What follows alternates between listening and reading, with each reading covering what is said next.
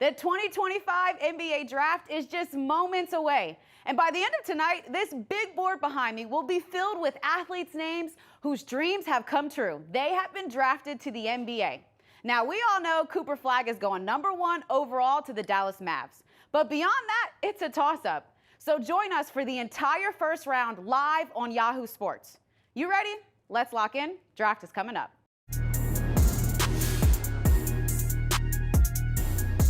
Well, hello, everyone, and welcome in to our NBA Draft Live show on Yahoo Sports. I'm your host, Ice Young, here alongside the Kevin O'Connor, Vincent Goodwill, and King McClure. I have an all-star group with me. We are here throughout the entire first round to break down all the action.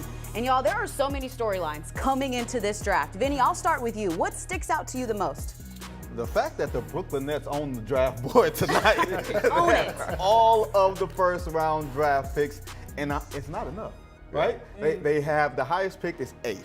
They want to get to 2nd, maybe. Very possibly trying to coerce the San Antonio Spurs, who had picked 2nd. I know you're going to talk about how they fit with some of their players, but that is intriguing to me. Some of the movement we're going to see, I think we're going to see a flurry of trades tonight, and that could be the start of it. We have to, because there is no way in the world, absolutely no way, that the San Antonio Spurs draft Dylan Harper and they put him alongside De'Aaron Fox, Stephon Castle, and even Vassell, right? That trio of Harper, Castle, Fox, I don't think that's a good trio. No way San Antonio allows that, and I think that you have to make a move in order to move one of those guys. Good guards, but not good shooting. Yeah, not a good fit. And that's the thing. It's like you want multiple ball handlers. We saw what Indiana did. We saw what Oklahoma City did with all these guys who can attack and do different things on the floor and play defense and all that. But the shooting with the Spurs. I wrote about it on Yahoo Sports looking at Harper, Castle, and Fox. Fox in his 8 years in the NBA has improved his volume, but not his efficiency. Castle wasn't a shooter in high school, was not at UConn. Harper, not a shooter in high school, not at Rutgers. All of them have struggled from pull-up 2s, pull-up 3s, catch and shoot, free throws, they're below average. I think for the Spurs, to Vinny's point, if the Nets are coming with a significant offer or some other team drafting behind San Antonio or some team with a star player, a la Jaylen Brown, a la Giannis Antetokounmpo, you at least got to think about taking that deal. You have to, because if you don't, right, I think if you do get Dylan Harper, it could stun his growth. He won't reach that full level that we know he can get to because the talent is through the roof. But playing alongside De'Aaron Fox, I don't think he reaches the potential that we know he can reach by being buddy-buddy, by playing in that same backcourt with those other two guys. I tend to disagree slightly. Ooh, Okay, okay. You disagreeing already? Not really. Not really. 2 minutes in. Just philosophically, my thing is you take the best player available. When you reach for fit at number 2, you wind up taking a player who does not actually wind up fitting for you anyway. Competition breeds excellence. If Dylan Harper is the guy that in most other drafts he winds up going #1, he winds up taking over and becoming an alpha in San Antonio in ways that he wouldn't expect otherwise. So let him fight it out. At one point, and I'm going to go into the crate, y'all. I'm a little older than Ice. That's why Ice called me Unc. That's why Ice called me We Unc. got it out the way. It's not fair if I don't get to say it first. I'm taking this Like right real from Unc. you. Like a real Unc. At one point in 1996, I know it's 30 years ago, and we all have short memories. Sheesh. The Phoenix Suns had Jason Kidd, a rookie named Steve Nash, and a Hall of Famer for them named Kevin Johnson, all at the same time. And what happened? Iron sharpened iron. Steve Nash wound up going to Dallas and then coming back. Jason Kidd wound up being Jason Kidd, and KJ wound down the years of his career. The only thing you have here, like you said, ages and fit. I think to your point, you might just take Dylan Harper and figure it out later. Yes. Dylan Harper, like we can talk about some of the concerns with him, but he's a dominant at-rim guy. Finished at nearly 70% at the rim this season. Over almost half of his shots in the half court came at the rim. So for the Spurs, you're getting a downhill attacker. You could pair him with Victor Wembanyama. I just think you probably wouldn't have traded for De'Aaron Fox if you knew you were getting Dylan Harper. And that's where I think to King's point, I do wonder about the fit there, and if they'll at least listen to some of these offers that might come in. And my main thought with the Spurs is, could somebody reach the threshold where it's worth taking that risk, to your point, Vinny, where, you know what, you're going to pass on the best player available, a guy who would have been #1 if Cooper Flagg had never reclassified, and is there a team willing to do that? I'm not so sure at this particular moment, but when you're on the clock and the pressure's on, that's where teams can come with their best offer. You better do your homework. You better have done your homework. Spurs have a few things to figure out with their current lineup. Let's talk about the best prospect in this year's draft, in Cooper Flagg. I want to start with you. Is he the second best draft prospect that we've seen in this last decade, aside from Wemby? Look, I think for me, I've been doing this since 2013, and the best Not 1996. Not 1996. I'm born in 1990, so I'm 34. I'm a little older, still young. I'm 34 years young, but I've been doing this since 2013, covering the draft. And I think for me, he's the third best prospect that I've evaluated in my years doing this. Victor Wembanyama, number one. I had Luka 1 in his year. I'd put Cooper Flagg ahead of Zion, ahead of Joel Embiid. So I think Cooper Flagg, he's just a do-it-all guy with his versatility. Yeah. You saw what he became at Duke last year. Not just a defensive tone setter, not just a guy who finished at the basket and could play make, but a guy who could generate buckets for you. He became a 40% guy from 3 after he turned 18 years old in December. I mean, I just think this dude just checks every single box, and he's going to win back fans for the Dallas Mavericks. You know what? It's important to King. 100%, because I'm a Dallas guy through and through, right? And they lost me when they traded Luka. You absolutely lost me. However, you get a guy like Cooper Flagg, I'll be back on the bandwagon. But to your point, he was so impressive, right? He led his team in every statistical category, every major statistical category: points, rebounds, assists, steals, blocks. That's impressive. Not only did he do that, he led them to the national championship game. And although they lost, the fact that you can get there, you're supposed to be in high school, you forego your senior year, you go as a freshman, you do what you do at Duke, lead your team to the national championship game. For me, he put the team on his back. Yeah, he has some dudes around him. Knueppel can ball. Maluach is a first-round draft pick, or a lottery pick easily. But Cooper Flagg's ability to be the ultimate winner on both sides of the basketball, the way he has that impact, to me is through the roof, and I agree with you. Third best prospect, I agree. So you put him ahead of those guys? Especially for the Zion. Look, I mean, just needed a treadmill. He had Joel Embiid. He had Joel Embiid up there. I'm like, wait a minute, KOC. I mean, there's a lot of guys that end up busts, right? And there's a lot of guys that fail to meet expectations. No, you know the crazy thing for me is when I saw him last summer at USA in Las Vegas, the prep for the Olympics, and he was holding his own against Anthony Davis and Bam Adebayo, and like you said, 17 years old, athletically gifted. If you take away this one element, King, you would say, oh man, he's a great athlete. But because he's not black, you don't think of him being a great athlete. No, he is a great athlete. He is a great athlete. Like you profile him to some degree like a Kawhi Leonard. Kawhi was not a super athlete, but he's super strong. He can get to where he needs to get to. I think he's going to be one of those possible triple threat, triple-double type of players every single night. Not that he's going to average 10, 10, and 10, but he can be a threat to do that every night, especially while Kyrie Irving is recovering from that ACL. Yeah, the Mavs are officially on the clock, and the pick is in. The #1 overall pick in the 2025 NBA draft. It is a shocker. Cooper Flagg. Cooper Flagg. Congratulations to him going #1 overall to the Dallas Mavs. Kev, I'll start with you. What's the ceiling for Cooper Flagg this next season in the NBA? It is, I think for him, you're going to see Cooper Flagg make an instant impact as a quality, high-level role player. It's hard to expect all-star returns from a rookie. But I think with him, you're going to get defense. You're going to get high effort. On offense, he's going to hit spot-up threes and make the smart pass and cut to the basket. And I think for Dallas specifically, what they're going to get is somebody who can contribute. Nico Harrison talked about how the Mavericks are going to be back to contending. Flagg can play the 3 next to Anthony Davis and Gafford or Lively. He can play some 4. Lineup versatility, role versatility. That's what Dallas is going to get from his rookie season. And ultimately, in the long term, we'll see what he becomes as a shot creator. But so far, the trajectory he's on looks like a top 5, top 10 guy in the NBA. And what else did Nico say he wanted? He wanted defense. Like we talk about defense wins championships. Defense wins championships. Oh my goodness, I'm getting horror flashbacks. Trading Luka, because you know what? We're not even gonna get into that. That's a whole nother story. But he can instantly make an impact on the defensive side. You can throw him on the maybe not the best wing defender or best offensive player on the wing, but he can at least guard the second best offensive threat, and he can guard 1 through 4. So I think you talk about an instant impact, not just offensively, because we know he plays the right way on the offensive side, but defensively is where I think he can make the biggest impact. Think about this. Him, AD, and Lively or Gafford at that 5 spot, who's scoring on that? Yeah. How can you score on that? It's going to be extremely difficult to get easy, clean looks, especially at the rim. Don't forget Klay Thompson as well. So spacing out the floor a little bit more, and then you get Kyrie back and healthy. Sure. Looks pretty good. Then what do you feel like the ceiling is for the Mavs as a team next season with Cooper Flagg now? Well, let's be honest here. Please. Please. I feel like I have to present a little cold water here. Sorry about that, guys. Let's do it. How healthy will they be? Anthony Davis is how old? Right? Yeah. His best years are behind him. You're not going to get a better version of that player. Klay Thompson, old. Kyrie Irving coming off of an injury. If you're telling me that all are healthy, if you're telling me that Derek Lively is improving and being back to the player that we saw his rookie year when they advanced to the NBA Finals, then we got a conversation. Because here's the thing, the Oklahoma City Thunder are still the absolute best team in the NBA until further notice. I think the good thing for Cooper Flagg is, unlike most number 1 picks, he does not have to come in and be the franchise savior, at least not internally, right?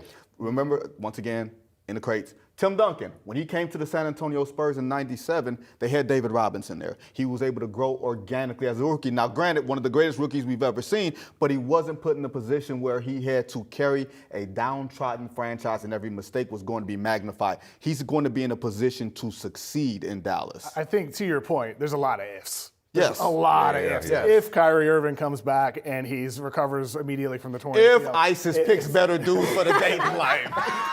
Not the dating life. For the love of ISIS, we're going to get into that tonight. Yeah. Go back. If Anthony Davis actually stays healthy. Right. And he's been healthier in more recent years with his time in the Lakers, but then he plays one game with Dallas and it's all over. With that said, though, if these things work out for Dallas, we saw how massive that team looked without Cooper Flagg last year. They just looked big, long, across every position. Like, they looked like a dominant team with Anthony Davis doing what he did for a half a basketball until he got hurt. But I think you see the vision. There's a chance. Yeah. There's a chance that Nico Harrison's vision works.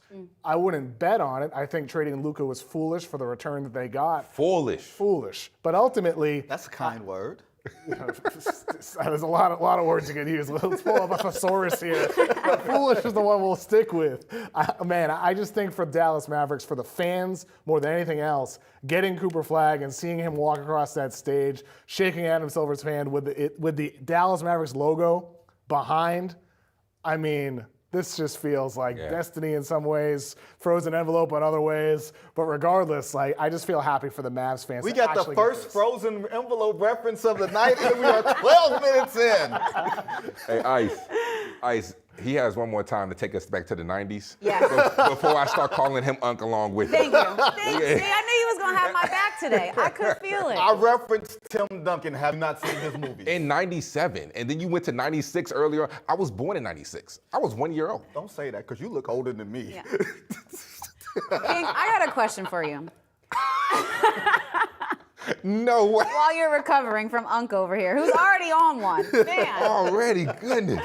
Could you see this team possibly moving Anthony Davis? Would it make sense because he's a little bit older to get other talent in that you can build and grow with? No, I don't see that. You know what? I actually went into this kind of sort of scared. With the way Nico moves, I was kind of sort of scared that he might move this number 1 pick and get off of it and try to get something in return. I was a little nervous, especially with the way he handled Luka, which once again, I'm still not fully over that, just like I'm not over him calling me old, right? I really thought that he might get off that number 1 pick. I'm glad he did not, but I don't see a world where you move off of Anthony Davis, because I do like that combination of Cooper Flagg and Anthony Davis together, especially what you can do defensively and what you can be, the versatility that you show.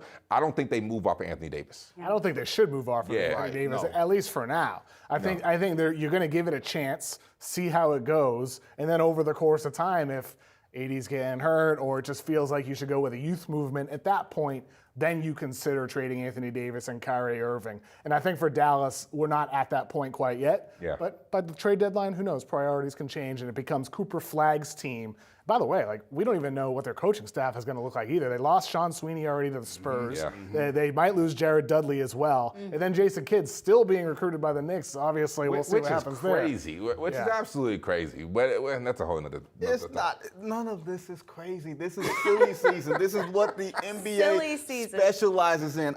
They specialize in drama this time of year. So no, I'm not surprised. I don't think. Here's the thing: if you're Nico Harrison, you can't trade Anthony Davis. You are committed. If you are committed to all the things that you said your organization was going to be, defense first and playing in that direction, you can't trade him unless something extreme happens. And you're not going to get an extreme package for a 32-year-old Anthony Davis who's coming off of injuries. If you're trading him because he gets hurt, nobody's going to take him because he's hurt. Right. You better off riding this out and figuring out, look, you talked about San Antonio not expecting to be here at number 2. Do you think the Dallas Mavericks expected to be here at number 1 on February the 1st when they made this trade? Because I don't think so. No, but they are sure happy they are. I mean, Dallas has gotten the number 1 overall pick in the WNBA with Paige Beckers, and now you also get Cooper Flagg. It's good basketball, young basketball that is being grown in Dallas. Let's transition to maybe talking about what the Spurs can do here. We talked a little bit about Dylan Harper, the best overall player that's left,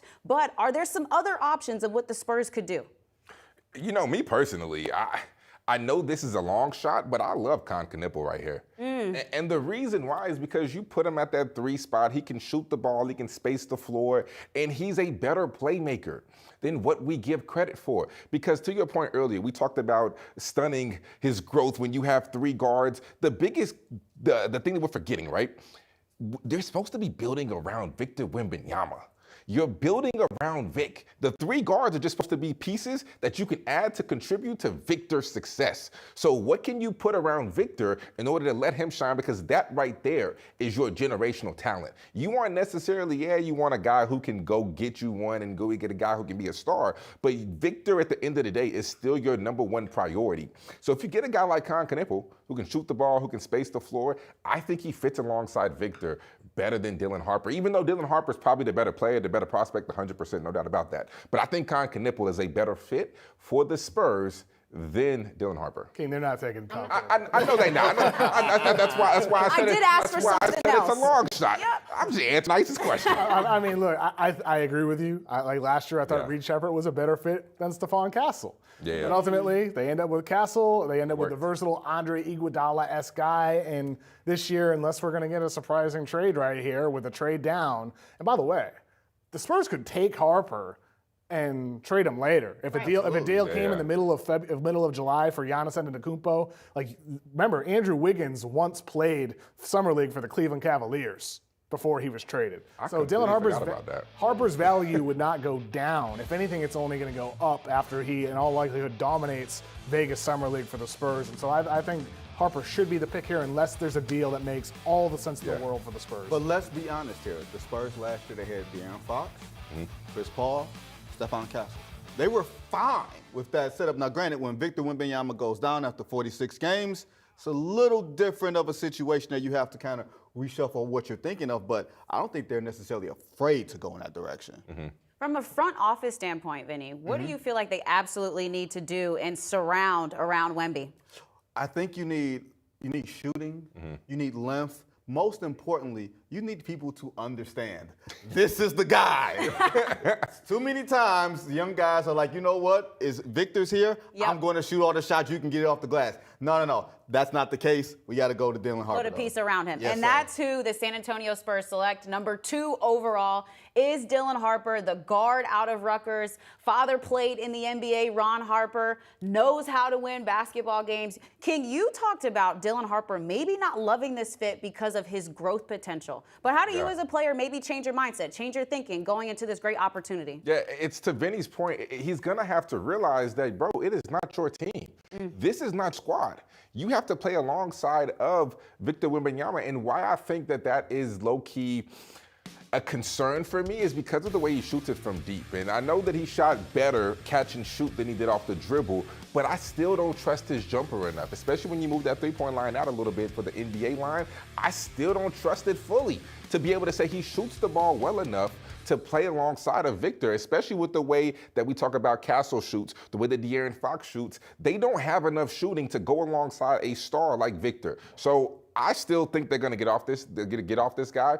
But, I mean, nonetheless, this is a talented guy who I think has star potential in this league with his size, his versatility, the way that he can attack and put pressure on the rim. He adds a jumper. Watch out. You mentioned attacking the rim. 44% of his shots in the half court came at the rim. He made 68% of them. Ambidextrous at-rim finisher, left hand, right hand. And he's not just like a power player. He has elite footwork. Sometimes he looks like a 6'5" Jalen Brunson. Better comp is probably like a Cade Cunningham. That's who Dylan Harper compares himself to. Harden-esque with the way he can draw fouls and finish at the basket. The dude is just, he's huge. 6'5", great athlete, should become a versatile defender playing with other talented players.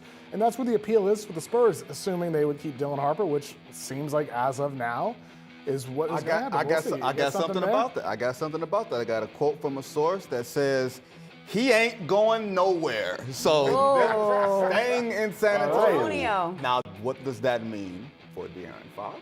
What might that mean for Stephon Fox Castle? needs a contract coming up. Just because they're keeping him doesn't mean that the story ends. It just means that the story shifts for the San Antonio Spurs. So do you get rid of Fox? I think, like I said, if they knew that they were going to be in position with the second pick in the draft, maybe they don't go and make that. They don't get Because San Antonio's not a free agent destination. You have to be opportunistic when moves like that come up, and maybe you try to figure out a way to make it work. It'll certainly be interesting to see how they figure it out. I mean, I think over the course of time, if you're the San Antonio Spurs, you got Dylan Harper, you hope he becomes the face of your franchise. You hope he becomes, next to Victor Wembanyama, his co-star. You hope he becomes that. And ultimately, De'Aaron Fox, if he's willing to re-sign for a team-friendly deal, he wanted to stay in San Antonio, becomes a flippable contract, or maybe it works with Fox and with Harper. Maybe Harper maximizes who he'll be as a shooter. I mean, I don't know how much you want to look at like family numbers. Like his father, Ron Harper, was never a great shooter, 29% from three in his career, 72% from the line. But his brother, Ron Harper Jr., started out at Rutgers as a freshman as an iffy shooter just like Dylan, became a good shooter, and has shot fairly well in his years in the G League. So maybe Dylan Harper will be on a positive growth trajectory as a shooter. And for the Spurs, it ends up, working out where you got 6'5", Dylan Harper, De'Aaron Fox, Stephon Castle as an Iguodala type. And over the course of time, maybe it looks like a perfect fit next to Victor Wembanyama. But a lot of ifs here. I think ultimately the Spurs will have to shuffle things at some point in the future because you got to get Victor at the basket. Yes. He's one of the most dominant forces we've seen in the league. You got to get spacers. him. Exactly. Yeah, they need floor spacers. But I also believe that the Jersey guard can develop his three-point shooting ability, that Ron Harper, his dad, will help him become a pro that can stay consistent at the next level. Okay, let's talk about my little hometown across the river, Philly. Philly is on the clock right now. Less than 2 minutes left. Stop it, Unc, because we need help. We need help badly. KOC, I'm going to start with you. What do the Sixers need here at number 3? I mean, look, I think they need to consider trade downs in this scenario is the number one thing on my mind with the Spurs, with the Sixers, because this team right now, you could draft a VJ Edgecombe, you could draft an Ace Bailey, you could draft a Trey Johnson or a Knueppel or something like that. Yeah. But that type of player might be there at number 6 or number 7, and you could gain more draft assets to further bolster your team or players that bolster your team. Because if you're the Sixers, I think the reason why Edgecombe makes sense here is because you need to both check the short-term box, helping Joel Embiid, Tyrese Maxey, Jared McCain, Paul George, if you keep him, this current core, and the long-term box because of the low probability that Joel Embiid actually plays 45 games and plays through April, May, and June. It's just unlikely. He's the ultimate ski mask. You know what ski mask day means? It means we about to rob you. And that's what Joel Embiid does. Oh, you mean the 1st and the 15th? Yes. There we go. The 1st and the 15th. He said, no, KOC said, help Joel Embiid win. Joel Embiid he got to help himself. He gotta go, yeah. Absolutely. Well, that was the whole point of getting Paul George, though, last year. It's like for the games Embiid is inevitably going to miss, having Maxey and George and McCain, it fell flat on Paul his face. George who misses games I know, but that's the point, is the idea. It's the same thing as the Mavericks. We talk about, can they stay healthy? Can AD be healthy? It's the same question that we're going to have with Joel Embiid. But right here, Ice, I really think that you go Trey Johnson or VJ Edgecombe at that 2 spot. I think it's one of those 2 guys to fit in with Tyrese Maxey as the point guard. Hopefully a healthy Paul George at the 3. But me personally, I'm going VJ or Trey to slide into that 2 spot. Somebody that can help you instantly, maybe bring Jared McCain off the bench as that backup point guard to lead your second group. But you got to fill that 2 spot because I think Trey Johnson is a better shooter. He fills a hole as far as spacing the floor to help Embiid to get more space. But VJ Edgecombe is a dynamic athlete that can really guard. Be careful about drafting for need. Especially when you're the 76ers who cannot get stuff right. I think a lot of times what happens is you take the best player, and you know free agency is days away. Yep. We all know these teams have figured out where they're going and what they're doing. It doesn't start on June 30th. Like, they have their plans already. So I would not be shocked. I'm with you.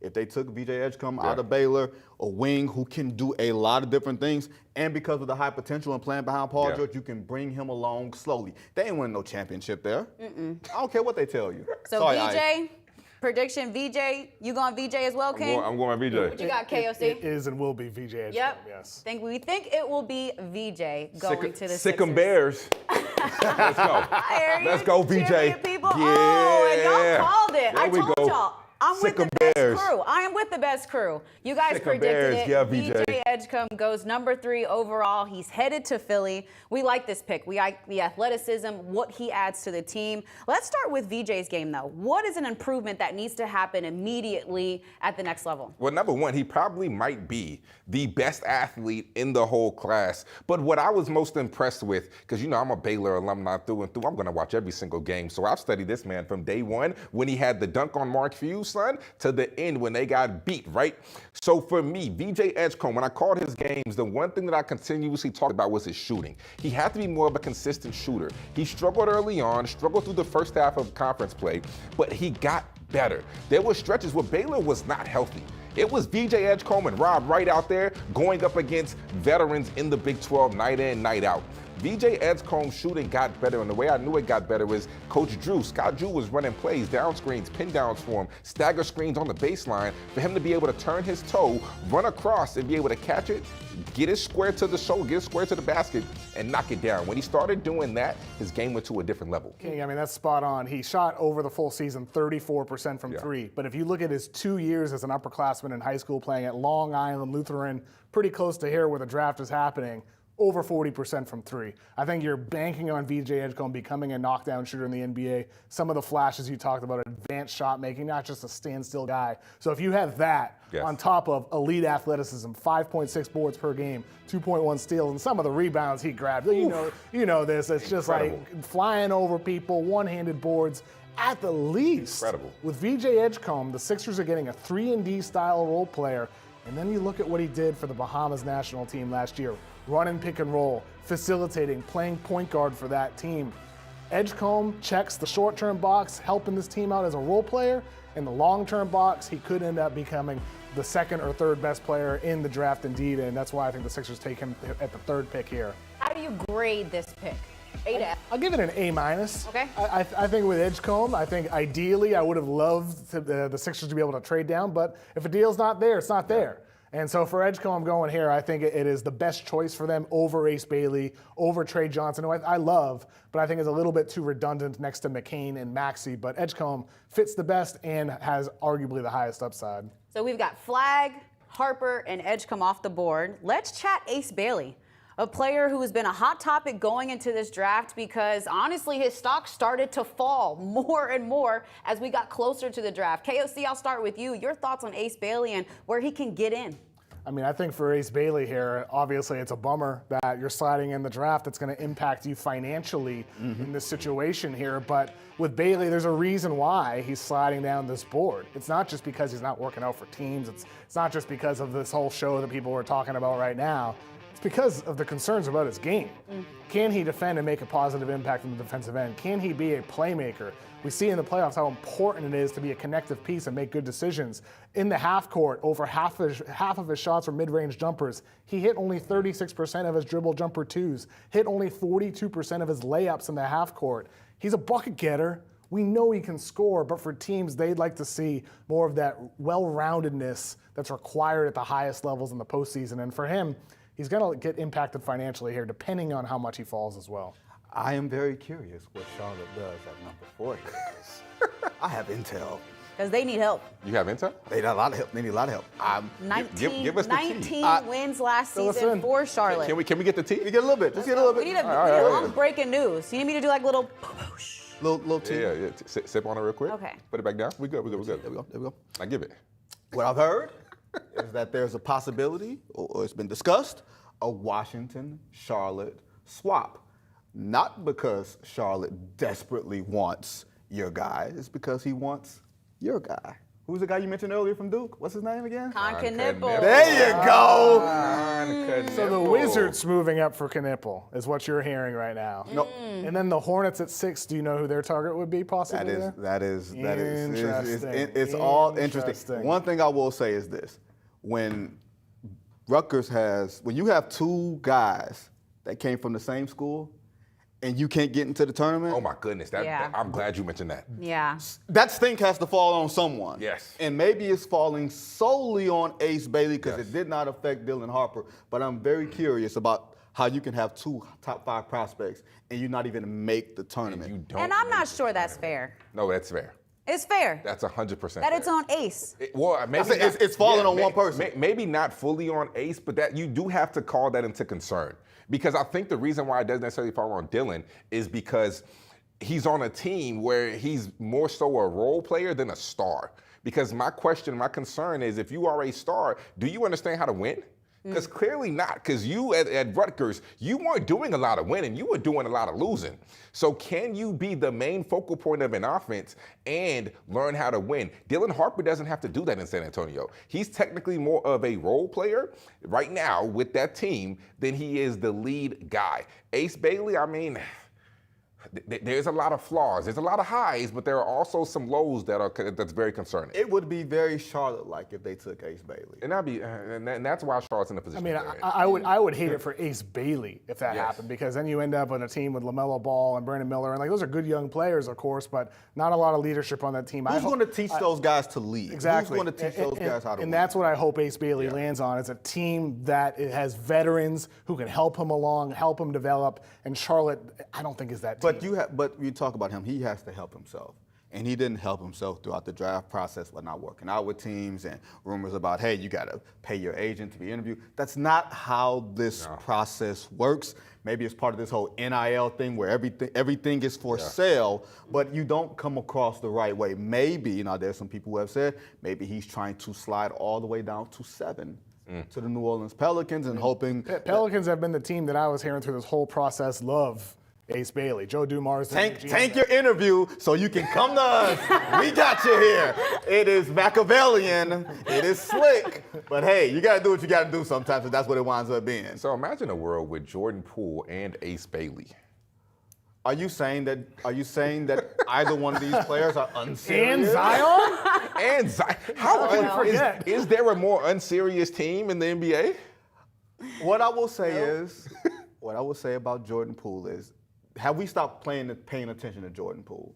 Because you got the reputation, we just stopped paying attention, and maybe he started to figure some things out on the second half of that season with the Washington Wizards. I'm not saying he did. I'm saying a lot of times we create first impressions. When you get punched in the face on TMZ, we start thinking about you in different ways, fortunately or unfortunately, right? And I think that's what happened. We stopped paying attention. That was my truth.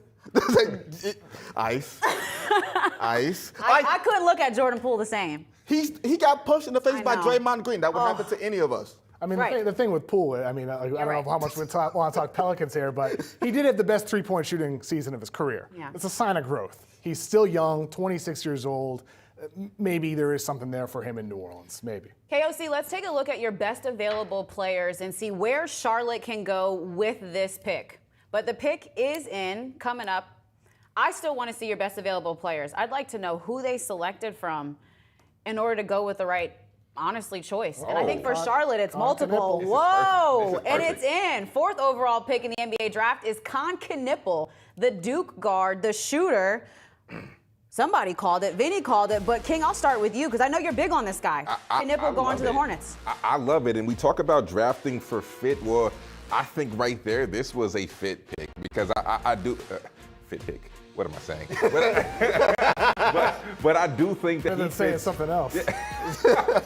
I do think he fits perfectly with this Charlotte team. You look at LaMelo, you look at Brandon Miller. Honestly, I think that Knueppel coming into the situation might be the most mature basketball player out of those 3. Because when you look at his game, he plays a very mature style of basketball. He can shoot it, he can space the floor, he can get open, he can move well without the basketball, but he's also not just a shooter.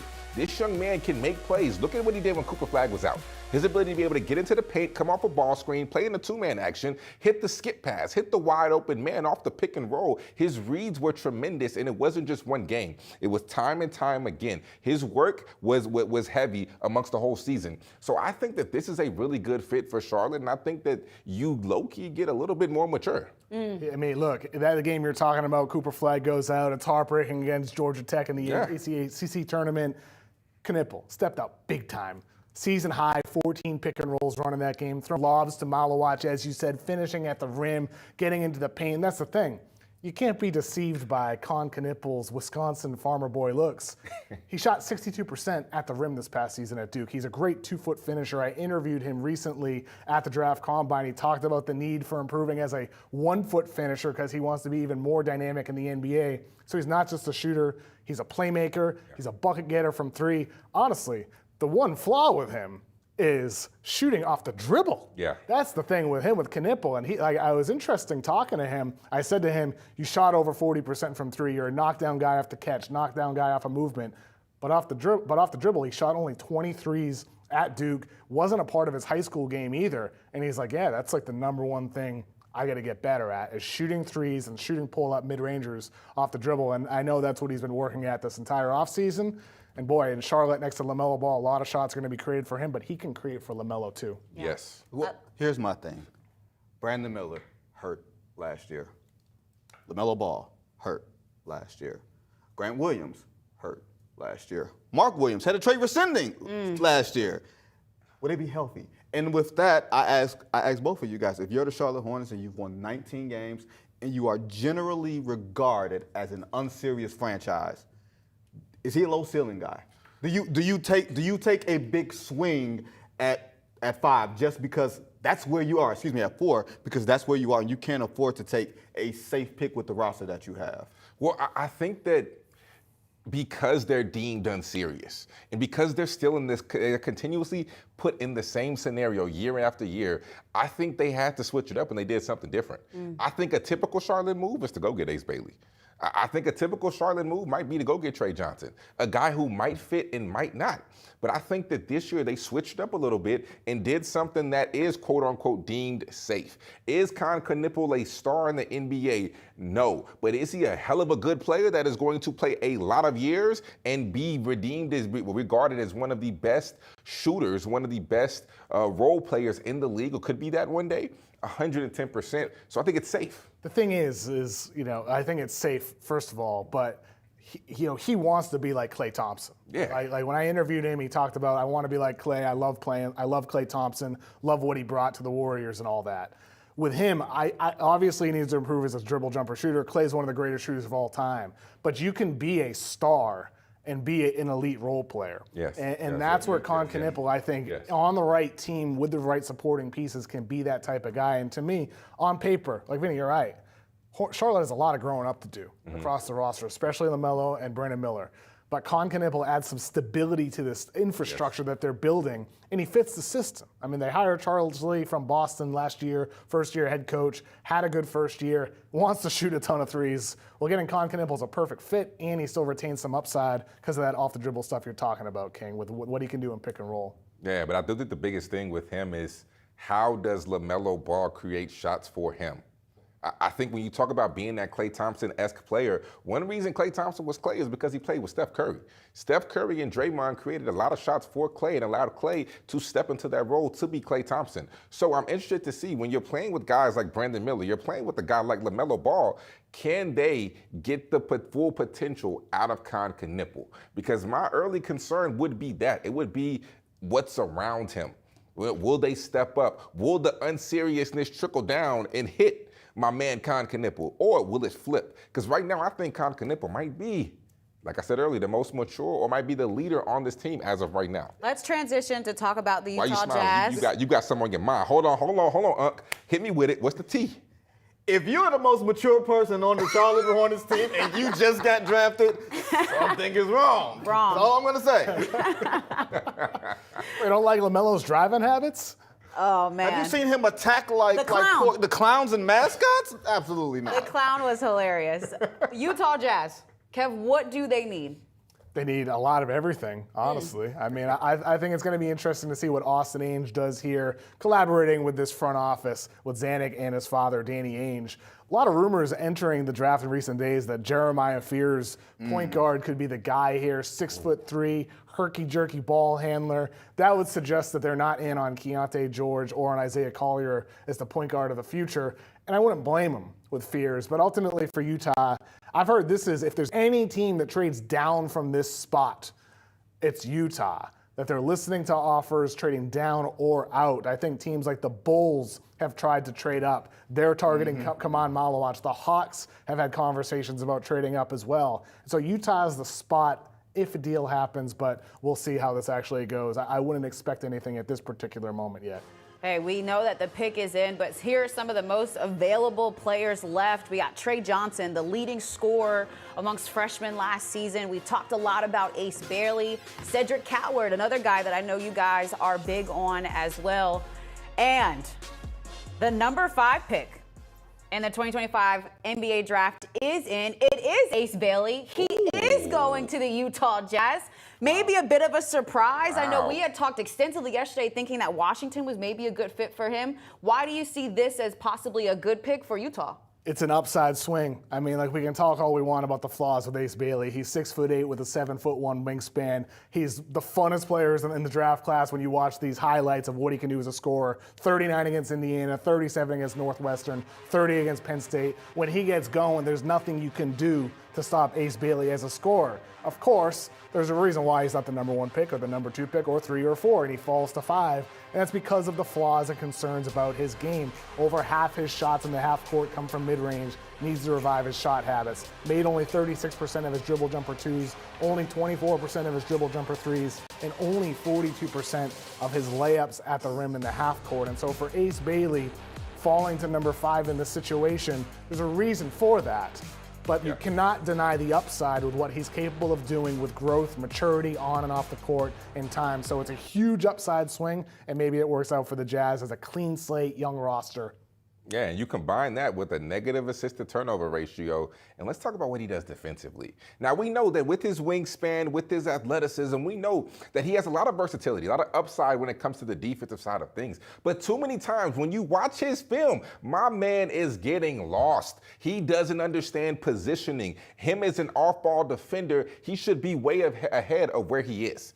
Off-ball defense is not a good thing for him right now. That's not a high point in his game. Has to improve that. On ball, he's a little bit better just because of his length and his athleticism. It saves him a lot. But I do think that when you watch him shoot that turnaround fadeaway in the corner with 2 defenders coming, spinning away from the help side defender, oh my goodness, he looks like he might be the next version of T-Mac. He has his highs. He has some extreme highs. But when you really dive deep into the film, there's a lot of concerns. But Utah could hit big. They could win and go get a star, go get a dude that can average about 18 to 22 next year and just absolutely go crazy. So I don't hate it for Utah. I hope he goes out there and proves all of us wrong and he fixes some of those, low points in his game. But this is a high swing, but I think it's a low risk, high reward scenario. Vinny, question for you. Does this pick hinder their opportunity to go after Jaylen Brown? Well, absolutely not. It does not hinder their opportunity to go after Jaylen Brown.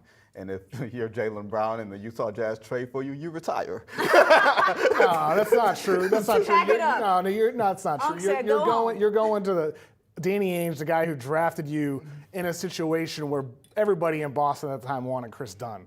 And Danny Ainge believed in him, so you'd be going to that situation. I don't think you retire just because you. But hold on. Utah's got beautiful mountains. I don't care about no It's mountains. gorgeous there. It don't matter. It's beautiful. But you That's what we going on, Kev. You ever been to Mountains? Zion National Park? Beautiful. But you are going in to Utah. lose. It ain't going to be beautiful when you losing. When you come from the Celtics organization and you're used to winning time and time again, competing, getting championships. Then you go to Utah where you playing with a dude that's going to take 10 bad shots a game and you looking like, bro, I'm Jaylen Brown, bro, swing the rock. And he ain't swinging it. You might be like, oh my goodness. I mean, odds are it's not happening anyway.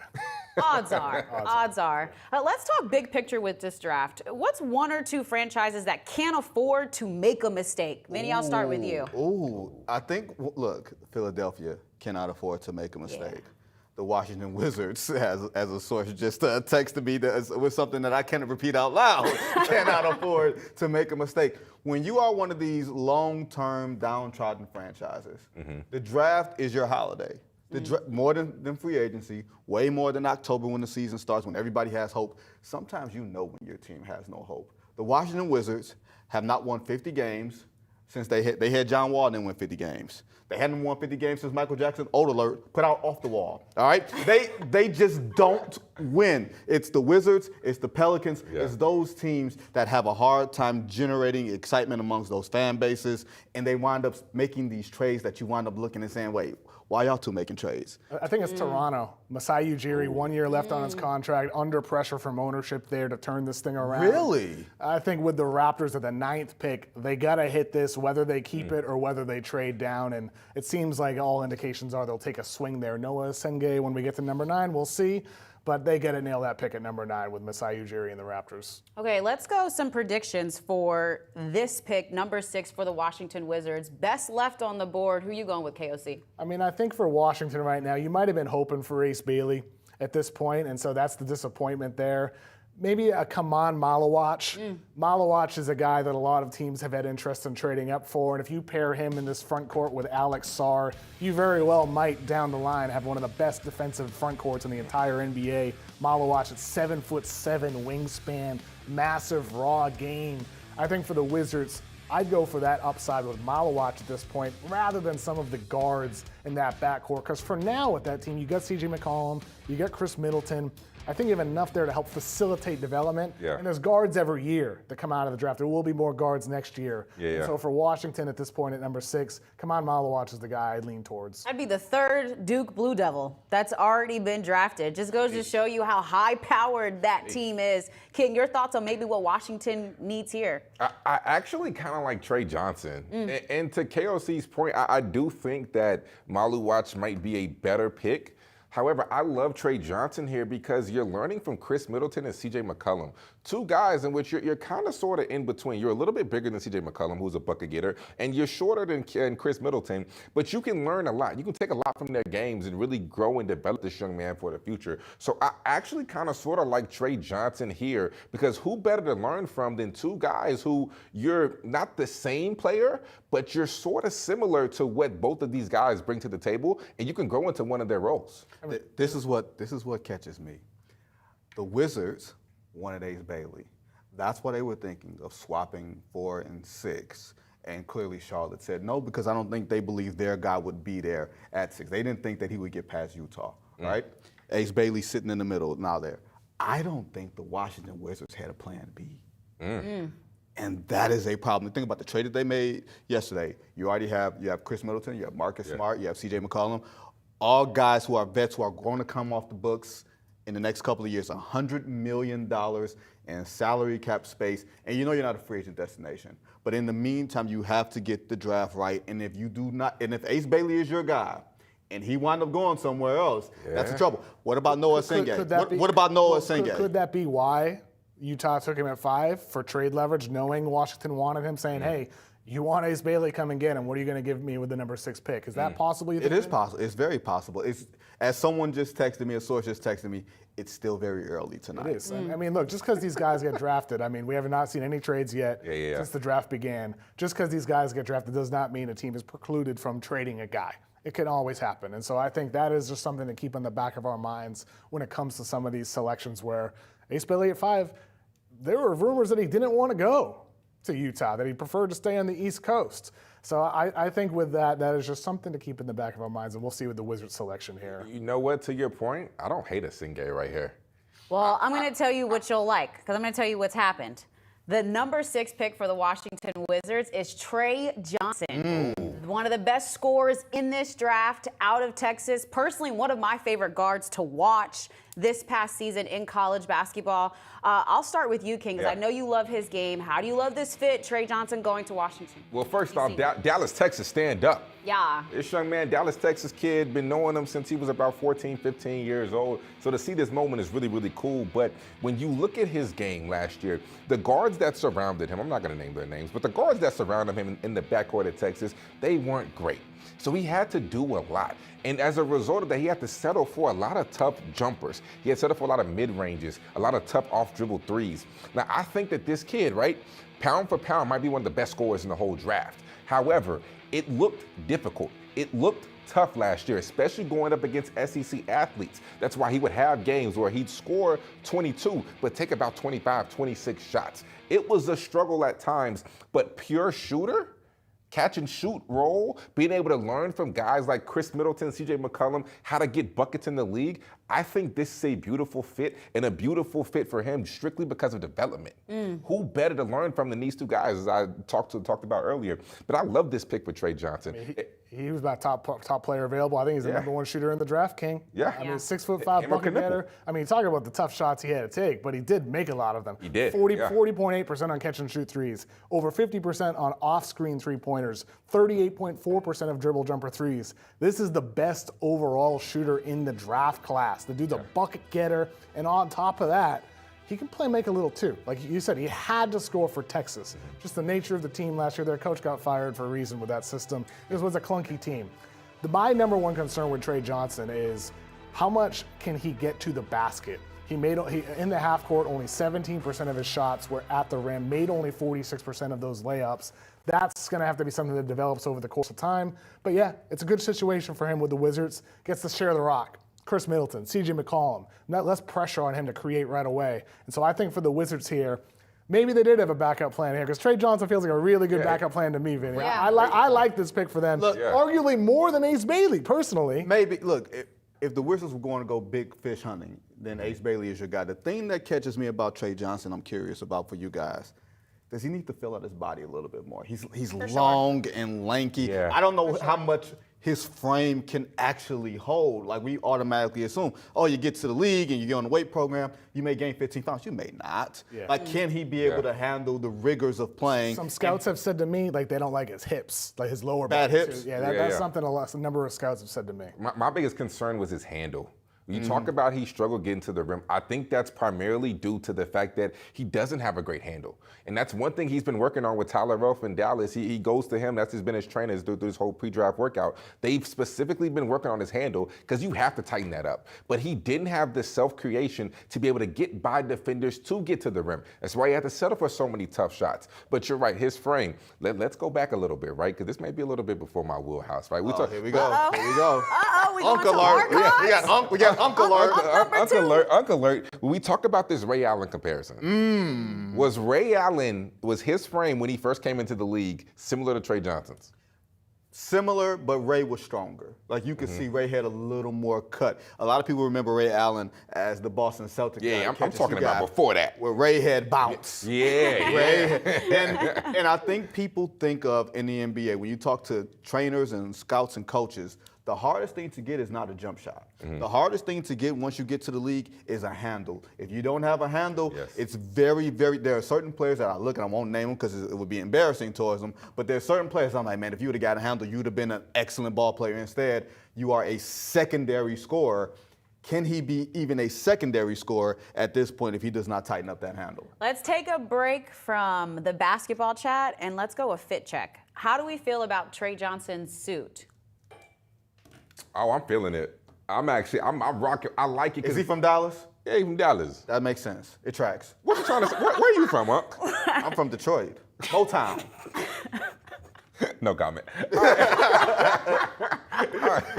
I like it. I like the fit. I mean, the baggy shorts are in. So you mix the baggy shorts with a little bit of professional. It's giving a smart casual. It's giving a streetwear smart type of vibe, right? Okay. I'm just glad he don't have one of them shags, mullets that y'all be having in Dallas. Who rocks a mullet? People in Dallas all the time. I've seen it. Yeah, Dallas y'all all do the a time. little airy- what do you call that? Yeah, what is it? What is it? You know what it is? It's like a Dougie almost. A what? A Dougie. You That ever sounds heard like of a it? way cooler name for what it looks like. Because if you know what it looks like, it don't look like Wait, it. you know who rock one? Kenrich Williams. That's right. Kenrich. Wait, he's from Waco, Texas, though. He's not from Dallas. Yeah, wearing- that's on the outside. yeah. He's That's wearing on the outside. Ken was wearing a beard on the back of his hairline. Absolutely not. It's a horrible look. I wish we would have never started that. I hate that we're known for that. Like, I hate that a person from Detroit is like, oh, people in Dallas, they wear the little things on the back of their head. I hate that you associate that, right? I'm glad that you don't look like the typical Dallas dude. I am You pleasantly called surprised. me old earlier. I'm still not gonna get over the fact that this man said I look older than him, Ice. Who looks older? Ooh. Well, The New Orleans Pelicans, Kev. I was gonna say, I don't give a damn what anybody's wearing. Be in your pajamas, I don't care. Whatever. They have the 7th pick. We know New Orleans has struggled. What do they need? Oh, I mean, they need a little bit of everything. They need, Prayer. they need Christmas. a lot of prayer. Yeah. That's for sure. I mean, look, the franchise like them, they need everything. They need their star Zion Williamson to stay healthy. Yeah. They need Trey Murphy to recover from his injury, from Herb Jones to recover from his injury. The good things in your team, DeJounte Murray having a solid year, and then he suffers a major injury. They need everything across the board, okay? And so I think for New Orleans here, I want somebody that I feel like can be a stabilizer for my future. Currently, the top player remaining on my board is Cedric Howard. I do not expect him to be the pick here for the Pelicans. He's more of a safer pick. I think Jeremiah Fears would make a lot of sense for New Orleans here. Point guard out of Oklahoma. He can run the ship. He's a steady point guard. In time, he'll become that, and he's a bucket getter. So we'll see what the choice is right here with Adam Silver at the podium. We will find out in a second. Vinny, any thoughts on what Pelicans need right here? Quick thought. I thought they needed Jeremiah a point guard. Fears. I thought they needed a They point need a guard. point guard, and that's what they got. Jeremiah Fears in that Oklahoma Sooners. I like the suit. Boy, We'll show that. That suit is a 10 out of 10. Yep. He Outstanding. goes I bet you he ain't to the from Dallas. Pelicans He ain't from Detroit either. at number 7. Wow, that's a cool necklace. I like that. Yeah. Wow, the Kev necklace. said I need to be necklace- iced out. We'll show y'all a picture of that later. And I guarantee you the necklace has 2 words. Indict me. Well, I'll tell you what about Jeremiah Fears though. This pick right here for New Orleans, 6'3", best handle in the draft, herky jerky ball handler, gets wherever he wants on the floor, knows how to play fast, knows how to decelerate with floaters on his way to the basket. Shot only 28% from 3 in the year, but I feel bullish on what his jumper can be. 43% from mid-range, 50% on floaters, 85% from the free throw line. That was consistent throughout high school and his freshman year at Oklahoma. On the smaller side, gotta prove himself as a shooter, needs to improve his decision making as well as a passer, but I think with Fears, the dude's a bucket getter and he's gonna be a clutch player as well. You saw all the clutch shots this dude hit at Oklahoma last year. You know the weird thing is, if you look at his profile, he profiles Jordan Poole. He's just a little bit more inclined one of the as comps a in my point draft guard, guys. right? Jordan Poole. Right? It's one of them. Like he's small, but he's herky jerky. Like he's a shot maker. I like that look. There was a thought, a lot of people over the past couple of days, that said if there was a kid that was rising and threatening to get into the top 5, especially while Ace Bailey was falling, or maybe a Sanders-like drop in this draft, it was going to be this kid. Yes. And he wound up rising and getting right to 7, which is probably at the edge of where he was going connected to to go. Utah. Yes. Yeah.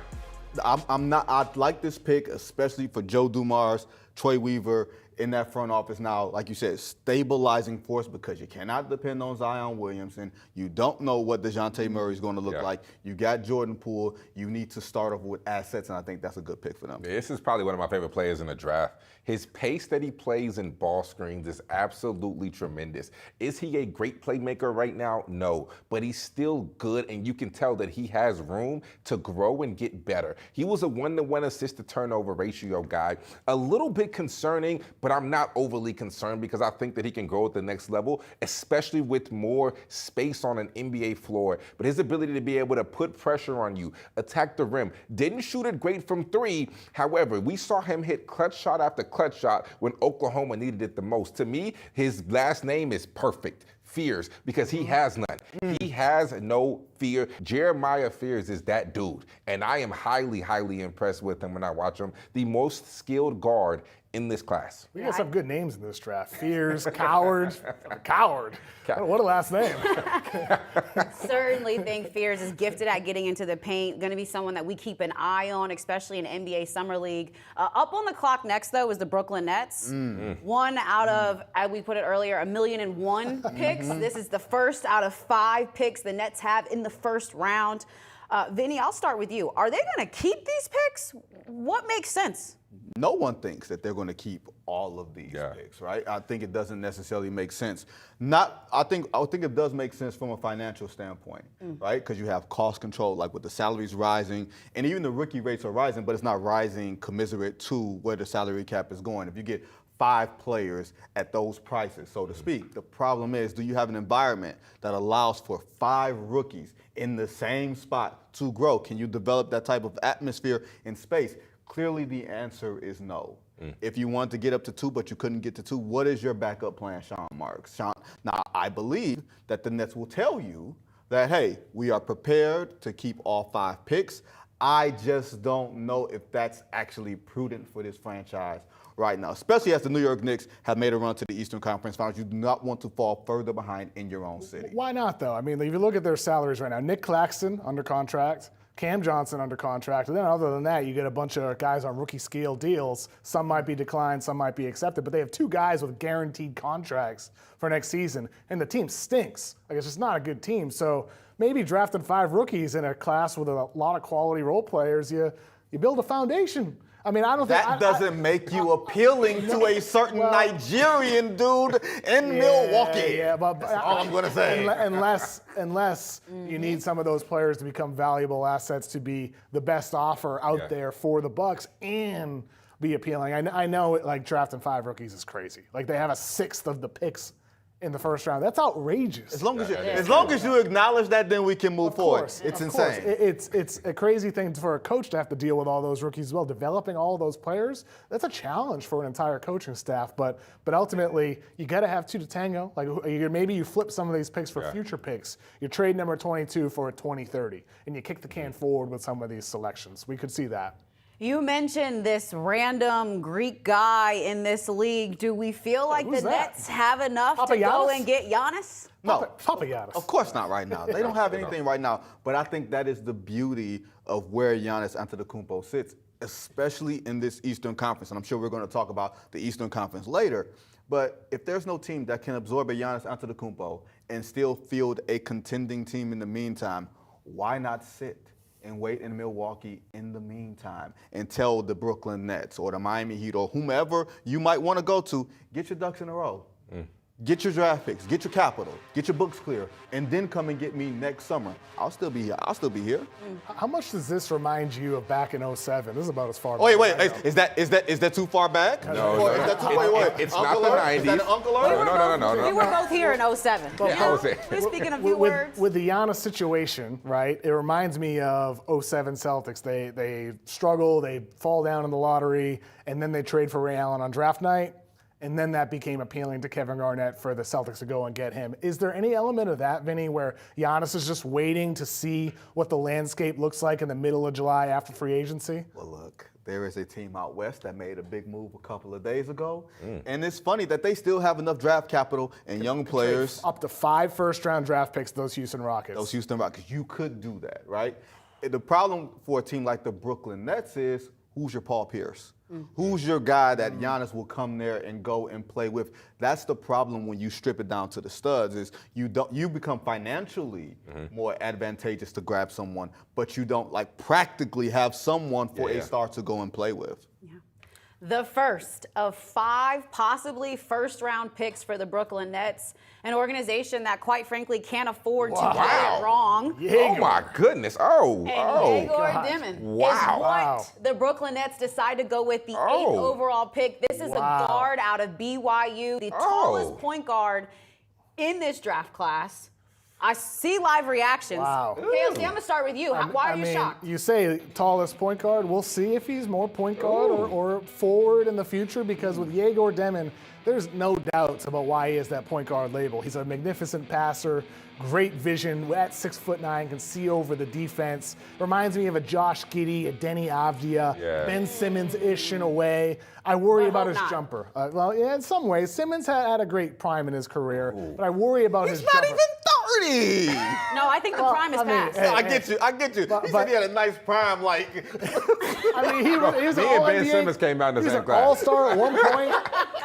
I don't mean it as a knock, but I do want to relate it to the criticism here with Demin. If he's a point guard, you got to shoot. He shot 27% from 3, under 70% from the free throw line, has never been a reliable shooter. And we saw at BYU, not only sometimes did he go through streaks where he couldn't hit shots at all, sometimes he had issues turning the corner. And I felt like that hurt BYU at times in both the conference tournament and in the NCAA tournament. So is he a point guard? That's going to depend on the development of his jumper and the development of his shot creation. And we'll see that over the course of time. Undoubtedly, though, a huge swing for the Nets here at number 8. That's a massive swing. I mean, there was a time where I practically lived in Provo last year. I stayed doing it. No, because I was doing so many of their games. Okay, gotcha. Yeah, because I was doing so many of their games. And when I watched this young man, why? Always on it, man. Why? Coming at you. Why would you go to What were you doing? Maybe a job. Maybe a job. All right, that's cool. But when you look at Egor Demin, I think the biggest thing with him is his passing ability at 6'9", no doubt, is absolutely phenomenal. His reads, he's able to see over the defense. He sees things that's not on the same level as Luka, but it's Luka-esque in a sense, right? His vision is elite.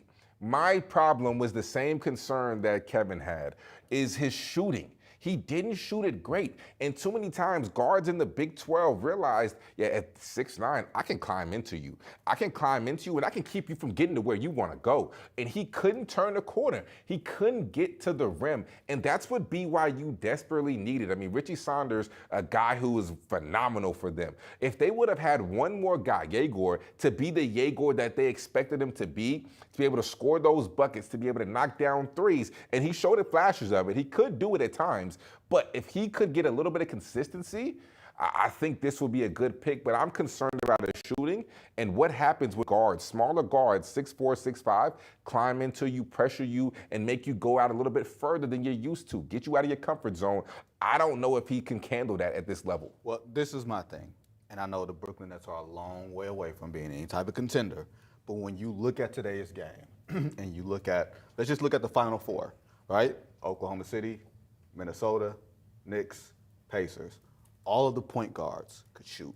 It's a threat to shoot. And Minnesota, in theory, Mike Conley was not a huge threat to shoot, but you couldn't necessarily leave him open. A lot of times Anthony Edwards initiated a lot of that offense. I think in today's game, you have to be able to shoot from the point of attack just because of the lack of space that you will have. You can't spray to the corners. You can't spray over the top if your point guard is not a threat to make that shot at the top of the key and come off of that screen and roll, turn the corner, and get downhill and create the 3-on-2, the 2-on-1 advantages. That's a concern. Yeah. I think for Brooklyn, I mean, from Egor Demin's perspective, I'll say this first. From Brooklyn's perspective, I think it's like a C+. Like there's no certainty that Egor works out. It's a swing. There's some major concerns with him. But from Egor's perspective, I think it's an A+ fit. Because there's no pressure here. It's a clean slate roster. You can work through some of the issues. They might draft another point guard or creator later in this draft with one of their many picks. So I think it's a situation for him to develop slow, low pressure, figure things out over the course of time. It's not like he needs to go to a team and worry about fitting right away. where there's pressure. And so I think for Egor, it's a great fit. For the Nets, it's just a little bit risky, and maybe it ends up working out in the long term. But you know what I find interesting about this is that, let's say you do want to flip this pick. I don't know if you're going to get the same return for a Demin as you would have gotten with a guy like Maluach who's still sitting on the board. Maybe. Right? If you want to flip it, if you want to take some of these picks and turn it into something maybe in the long run in the future and trade for a better player, I don't know if you can get the same level of return for Demin. I don't think he is that demanding of a prospect that teams are going to be like, oh, yeah, let's go get him, right? But Maluach is a little different. They're like, start looking at their chops a little bit because they kind of want it. And the potential, the potential. But I don't know if Demin draws the same level of attention if you want to flip the pick. And I'm on Maluach at number 9 here with the Raptors. Go ahead. Here. Preview of KOC. Why do we like him at Toronto? I mean, it's been pretty consistent, but the Maluach has been connected to the Raptors here with this 9th pick. If it doesn't happen here, it'd be a bit of a surprise. But ultimately, I think for him, he's one of the higher upside players remaining on the board. 7'7" wingspan, shot blocker, deterrent at the rim, just a dominant at-rim finisher on lob dunks. I think for the Raptors, I'd be a little bit surprised if we don't see Adam Silver announce that name. Khaman Maluach right here. A reminder to tweet us your questions, thoughts, comments to anything draft related at #YSNBA draft. Also, if you're on YouTube, give us a thumbs up. We know we've made you laugh already. It's been a quick hour, and we feel like this has been flying. We've got Unk number 2, and Kev, who actually cares about the draft, who's here to give us all the insight and information. But Toronto is up. Let's take a look at one of our first tweets here. My man KOC, if you were to make a right pick now, who's coaching the Knicks on opening night? Hey, that question's not from just any Ariel. It's Ariel Helwani. Yeah. Yes. Ariel, I think right now it's probably leaning towards Mike Brown. Are you hearing the same right there, Vinny? I think for the Knicks. Yeah, I've heard that for the past couple of weeks, ever since they started striking out with. They struck up with Jason Kidd. Look, any coach you can think of where What's the wait then? What are they waiting for?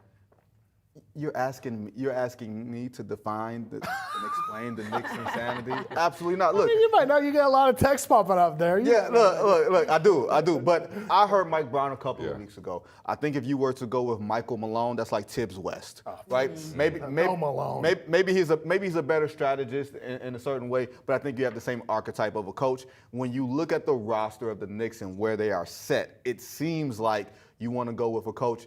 Mike Brown, it's funny, Mike Brown is not a losing coach, but he's gotten fired a few times, right? And it puts that stink on you. But Sacramento has its own stink. The Lakers, when he got fired from the Lakers, they were like 1-4 in 2013 or whatever it was. So I do think if that's a safe pick, but they need safe. They need stable because nothing that they're doing says stability right now. Yeah, I mean, with the Knicks, ultimately, I know a lot of fans would have liked to have seen them have a clear plan after firing their coach, but sometimes you got to wing it, and looks like picks in here for Toronto right Their plan was to fire Tibbs. It didn't matter anything. Oh, you got to have the next one. You don't break up with somebody looking at the next one. You break up with somebody because you're tired of them. Whoa, Collim Murray-Boyles. Yes, Wow. Toronto selects Collim Murray-Boyles, the forward from South Carolina, going number 9 overall. Headed to the 6. Kev, I'll ask you right off the bat, where do you grade this and why? I think for Toronto, there's 2 things to keep in mind here. There were some rumors prior to the draft tonight that the Raptors were a team, at least listening to offers from the Grizzlies and Spurs trying to move up. But for now, we'll analyze this as if Toronto is keeping Collim Murray-Boyles and installing him into that system. He's 6'7" with a 7'1" wingspan, sophomore in South Carolina. South Carolina wasn't very good, but with Murray-Boyles on the floor, they were 12.1 points per 100 possessions better with him out there defensively because of what he is. He's a versatile guy. I think he reminds me more than any prospect of Draymond Green. I know it's sacrilegious to ever pull. I mean, look, he's got the same dimensions: 6'7", 7'1" wingspan, and he can facilitate on offense as well. The big question with Murray-Boyles is going to be the jumper. He missed 30 of his 39 jumpers he took in 2 years in college, so low volume and low percentage, under 70% from the free throw line. He talked at the NBA Draft Combine about that's what he needs to prove more than anything else. Can I become a competent shooter in the NBA? I believe in Murray-Boyles. I think he has a chance to be one of the steals in this draft, and I can see why the Raptors took a big swing here on him. Does Colin fit with Brandon Ingram?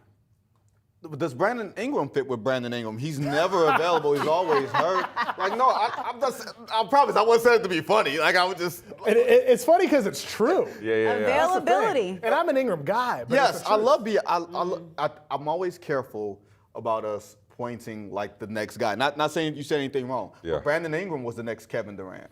Right? Imani Bates was the next Kevin Durant in certain ways. Like, remember, like, these things happen a lot. Yeah. And I don't think it's necessarily a bad thing because I do think that defensively he has the aptitude. I think athletically he's there. I want to see where his body goes from here. Like, you know what I mean? I want to see if it chisels out a little bit more or if he's just going to be a big boy like a Julius Randle type of ball player. I actually like that. I think that he is a mix. I love the Draymond Green comparison because defensively, I think Murray-Boyles brings something defensively that a lot of teams want. Offensively, I think he's just like Julius, a smaller Julius. Moves like him, doesn't he? He moves like him. The way that he's a bulldozer, he plays straight through your chest. It's a straight line drive. He has a little bit of wiggle, not a great handle, but he gets to his spots, can bump you off, can finish over. Good athlete, not a great athlete, but I love the toughness aspect. I mean, I love his ability. You know, when you put this man on the floor, he's going to rebound, he's going to defend, he's going to get you buckets. He's just going to make plays. He can distribute, like you said earlier, KOC, but I like Collim Murray-Boyles. It's the toughness for me. I can rock with any tough dude. I'll go to war with a dude like Collim Murray-Boyles. So he's a 4 in your mind. Now that's a big question. Now I do think he is a 4. Yes, he's undersized, but that toughness factor allows him to be able to play that 4. I don't think he's a 3. He doesn't shoot the ball well enough, but I do think he's a 4. Can he defend the 3? Yeah, Does he think he had the foot speed to defend the 3? I think that maybe. It depends on how his body holds up. I think his body will be a key answer to that. But I think right now you have to put him at the 4. Do the Raptors become a playoff team with this pick? Look, I don't think Murray-Boyles is going to be the reason why they make the playoffs. I think it's going to be Scotty Barnes continuing to take a leap, Emmanuel quickly, RJ Barrett, and we'll see what they do with their roster throughout the rest of this offseason. But I think Murray-Boyles is interesting from like a roster construction standpoint because you look at what they had before. Pascal Siakam and OG Anunoby, all that length and versatility, Kawhi Leonard when he was there for a year. And now you're kind of replicating that again. Scotty Barnes, Murray-Boyles, Brandon Ingram's long, even though he's not a great defensive player. Maybe bring back Chris Boucher at the center spot. They have a lot of guys who are switchable and long on the defensive end of the floor. And so I think for the Raptors, it's very clear what the vision is for them, and that's having a team that can switch 1 through 5 across positions and play different styles. They just need some of those guys to actually figure it out as shooters. So, KLC, you said earlier that Toronto was a team that had to get it right. What do you think right now? I think this is a pick that gets it right because I just think Murray-Boyles is going to be one of those guys who just gives your team a floor because of what he offers defensively. He is so freaking good defensively, so smart with his rotations, so impactful with steals and deflections and just perfect pinpoint rotations. He can rebound as well. I just think he's one of those guys who elevates what your floor is as a team anytime he's out there. And so I think for the Raptors, this makes perfect sense for them, despite some of the questions with the offensive fit. Look, to your point, the Raptors were not a good overall team last year. But their offense was the problem. They were a middle-of-the-pack defensive team. You couple that with the injuries. If you can bring on a rookie who shows aptitude to play defense, you are so far ahead of the curve that allows you to go into free agency into the summer and say, you know what, we can go get shooting, go get other things because we can pencil in this guy. Even if it's just for 20 minutes a night, we know we're not losing something on that end of the floor. He's reliable. That's all you can ask for. He's reliable. You know what you're going to get out this young man, and you can count on him. You're absolutely correct. Don't forget to tweet us your thoughts and comments. We want to hear more. Just for a little reset, that is Kevin O'Connor. This here is Vinny Goodwill from Detroit. Don't forget it. And that is McClure on the outside, chatting all things NBA draft. Y'all, we have already went through 9 picks. Time flying by. We next look at this next pick for the Sun. Houston. Yep. Coming from the Sun. No, it's the Sun. Houston. It's the Sun's coming. Yep, right. Thank you. Okay, other way. My bad. Other way. Right. For Phoenix, I mean, from what I heard, is some of the first calls they made were to bigs. Thomas Sorber, I mean, Khaman Maluach still out there right now. Yeah. So I think for them, you're thinking about bigs, but they made calls about a bunch of guys ever since they got this pick. And so for Phoenix, you still got Noah Sengay out there. Cedric Coward, still the top-ranked player on my board at this point. I could see them going anywhere here, but I would lean towards big. Derek Queen, Maluach. Khaman, Maluach, Yeah. Thomas Sorber, one of those three guys I would expect to be here, but it looks like we actually got a trade according to Shams Charania.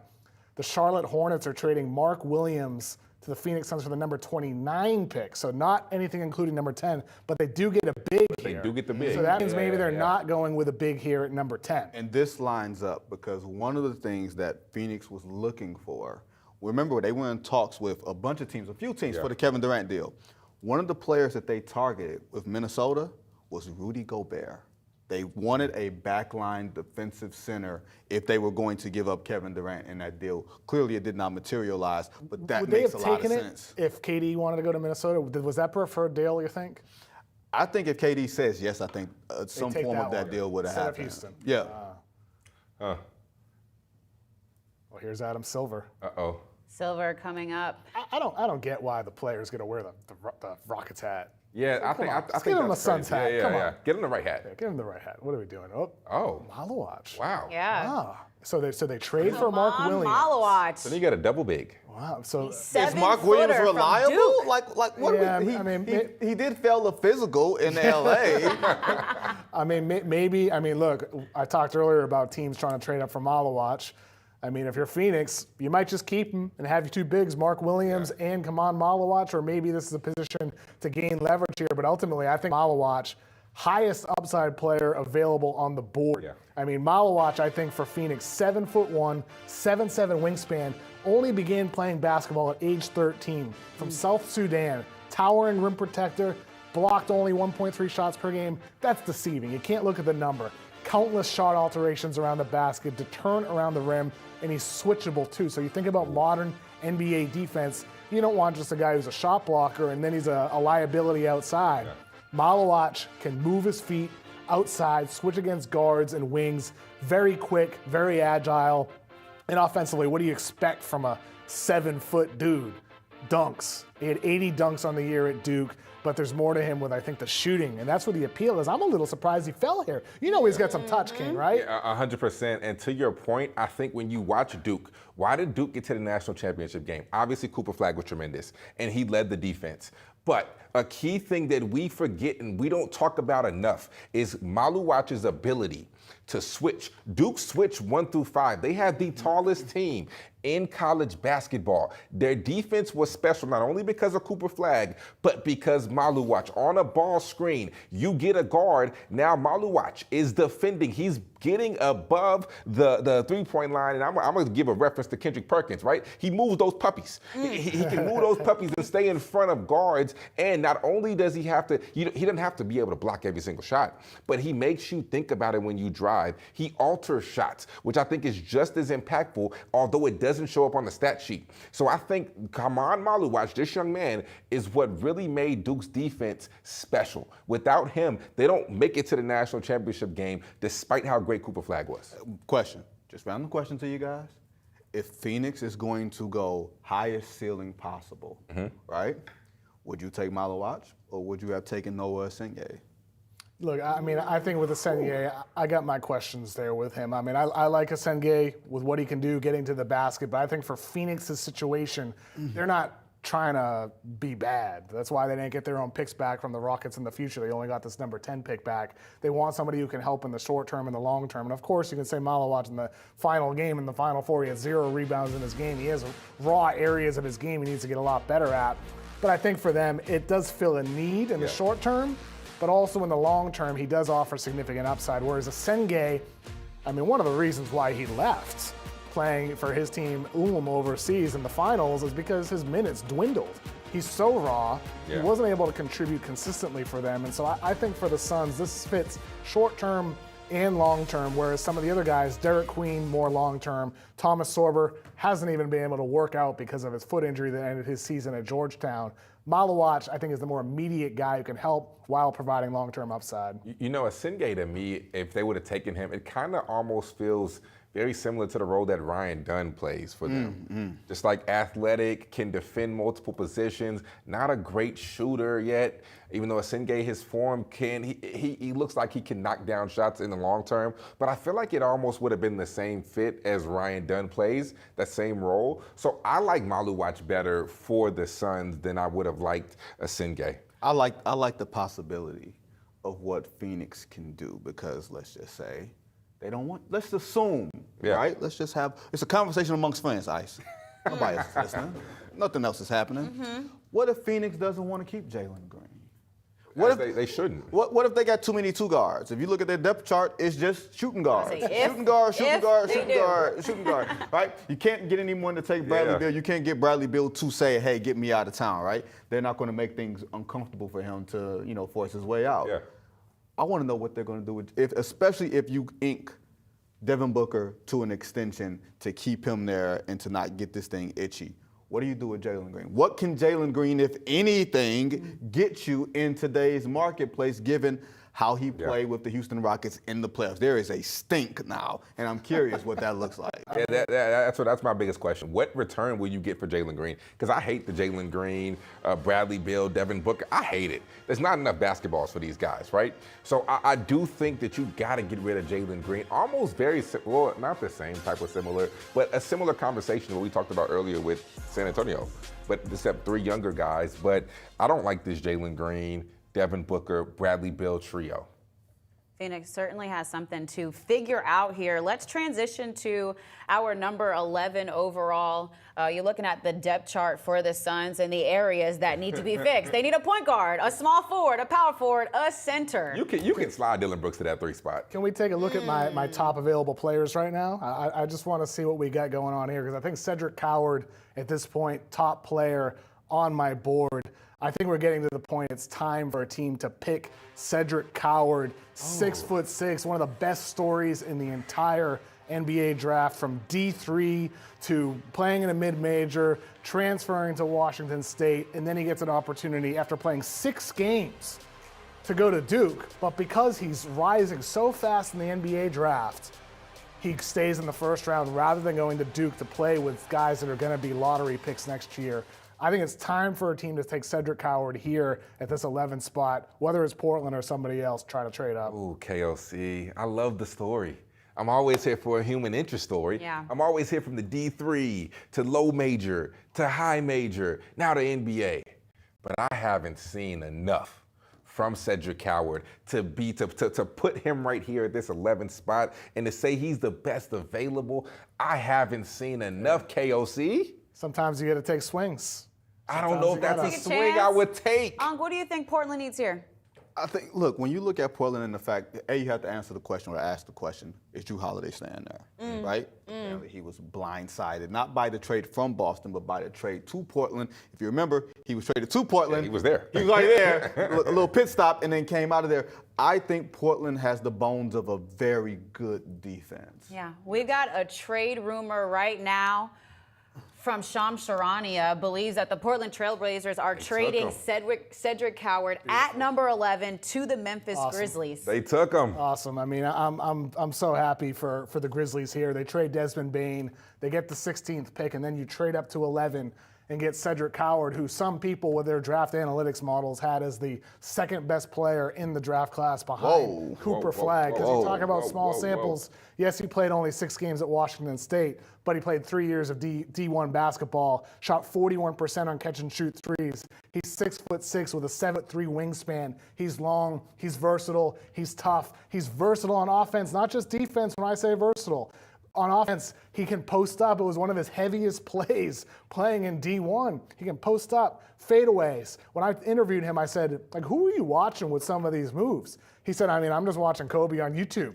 And I know it's sacrilegious to say a guy is like Kobe or like Kawhi Leonard, but watch Cedric Coward dribble the basketball with his long length. He looks like Kawhi. He's economical with his movements. I had him 7th on my board because I feel a high level of confidence in Coward as at least a good role player because he can hit threes, because he can defend, because he can pass, because he makes the right play. But in the long term, I think there's something more with this guy, which is why we've seen him rise so fast up until the number 11 pick after playing 6 games at Washington State, not even working out against anybody because he's still recovering from that shoulder injury he had. 1-on-0 is all he did in the pre-draft process. The D3 to 11th pick in the draft story, I think this kid's got something special about him, and it won't surprise me if he ends up being the steal of the draft. Yeah, let's hear from that sit-down interview that you had with him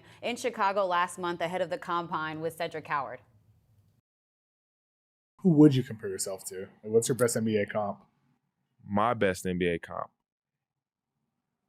Probably Kawhi or Jalen Williams from the Thunder. Those are two good ones. Yeah, J-Dub, seeing him play in person was actually like, I saw my game in him a lot. You know, a guy that just brings ultimate intensity, has that role. Like when Shai's off the floor, he's the one. You know what I mean? Like, and being able to stretch the floor, 3-level scorer, play defense, locks up guys, you know, and then honestly being able to play off the ball too. Like when Shai's off the floor or on the floor, he's able to be that guy coming off of screens. He's still getting his in a way, you know, but he does whatever he needs to do to help the team.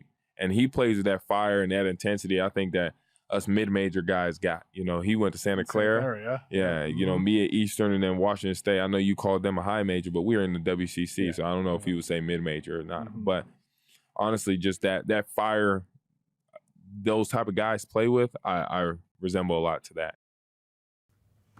I mean, you heard it with Cedric Howard. The dude is one of the most mature players in this entire draft class. I remember many years ago, a GM said to me, sometimes you interview these kids, they're 19, 20, 21 years old. Sometimes you interview them, they have the maturity of a 14 or 15-year-old. Yeah. Other times you interview them, it's like you're talking to a grown man, 30 years old. And Cedric Howard, like personally, I've interviewed Victor Wembanyama. I've interviewed a bunch of young guys in the NBA. I interviewed Derek Queen and like Trey Johnson this year. Cedric Howard, by far, the one with the highest level of self-awareness with who he is as a player and what he needs to do to succeed in the NBA. And those interviews are one of the reasons why teams had him rising up their own personal boards as well. Not just the game, but you're betting on the person. And I think Cedric Howard is one of the number one, top 2-3 people in this year's draft class. And so for Memphis, boy, what a way to replace Desmond Bane and maybe build this thing out moving forward with Jaren Jackson Jr., Ja Morant, and Cedric Howard as a big three. A+? A+++++. First one, A+ that Kev has graded. Look. I love the maturity, and I'm not disagreeing with you, KLC. I'm not disagreeing with you at all. I just haven't seen enough because let's look at it. In the last 2 years, he's played college basketball against top 100 opponents. He's played 8 games against top 100 opponents. He's 8 for 35 from the three, and his 2-point field goal percentage is down 13%. Against higher level competition, he didn't rise to the occasion. The sample size isn't big. I like the upside. I like the potential here. I'm not disagreeing with you. For me, I just have to see more. I do think when you look at the way he dribbles, look at the poise which he plays with, his long arms, the mitts in which he can palm the basketball, I do see a lot of things that I like. I just have not seen it enough consistently to be able to put my money on and say this is a safe pick for the Memphis Grizzlies. The sample size is just a little too small for me. You don't have the belief. What do you feel like this front office is feeling right now after getting Cedric Howard? Look, my dander got up a little bit over the past couple of days because he was one of the last guys that they brought in. Well, the late workouts are either a smoke screen or it's one of those things, you know what, we really like you, we want to have you one more chance to come in. Maybe there was him and Asenge were head and head, you know what I mean? Like that sort of thing, and the interviews kind of put you over the top. I'm very curious what Memphis does because from everything that I've counted, they're keeping Ja, they want to keep Jaren Jackson on an extension that they can sign him to right now. I don't know if that's the right direction, but that's the direction that they're going. And if you need another guy that can come in, like you said, high-level player. My question to you is, you're looking at the numbers and how he didn't play against high-level competition. Does that mean he just hasn't played enough high-level basketball? And that's my point. That's what I'm saying, right? Like the sample size just isn't there. So there's a lot of unknowns. I mean, we could say the same thing about a guy like Carter Bryant, right? Mm-hmm. He has a lot of upside, but we haven't seen it enough because he came off the bench, didn't play the high-level minutes that you would expect the guy to be able to play that is going to go lottery or go first round, top 20.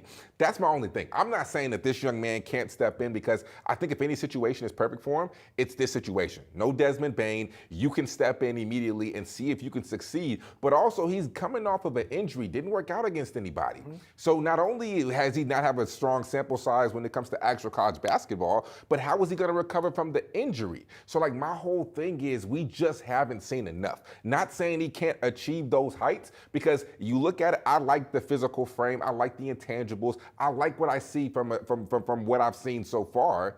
I just haven't seen enough to bet my money and say this young man is going to reach that level and he's going to achieve those goals. Yeah. Every single draft, there's a steal in the 11 Yeah, to yeah. 20 range, and I just think with Cedric Howard, everything you're saying, you're right. Yeah. With the lack of experience, the injury, Yeah. all these things are 100% true, King. I just think if you're betting on a guy in this 10 to 20 range to become the steal of the draft, it's Cedric Howard. And I just think he has all the qualities. He has the mental makeup. He's got the story. He's got the journey. And he's got the skill set. And, of course, there's risk. But sometimes you get a swinger for Memphis trading up to get him. It shows their level of confidence in him. And I wouldn't be surprised if, Zach Kleiman, Grizzlies GM, he loves analytics.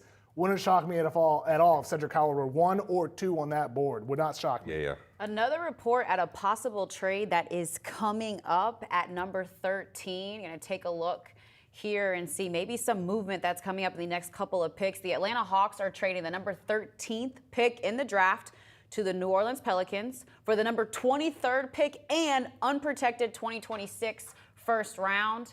Kev, break this down for me. Is this a good move for Atlanta? Good move for the Pelicans? Shams just deleted it. He just put it out there again. So still unprotected 2026. I mean, he must have corrected something on there. But I think for Atlanta, I mean, we know Esenge is going number 12 to Chicago. We'll talk about that in a second. But I think for Atlanta, they were a team that was hoping to trade up for a long time. They were looking at Maluach among other options in the top 10. They were unable to do that. So in this situation for them, trading down, getting more draft capital in the future after you already traded some away to go get other guys that have not worked out, it makes a lot of sense for Atlanta. And for New Orleans, I look forward to seeing what they do here with a second lottery pick. And now with Esenge going to the Bulls. Yeah, I mean, big pick. a lot of people thought Esenge might be going number 7, number 8, and here he is at number 12. For the Chicago Bulls getting Esenge. Look, 6'9", 7'1" wingspan, physical specimen, very raw. But the downhill attacking with him is the greatest asset he has. He had 7 games this past year playing in Germany for with 10-plus free throws. Last 6 months of the season, after looking like a guy who was just a complete liability from three-point range, made 31% of his threes, 74% from the line. Those are not eye-popping numbers. But Esenge was used to be a hackable free throw guy. Yeah. Like you would hack Esenge 40%, 50% from the line. He's become quality from 3 and from the line. So I think for the Bulls here, they may not have expected him to be on the board, but why not take the swing on Esenge when you don't have a lot else going on? It's an average team in the middle. King, I want to get your perspective on him leaving his team, playing in the finals. Kev mentioned it earlier that his minutes were dwindling down a little bit, but still a team sport. You're in the finals overseas, Germany in the final game. You leave your team to be here at the NBA draft, which one could argue is a once-in-a-lifetime opportunity. How do you as a player feel about that? And what does that say about your character to the rest of us? Man, forget that team. Get that money. Forget that team. The finals. Do you know what guys would do to walk across that stage and to shake Adam Silver's hand? This is a once-in-a-lifetime opportunity. A young man, you can't pass that up. Yeah, you in the finals, but bro, you're about to make $20, $30 million. That team, hey, I hope you guys win. I'll send you if I'll FaceTime you, They lost. give you some words of encouragement. That's fine. At the end of the day, right? Go get the money. And to me, I don't think it says nothing about his character because this is a once-in-a-lifetime opportunity, right? I mean, I think it's one of those things where, like, when you look at his play, because he plays so hard and because he gives so much effort, I don't think you can label this young man as a guy who doesn't care.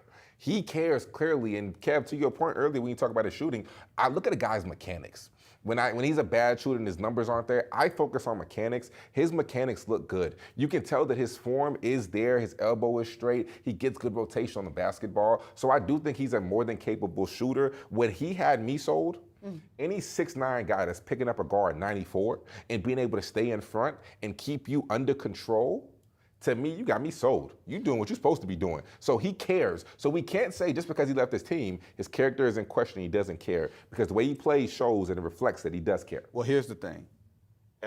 We all know this is a copycat league, right? No, and that was a text I got earlier today. Was that New Orleans was targeting Derek Queen at 7? At 7, yes. That's what I heard at the same. 7. Yes. Wow. And they wound up getting the best of both worlds, right? Yeah. This is that. But back to Asenge, copycat league. What was Oklahoma City's Bulldog's name? Jalen Williams on defense. In addition to the linebacker is Lou Dort, right? The Bulldog is Jalen Williams. It's totally different ball games there. Yeah. But this is a copycat league. This is what you find. If you're the Chicago Bulls, they have been 2 games under 500, 2 games under 500, 3 games under. They are the definition of mediocrity the past 3 or 4 years. Yes. You wound up drafting Buzetas last year. You played him. You traded Levine. Now maybe they're trading Kobe White.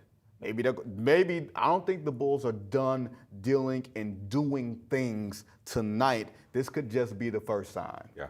Can we talk about that Queen pick at 13? Absolutely. Because, man, I've been to New Orleans. The food there is good. It is good food. Are you saying Zion 2.0? I mean, Shots I fired. just think for Queen, like, this is not the place I'd want to end up. Really? That's not where I'd want to go when conditioning is a concern for him. New Orleans is not the place I would want to end up. That's all I'm saying. Ultimately, though, I mean, for New Orleans, it makes sense. Yeah. Right. Like Vinny said, they wanted him at 7. Yeah. They were thinking about it there. That was a possibility. But for him, he's arguably the best passer in the draft. 6'10", 250, drives from the perimeter like he's Naz Reid or Boogie Cousins, Alperen Şengün, DHOs type of stuff. Those are the comps to think about with Derek Queen.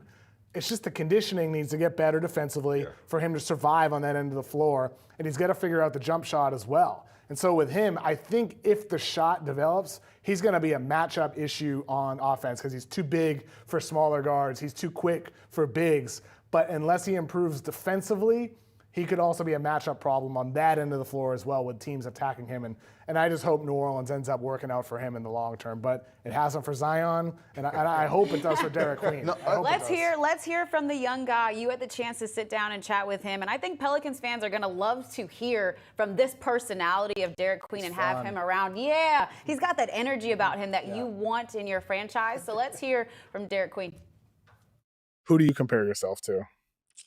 Nah, I don't know. Like, I just go with the basic answer that everybody just give me, Jokic. And, I mean, I don't try not to compare myself, but. You kind of got like the baby Jokic nickname is what people were calling you, Yeah. right? There's like Şengün, like Sabonis, like kind of like it's like Charmander, Charizard type of thing. Yeah. with you, with your game, obviously you're a bucket getter. You're a good passer as well. With Jokic, he has the three-pointer. Şengün hasn't developed the 3 yet. Sabonis started shooting threes this year effectively. With you, that seems to be the thing that, teams want to see from you. 6'10", Maryland center. Thinks he could be the Joker, possibly. King, your thoughts on that? That's very, very, that's a high comparison. But here's my question for Derek Queen. We know he's skilled. We know he's talented. He can dribble the ball. He can get to the rim.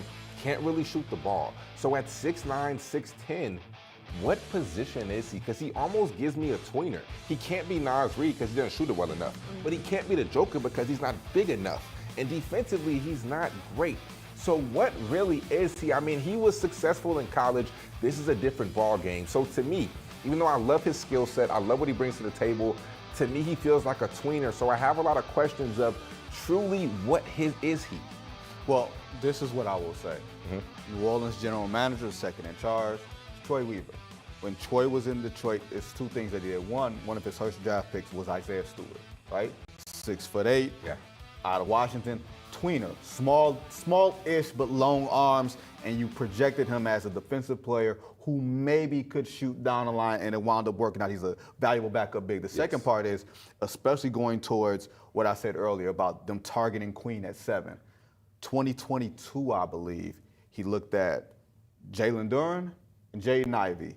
And the thought was, oh, you're going to go get Jalen Duren at 5. He wound up getting another pick, getting Ivy at 5, getting Duren at 11, and that became a piece. Now, Detroit had a lot of problems in the next couple of years, but the bones of that team were made through the draft and made on the back of Troy Weaver's sort of scouting in that way. Building a team, not so much. Scouting, really good. Any other thoughts on Derek Queen and what his ceiling could possibly be? I think the ceiling, if he reaches his ceiling, you know, the jumper develops. He becomes a guy like Nasri who can attack closeouts with quickness. Like he gets low as a ball handler. Like he's 6'10", but he plays like a guard. Like just you saw the winner he hit in the Sweet 16. That was tough. That leaning floater and all that. Tough. I mean, like he's got a lot of ball skill, right? So if he develops, and if Zion stays healthy.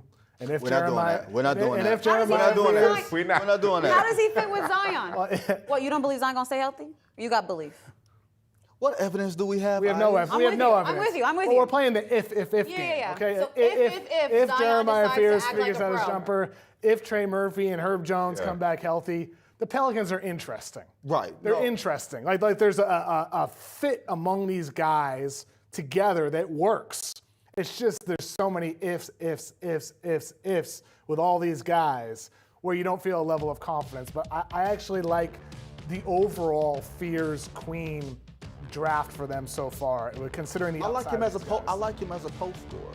I think what we miss with undersized guys is they've been undersized their entire careers. They know how to work the margins. If you've been the best athlete and you come to the league with the greatest athletes, you have a harder turn than you do as a guy who's never been a great athlete, and you've had to work your way around it. The fact that he can work within the margins in the post from the games that I've seen him in college, I tend to like that and believe that off the bench, as a second unit center, that's where he's going to make his mark. But do you miss that level of defense? Because all the guys you named, the Herb Jones, the Trey Murphys, the DeJounte Murrays, the Yves Mises, right? All of these guys are defensive stoppers. You throw a guy like Derek Queen in, I mean, I guess you can give you a level of offense that you typically don't have down low, especially not with Yves Mises. However, defensively, does he fit in with New Orleans? Probably not. I mean, no. No, I mean, look, but I think But a lot ultimately, doesn't fit New Orleans. Exactly. A lot doesn't fit New Orleans. It's a bunch of misfits. I mean, you know? I think like the vision for Derek Queen. Let's say he gets in prime condition. It could happen, right? Let's say, I have faith. Let's say he's a I'll be the positive one. story and he improves.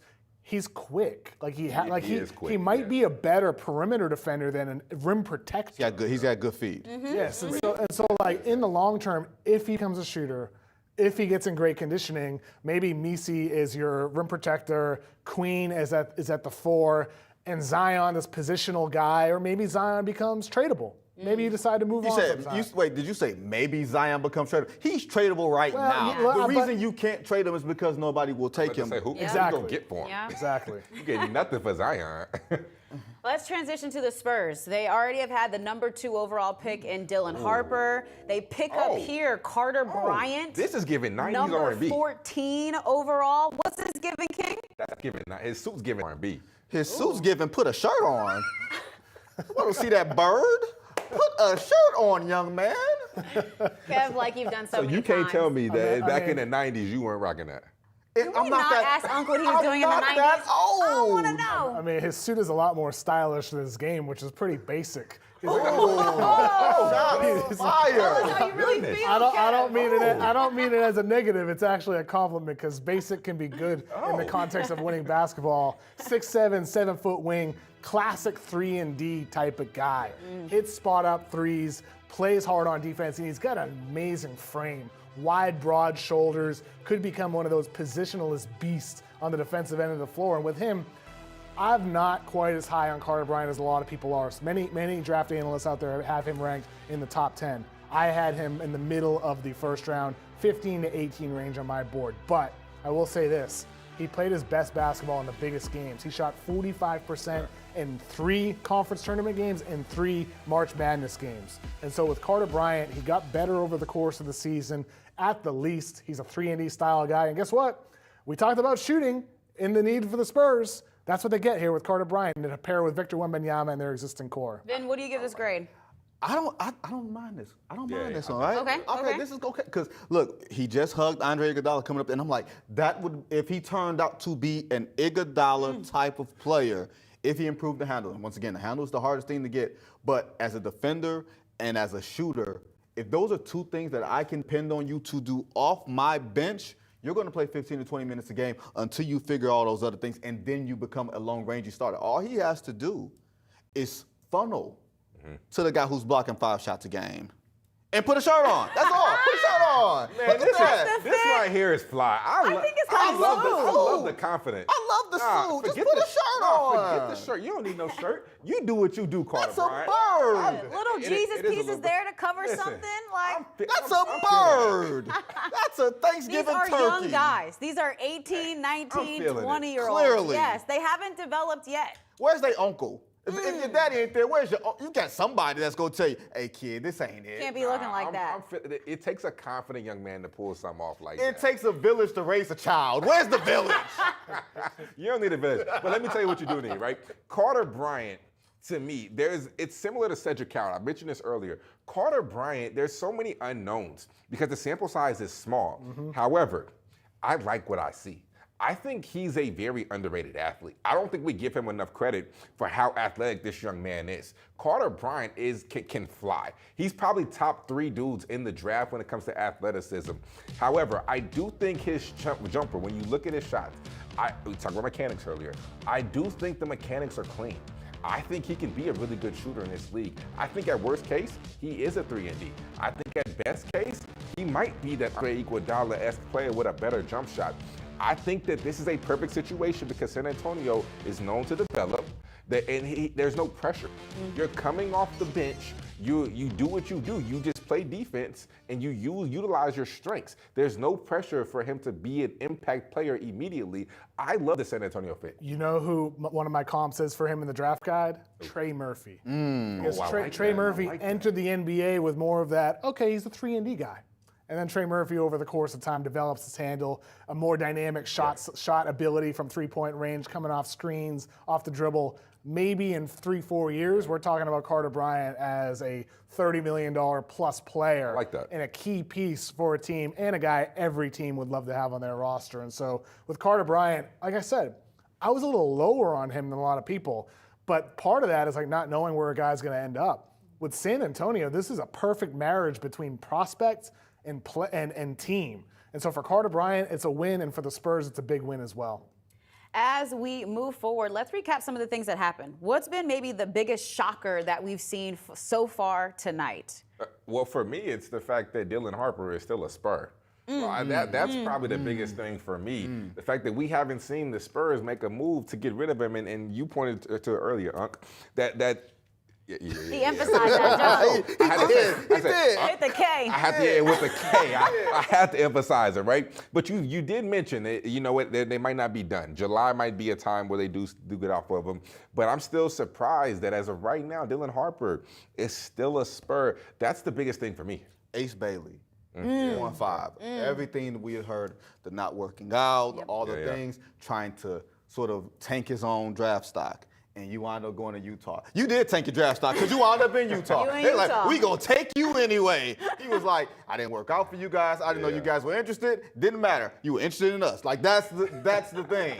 So no, that's the thing that surprises me is him going to Utah. I'm fascinated. All these draft picks tonight, the thing that gets me is I'm not looking at the team that they're going to.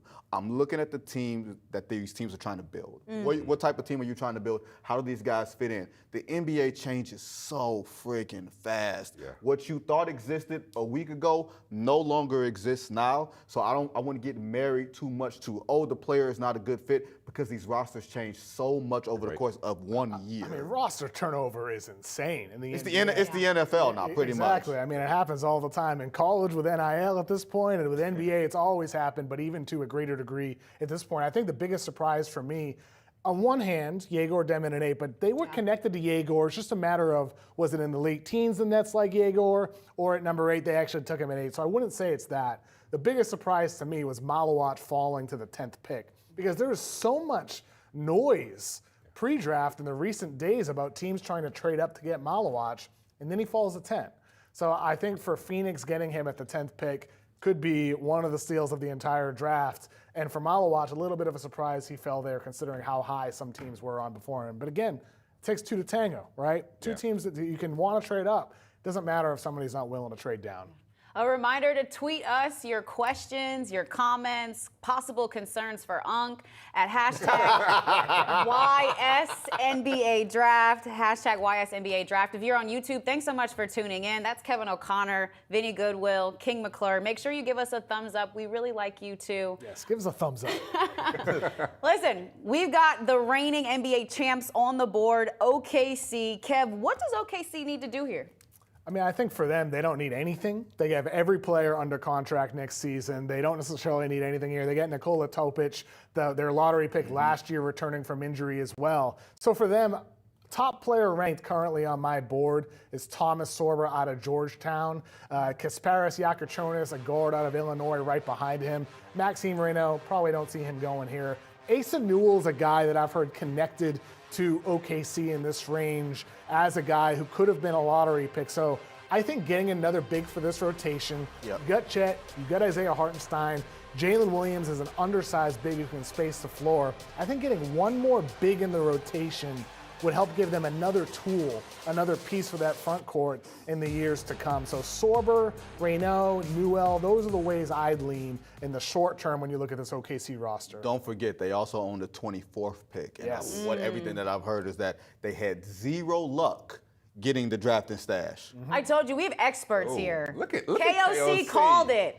Tom Sorber, Oh, the wow, it is Georgetown Sorber. center, Wow. is Wow. going to OKC. Don't be surprised you're an expert. I love it. Look, I mean, I think Sorber was the best overall big in this draft class. Yeah. I think with Sorber, he's not quite the defensive player that Maluach is. He's not quite the offensive presence that Derek Queen is. He's not the athlete that Johan Just more Berenger solid. is. He's just more solid. yeah. He does a little bit of everything, and I think for Georgetown this past season, it showed in the numbers. They had a 92.1 defensive rating with Sorber on the floor.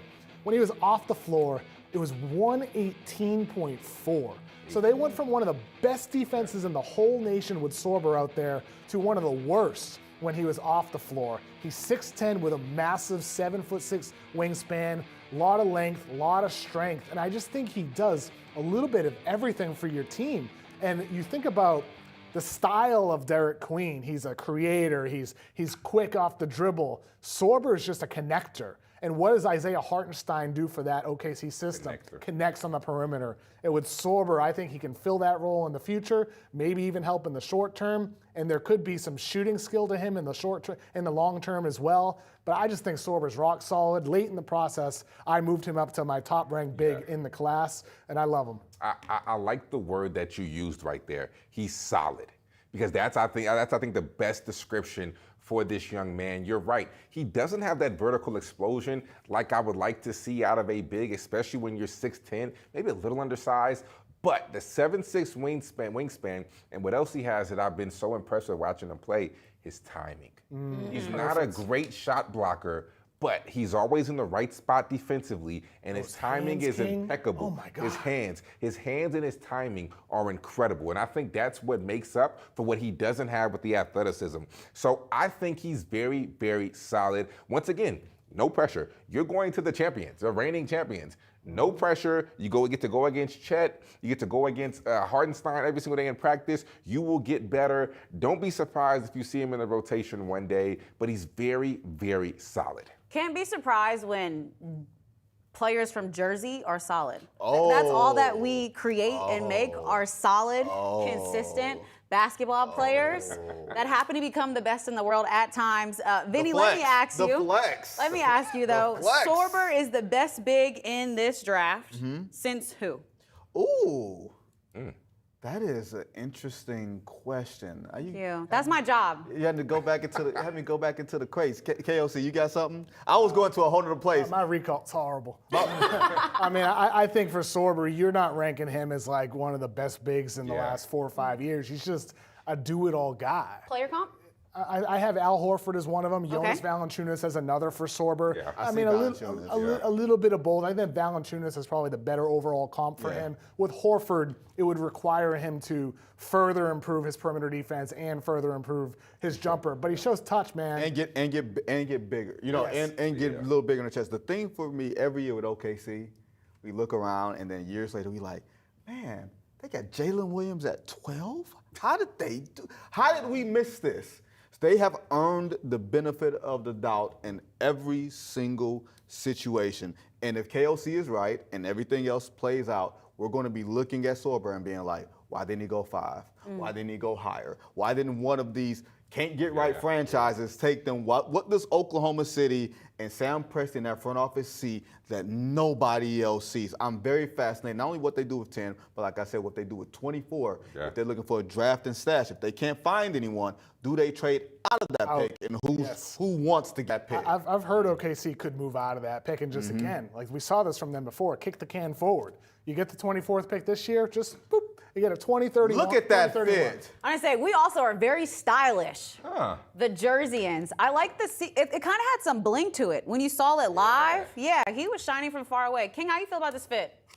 It's very, once again, I'm going to use the word solid. That's got some pizzazz That's a little to it. more clean. To me, that's clean. fire. That's I clean. like this. That's solid. It's not Carter Bryant, but it's solid. It's not Trey Johnson, but it's solid. You know what he's missing? You know what he's missing, Ice? You know what he's missing? The man's missing a mullet. That's the only thing that would impress you more. He is missing a Dallas mullet. I got you. It's called a shag or a Dougie. Oh, a shag. There you go. A shag, shag. Or a Dougie. Nobody call it no Dougie. Y'all don't create that on y'all. It's a shag. Okay, the next pick is the Blazers. They have the 16th pick. Thoughts, Vinny, on where the front office for the Blazers may want to go with this one? Look, I'm very fascinated, and I'm sure KOC agrees with me. What do they do with Jrue Holiday? Does Jrue Holiday stay there in that trade for Anthony Simons? Or do you wind up moving off of him? You know, Drew's 35.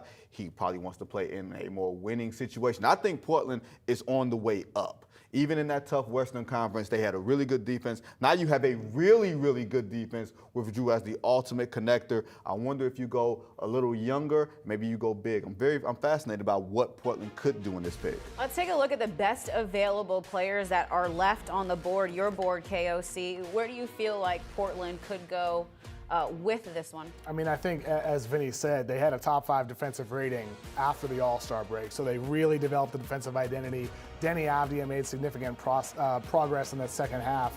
There's been rumors since pre-draft that they like Yakuchonis out of Illinois, so I do wonder if maybe getting him at 16 could be what ends up happening. What's here. that? No, he just made like a tire with like air. You don't like the You're not fit, with King? that one, King? I don't like Yakachonis. I'm not high on him at all. KJ? The turnover rate. This season, does. The turnover 33 games played, 11 games with more turnovers than made shots. And you're the point guard? I can't buy. He turned the ball over almost 25% of the time he had it. All right, let me play devil's advocate here, okay, with Yakuchonis. Yeah. Is that because of the system? Was he in a situation where he had to create everything, whereas when he played for Barcelona the year prior, it's more ball sharing, and he still had a high turnover rate. Yeah. But he was better with that movement and connected, like different guys handling the ball, whereas in Illinois, it was like a lot of him having to do everything. I mean, you could say that, but you also did. I mean, you played with a guy like Will Riley, who could also create. But I just, it concerns me. Even when he played in his former team before he got to Illinois, the turnover rate was still high. Who do you like then? Like instead of Yakuchonis, like Asa Newell, Neek Clifford. Like what way are you going? Oh, love a neat Clifford. The guy I love is Walter Clayton, man. Oh, I love we talking me- about second rounds already. Okay. I love me some Walter Clayton, man. Let's go with second rounder. Yeah, listen. You don't think so? No, he's a first rounder. Let's just say they get off Jrue Holiday. Let's just say you need a immediate impact guy ready to play that one spot. Walter Clayton is the answer. You talk about the steal of the draft in the first round. To me, you said it's Cedric Howard. I think it is Walter Clayton. I love this young man. I love him. I think he's NBA ready. Look at how he played in that tournament. He had one of the most historic tournament runs we've ever seen. His ability to be able to shoot the ball off the dribble, I think, is a skill that a lot of guards nowadays coming from college do not possess. Not only can he shoot it off the dribble, he has deep range on the catch and shoot. He shoots it so well. I love Walter Clayton. Dude, I don't know if we just got the pick here at 16 with Portland. It's Hanson Yang from China. Oh my God. This is now, no, we asked earlier, what's the biggest shocker of the draft? This is the biggest shock of the draft. It's Hanson Yang. He's not even in the green room. There are rumors that Yang would go to the Nets with their late first-round draft pick, and instead we see him at the 16th pick to Portland. Hanson Yang, 20-year-old big man, averaged 16 points per game last year playing in China. I would compare him to like a Nikola Vucevic type of guy, a connective piece, can really pass the ball. He's massive, 7'1" tall, 7'3" wingspan, and he showed up at the draft combine. Big questions anytime a player is coming from overseas, especially from China, where there's not a high hit rate for players making it in the NBA. But Yang was great in Chicago. He survived defensively.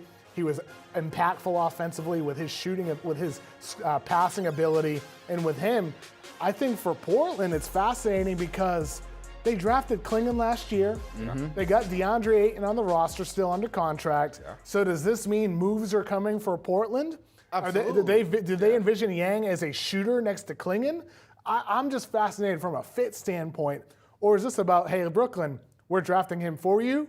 You give us a ton of picks. Maybe that's what this could be about, where that's where the Nets consolidate with Joe Tsai, who did want to target Yang with one of their picks. I did say Portland was going to go big. I didn't think they would go this level of big. I can't say that. But I am more fascinated from Portland because they didn't go guard. I wanted to go guard. But he wanted TJ. Yeah.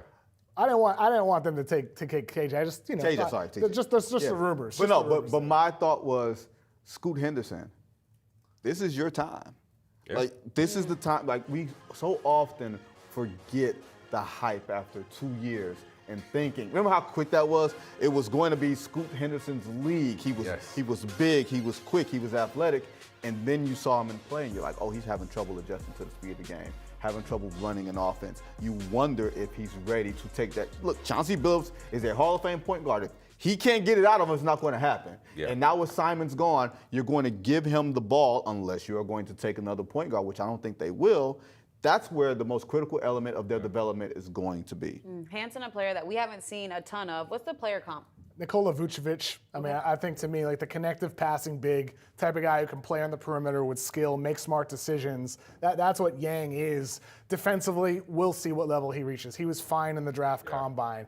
Perimeter game with his shooting ability. He's got touch from the post. He's more of an interior guy. He's actually really skilled. He's got great footwork. He can play with his primary moves, go in with a plan, but also react to the defense as well. So I think with Yang, again, I'm just intrigued by the fit more than anything else because we're talking about Portland with guards and guards and guards. And is Scoot Henderson going to be the guy moving forward?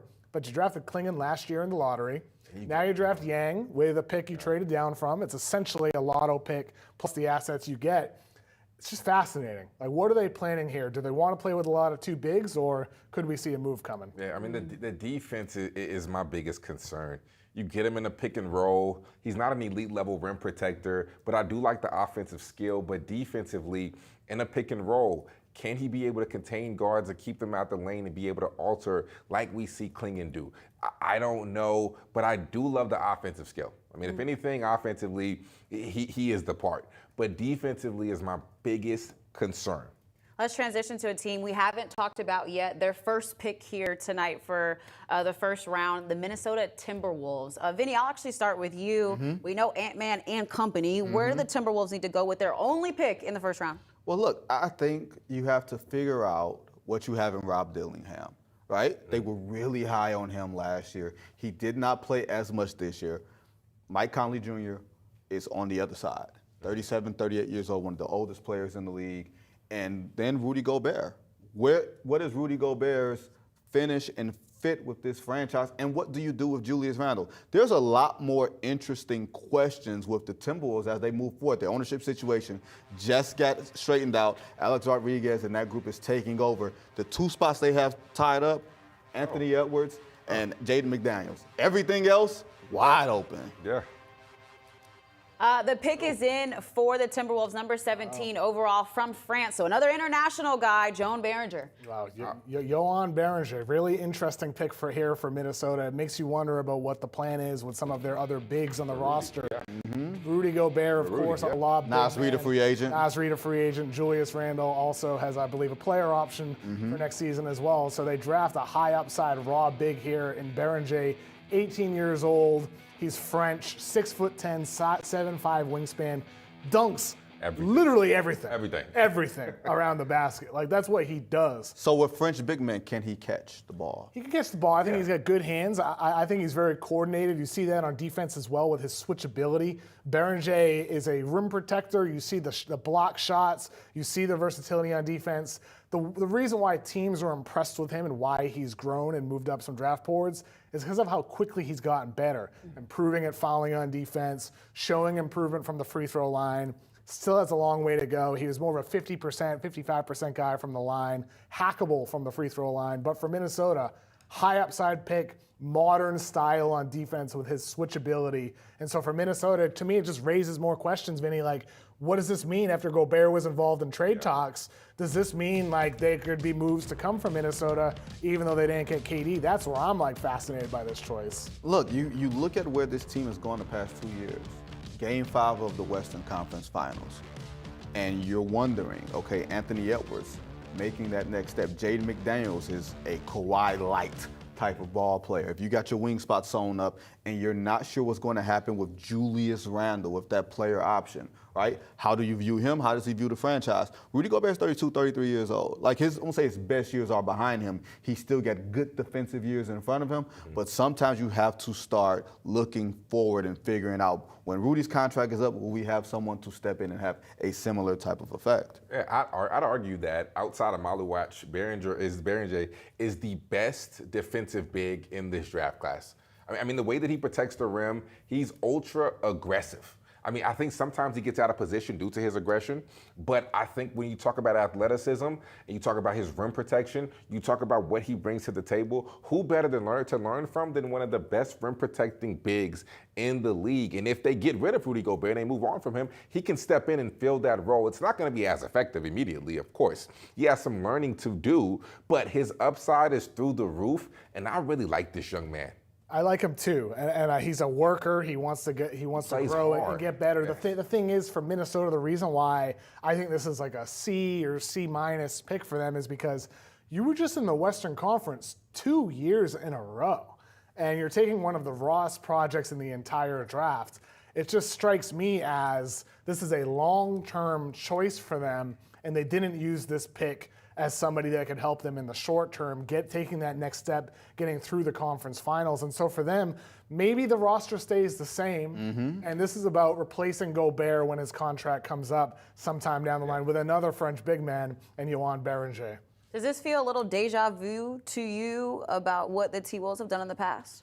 Not quite, because I think this is a whole new front office. You know, Tim Connelly's been there for a few years now. I just mentioned the ownership situation. They have turned over a new leaf. They are a competent organization. For 20 plus years, they were not competent. They were not a serious organization. And now we talk about benefit of the doubt. This franchise has earned, when you get to the Western Conference Finals 2 years in a row, you have earned the benefit of the doubt in this spot. Let's figure out and see. Maybe you see something we don't. Maybe you think he can come in and contribute. Maybe you just need a body with Naz Reid as a free agent, Julius Randle. Maybe, look, but at the end of the second round, after Julius Randle beat up on LeBron James and Draymond Green and back-to-back series, there was nothing more than go home, old man, than any of those, right? Yeah. But you wonder, with the disappointing way that he played in the Western Conference Finals and some of that steam going out, is he going to test the waters of free agency? And if so, what is the market for him? Do you still want to keep him? Do you want to keep him at $33 million, or do you want to sort of bring that number down, get out of the tax aprons and everything else? It's a fascinating summer. I think this pick is just one of many decisions they're going to make. And I think along those lines, Vinny, like you look at Minnesota right now, Gobert 3 years left on his contract, Randle player option, Naz Reid will be a free agent as a player option as well. So with their situation, they need a big behind Gobert. And I think with Tim Connelly, it's important to remember, this is the dude who drafted Nikola Jokic. Tim Connelly spotlighted Jokic in that draft, and he's somebody who knows the international game, has intense international connections, and has always been unafraid to dip his toes with players from Europe. And so with Beringer, if there's anybody who would understand what he can be, I think it's Tim Connelly of the general manager of the NBA with his track record. And so on one hand, you have your questions about what this means in the short term, drafting a project. On the other hand, though, they got a guy with a great success rate of drafting international players and Tim Connelly. So maybe maybe my initial reaction is a bit overblown, and maybe you got to trust in this guy that has that track record in Conley. Trust the process, Isis. Oh, you know I don't believe in that. Why not? She's from Philly. That's the problem. The softest big man in the league came up with that one. Moving on, though. I set her up. What we have next. You set that one I up. set that one up. I knew it. I knew it was coming. it's I knew it was coming. Washington Wizards have the 18th pick. They already have selected Trey Johnson at number 6, one of the best scoring guards here. Kev, what do you feel like is maybe best available that lies right now for Washington? I mean, I think for Washington at this point, let's pull up my best player available list here. Jonas, I wouldn't want him here, considering your other guards on the roster. Maxime Reynaud, I'd be intrigued putting him next to Alex Sarr in that front court. But ultimately, I think for them, maybe a Asa Newell, like a that. versatile piece. I like that. Somebody like that. I mean, Asa Newell will be really interesting for that Washington front court. But ultimately, though, here, I think maybe whoever is the best player available on their board is what you go with at number 18. King, you brought up Clayton. Yeah. Don't think he's getting past Miami at 20. Definitely not. Miami. Don't think he's getting he past had a Miami at clip. 20. He had a clip this week where he was asked, like, who would you want to have dinner with, your dream dinner? He mentioned Eric. He said Eric Spoelstra. Actually, the first name. He actually said Eric Spoelstra twice. Oh, wow. Wow. They said dead or alive, who you want to have dinner with? Eric Spoelstra was the first name he came up with. I love that. You put a little Walter Clayton and Tyler Hero in the backcourt? That'd be nice. Look, Miami has had institutional goodwill, lack of a better phrase. We I found don't out know who if it is. I don't know if I believe it. Found out who it is. Okay. All right. You got it, Kev? Well, Adam Silver walking up. It's Walter Clayton. Oh, Indeed. right on time, So huh? they get Oh. Trey Johnson, best overall shooter in the class, and then they get Walter Clayton, the clutchest shooter in college basketball this past season, an absolute bucket getter who looked like Stephen Curry in March Madness. You pair those two.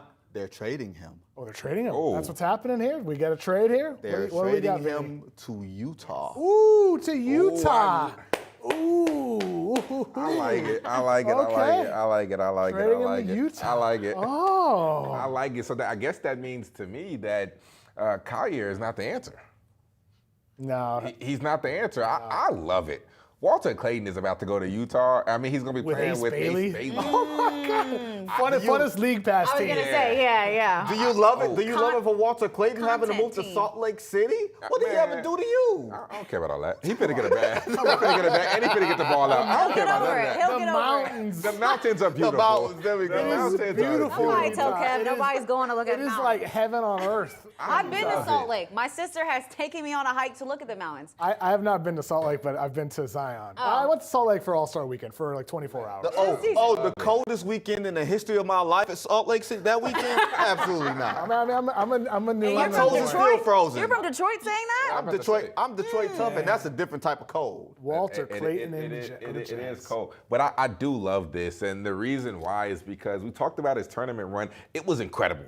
He hit some shots that had me get out of my seat and say, "Oh my goodness!" And I hate to throw these things out there, but he was so close to Steph. It was literally. Here we go. I'm not saying he's going to be the same person. I'm not saying that, right?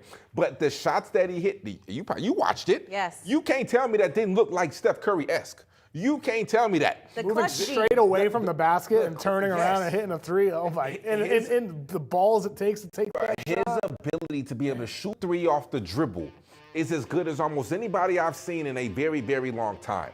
He can shoot it off the dribble and he has deep range. That's what makes this young man scary. He's also a better playmaker than we give him credit for. He can make plays. Is he he a can tweener? facilitate. Is he a tweener? No, I think he can hold it down at the point guard spot. I think he's that good. I think he can.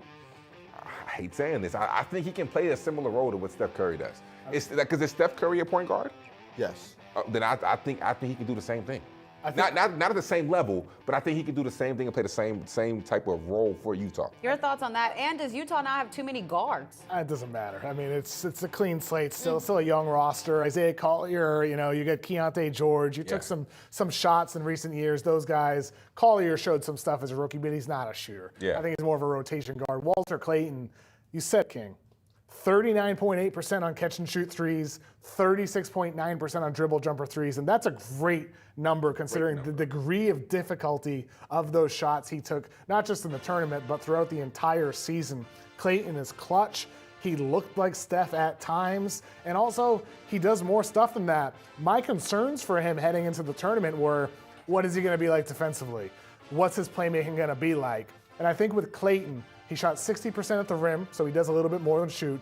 The passing is like these quick decisions, kick-aheads in transition. Think about, like, he's not Halliburton as a playmaker, but moving the ball, keeping it going, playing a crisp style of play. That's what Walter Clayton's like as a playmaker. And then defensively, I thought he held up. Biggest games of the year, held up, played hard. He's a winner. He is one of the engines of that Florida Gators team and why they won the national title. And so you pair him with Ace Bailey. Talk about creating culture. Yeah. Clayton's a culture creator. And so I think with Ace Bailey, he's a winner. And I think with Utah, they have some good players there. Lauri Markkanen maybe has a bounce back year. We'll see what happens with Walker Kessler if they keep him at the 5. They get some pieces and they get some upside players with Clayton here, Bailey in the lottery. I'm very, very intrigued what the Angels and that Utah Jazz front office are doing. Is this a steal? You said earlier that whoever got him would be a steal. Yeah, Best steal of the draft so far? I mean, I'll stick with. I'm Okay. I'm gonna take it here. Let me take this one. Steal of the draft, in my opinion. Walter Clayton, steal of the draft. Look, Utah had problems shooting last year. Keontae George, Isaiah Collier, neither one of those guys can shoot from range. It's a little much for me to say the Stephen Curry comparison, but I'll give you some points for nostalgia on that. That's nice. But if you're drafting for it, like, you need 3 shooting. I talked about it a few ago. You cannot have 9 rim threat and a 9 3-point threat if you're going to have a point guard. Is he going to start from day one? We will see. But I have zero problem with putting a rookie point guard against a second-year point guard and saying, here's the ball, fight for your minutes. Yeah. I got zero problem with that. This is competition. But let me go ahead and say that I didn't say it was Steph Curry. I said it was Steph Curry-esque. There's a difference between. Is that what y'all? Like the clutch gene, like the gene that he showed. There's a big difference between saying my man gonna be Steph Curry and saying look like Steph Curry. So it looked like Curry. So what are you? So, like, does that mean like Denzel-esque? Oh, stop. Ooh. Can we cut? Ooh, you? Yeah, I'm just saying because he said esque. I'm trying to figure out how far down we have to go before we saying esque. I'm being hyperbolic. I'm being very hyperbolic here. How far down the line do we have to go? Listen, how far down the line? You saw the shots he hit. Yes. Yes. I haven't seen you in a seedless movie. My man talking about that. No, because I'm saying Steph Curry. I'm saying Steph Curry. So I'm trying to figure out how far down the line before we have to go. Has somebody called you Denzel Absolutely not. Washington-esque? Absolutely not. Okay. Because I've never heard anybody say he was Steph Curry-esque. Because if he was, he'd be going a lot higher. So you mean to tell me that the shots that he took was not Steph Curry-esque? The offensive rebound, dribble out to 3-point line, hot shoot. The side steps. You mean to tell me in the moment, the clutch moments, if you was said, Steph-esque. If you said to me, Damian Lillard, okay, I'm good with that. Steph Curry is one of the 3 greatest point guards to ever play the game. Fine. Dame and Steph are in the same bucket. All right, yeah, okay. I'll give you. Just put my break. Just put my break. We'll say Damian Lillard. I didn't say you were wrong. Cool. That's cool. That's what I'm trying to figure out what esque is. But I haven't seen Damian Lillard win a championship, and that's where the comp comes from. Is he did it in the Final Four in the national title. Okay, no, I'm with you on the winner. No, I never said you were wrong about him being a winner. I do agree that he's a winner, and that's why I say you don't have to have a problem with bringing him into that situation and saying, hey, we're building a culture here, fight for your minutes. I had zero problem with that. You good? You talking about the Steph Curry-esque. But look, listen, I just hate that you compared yourself to Denzel. Like, I don't understand how we got in this conversation. I didn't compare myself. I was trying to figure out what the line is. Movie first. Okay, I'm gonna be on the Young and the Restless one day. That's what I'm gonna be on. Can I be on the soap opera? I'll be on the soap opera. And then you can pull it out. And then I'll be on the soap opera. Yep. Man, all right. We're back to the Brooklyn Nets. At number 19. Second of 5. Second of 5. We're going to be talking the more. Nets a We can lot. talk more. We'll talk Brooklyn a lot.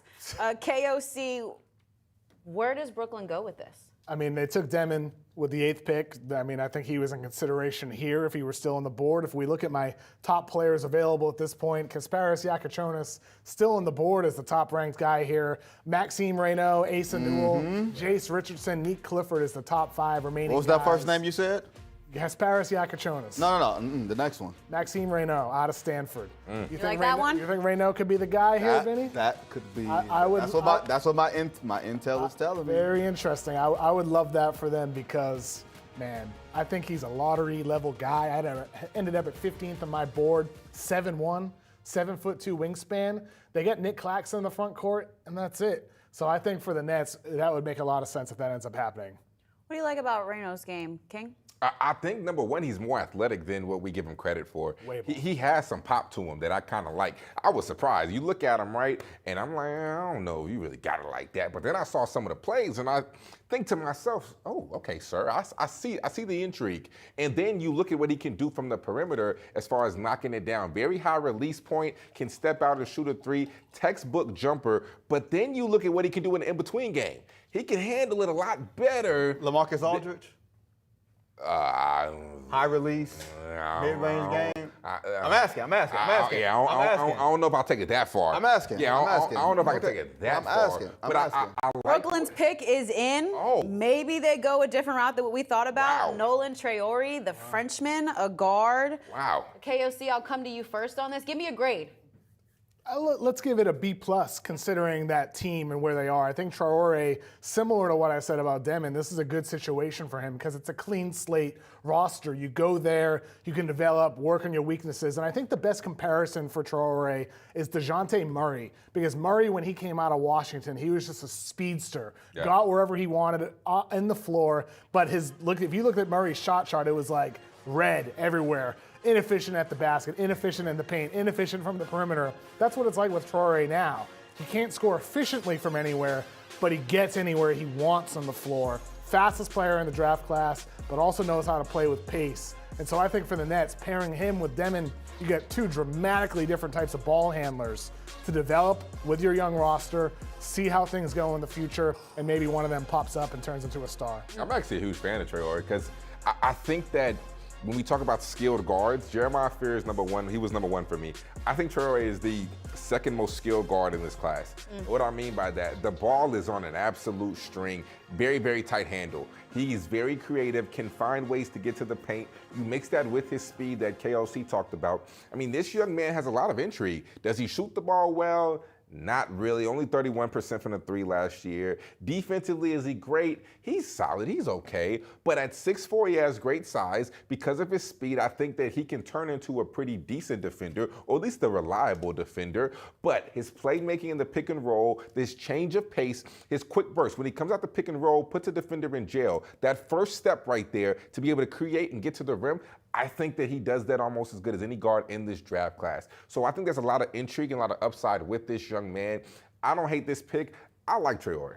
One thing that I found really fascinating, I wonder if the Hawks got bad intel, because I heard they really liked him. And when they traded down from 13, and you allowed the Pelicans to take Derek Queen, were you under the assumption that this kid was going to be there for you at 23? And then the Brooklyn Nets snatched him up. I'm very, very fascinated. The intel I got on that today was that was one of the main things that I'd heard, that the Hawks were very high on this kid. Isn't that similar to years ago? I think it was the Nuggets trading down, hoping to get OG Anunoby. Is that? I think that was the team. The Nuggets were hoping to trade down and get OG, and ended up with somebody else. But in that situation, that's the risk in trading down, right? Yeah. Like, you don't know who's going to be there on the board. Okay, there's still 3 picks, though, left for the Nets. And we take a look at... Hard to believe. They have more. They have more. They have more. But looking at their season recap, understanding they've already gotten 2 decent guards as of right now. Obviously, you said that Demin was the biggest surprise and maybe went a little bit too early in the top 10. What else out of these 3 picks could manifest? Hopefully a trade. Consolidate some of these, either in a trade up or a trade out. Like we talked about earlier, taking 5 rookies in the first round is tough. But ultimately, as I said, they have 2 guys with guaranteed contracts for next season. And ultimately, maybe this team wants to stink next year and have a young team, develop these guys, and figure out what's going to stick as they build a foundation moving forward. So for the Nets, I think it's just continuing to take the most talented players available, throwing darts here and seeing who ends up being a bullseye for your team. And Demin could be, Traore could be, neither of them could be. Maybe one of your 3 picks in the 20s ends up being that guy that becomes a face of your franchise. So taking more shots, I don't mind if Brooklyn keeps these picks. I am fascinated by Jace Richardson from Michigan State. Jason Richardson's son, not the athlete that his dad was, but probably a better shooter, a little bit shorter, lefty, can get to the lane. I am fascinated by who's going to take him. I think he's a first-round pick. I think that's the only reason he came out was because he got a first-round grade from majority of these teams. And now as you slide to, like you said, KLC, you're sliding into the 20s now. Is someone going to trade up because they think they can get you? A lot of times, guys, this is where the trades are made. You have a first-round grade on the player. He starts sliding to 22, 23, 24, and you've got, you know what? He could be worth 26. He could be worth 27. That's where maybe you make the trade with the Brooklyn Nets. The Nets on, 26 and 27? Watch out for that. How do you feel about this? Because we talked off air about Jace Richardson, and I was a big fan of his game in the college game, but you don't love his size. He does not look happy. You don't love his size. I'm 6'1". I'm kind You of. bet they better not ever put you in an interrogation room. You better not ever commit a crime. Because Gave it away. It says it all. You better not lie to your woman ever. Because she going to catch you quick. As soon as I said Jace Richardson, his face just went like droop. Crumble. I'm sorry. Go ahead. I'm not high on him because at 6'1", yeah, you shoot the ball. That's cute, like you said earlier. He said cute. And then he said, That's cool, Double right? dose. Yes. You can knock it down. You're a lefty. All right, double cool, right? However, you're not a great playmaker at 6'1". So now you can't slide over to the 2. What are you going to play? You can't guard a 2 because you're too small to guard a 2 in today's NBA. You can't play make, so we can't make you the primary ball handler. And truth be told, you don't shoot it that great to put you at the 2 to floor space. So what are you going to be? You don't think the shooting is going to take a step when he gets to the league? I mean, I think the closeouts get closer. It's a decent. You just think the 6'1" hurts him when the closeout. I do. Unless you expand your range, right? Yes. If you start to shoot farther out, then you create longer closeouts. But if you still on the line, baby, that closeout is coming closer than you thought. If he's 6'4", 6'5", we have a different conversation. 100%. Honestly, he wouldn't even be here if he's 6'4", 6'5". King, what do you get against small guards? I just don't know if they necessarily translate small guards that can't play make. Okay. I don't know. I disagree because I think with Jace Richardson, the only concern with him is the size. That's it. Yes, I think the feel for the game with him is there. I think he's not a primary initiator, but he's a connective guy. I think Derek White is one of the guys I compare him to in the draft guide in terms of style of play. But ultimately, there's a reason why he didn't get a green room invite. Yeah. There's a reason why he could fall deep into the first round. The injury history with him had a major leg injury in high school, and he's small. But I do like Jace Richardson's game and his skill set, and looks like we get a pick for the Heat. At number 20, going to the Heat. You have talked about this guy extensively today, Kasparas Giacochonis. I mean, KJ, going to be interesting here in Miami. I think they were probably hoping for Walter Clayton at this pick, but Giacochonis, freshman in Illinois this past season, 6'5" ball handler, very talented playmaker, very talented passer, loves to go to the step back jumper. The thing is like for every beautiful assist he has, there's like an equally ugly bonehead turnover. Out of 33 games this season, he had 11 games with more turnovers than made shots. And so if you're talking about Giacochonis as one of the creators on your team, to me that's the vision with Bam Adebayo, with Tyler Hero. But as a primary, I don't think he's a lead creator like Tyrese Halliburton type. He's more of like a Spencer Dinwiddie type of guy. He's one of your guards on the roster, but not the guy. Definitely a backup because I don't see it. I mean, you talked about his turnovers. He turned the ball over 25% of the time on his possessions. Not good as far as a primary ball handler. I do think he's tough, though. I do think he's tough, and I do think that's where he kind of fits in with that Heat culture, that toughness. However, in the pick and roll, I really do love him in the pick and roll. Outside of the pick and roll, I don't love nothing about his game. But in the pick and roll, you go set up a high ball screen, my man can facilitate. He can drop dimes. His vision is there. But That's the problem. When guards climb up in him, because I know in practice, he's going to see a young man that I saw in practice, and I still have nightmares, Davion Mitchell. He's going to be going up against that guy every single day, and Davion will climb up in you because that's what's going to make him better. So I do think there's a chance where he can grow and get better in practice. But outside of the pick and roll, I don't really love too much about this young man's game. Look, I have questions about where the Miami Heat are going as a franchise, organization, as a crew, right? Like, the Jimmy Butler thing was a disaster. They didn't put hardly anything on the table for Kevin Durant, who had them listed. Maybe they knew that Kevin Durant was only going to go to Houston, so why really engage? Tyler Hero, Bam Adebayo, is that good enough? Terry Rozier, we got a whole lot of questions about Terry Rozier, right? Davion Mitchell's a restricted free agent. Maybe you got something there with him. But I have a lot of questions about the composition of this team. You're hearing about Andrew Wiggins being on the trade market. We're going to see what happens there with him. They needed something big. Is Pat Riley washed? Oh, that's a great question. I mean, when you're, not to be funny, but when you're 80 years old, ain't what that we expect out of you? He says 80 is the new 60. Okay. I guess I would say that too if I was 80. Don't you dare. Don't you go there. Don't you go there, King. King, don't you go there. I think King, if you go there, you are Prince. All right? If you go there, you are Prince today. Absolutely not.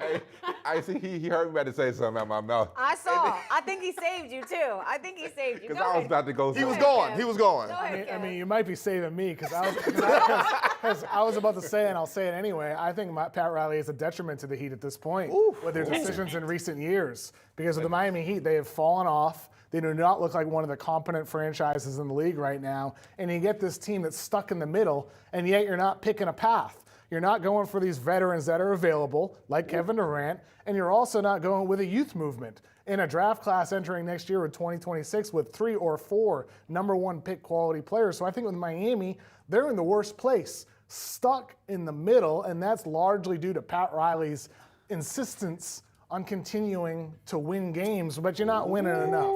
Heating up here. Here's what I will say. The worst thing that happened to the Miami Heat this year was the Indiana Pacers because the Pacers never tanked.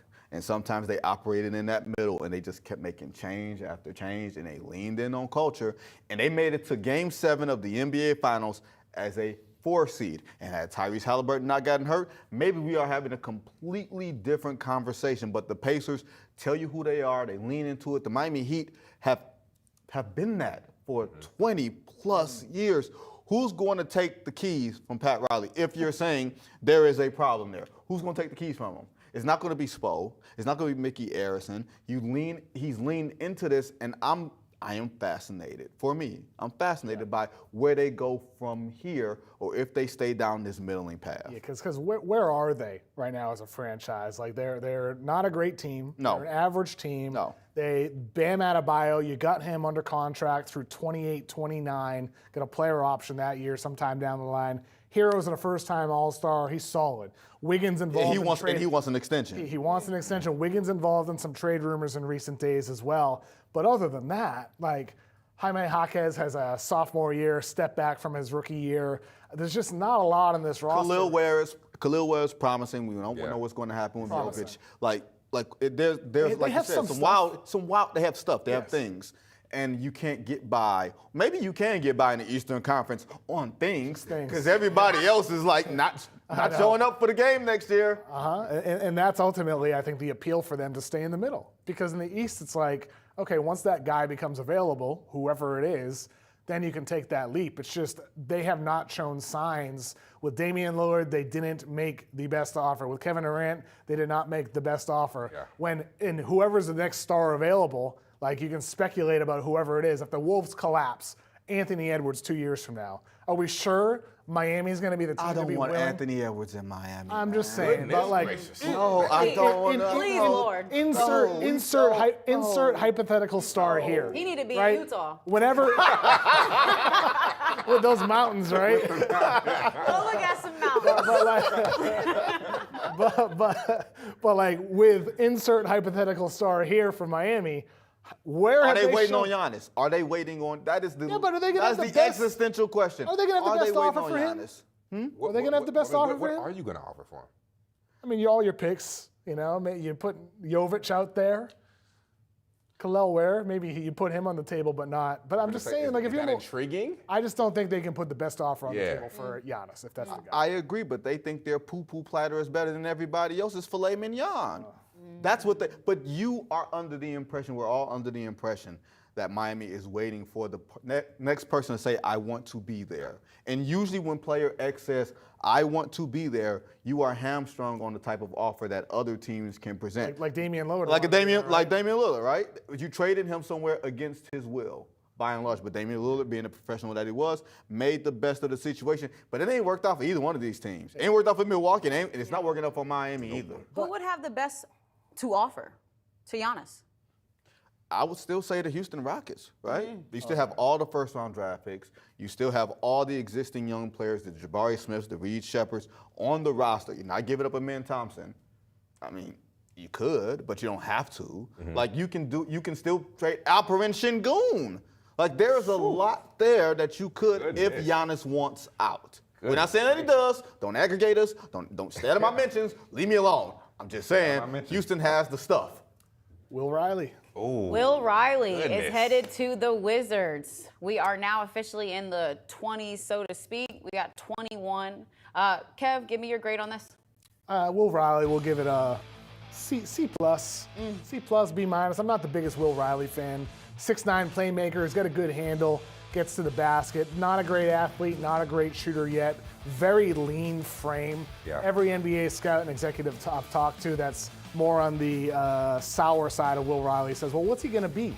As he grows into it, he's got very, very narrow shoulders, very thin frame. I worry he's more of a Cam Reddish, but the teams that are bullish on him sees a guy who had a late growth spurt in high school, who's a point guard grown into a big wing or forward's body at 6'9", and they see a playmaker with upside. So it depends on what side of the fence you fall on. I'm on more of the I'd let somebody else draft him side, but maybe you're on the side of this guy has star potential. Well, I'm more so in the middle. I'm really indifferent. I mean, I do see the intrigue behind him. I see that this young man, he showed flashes at Illinois last year.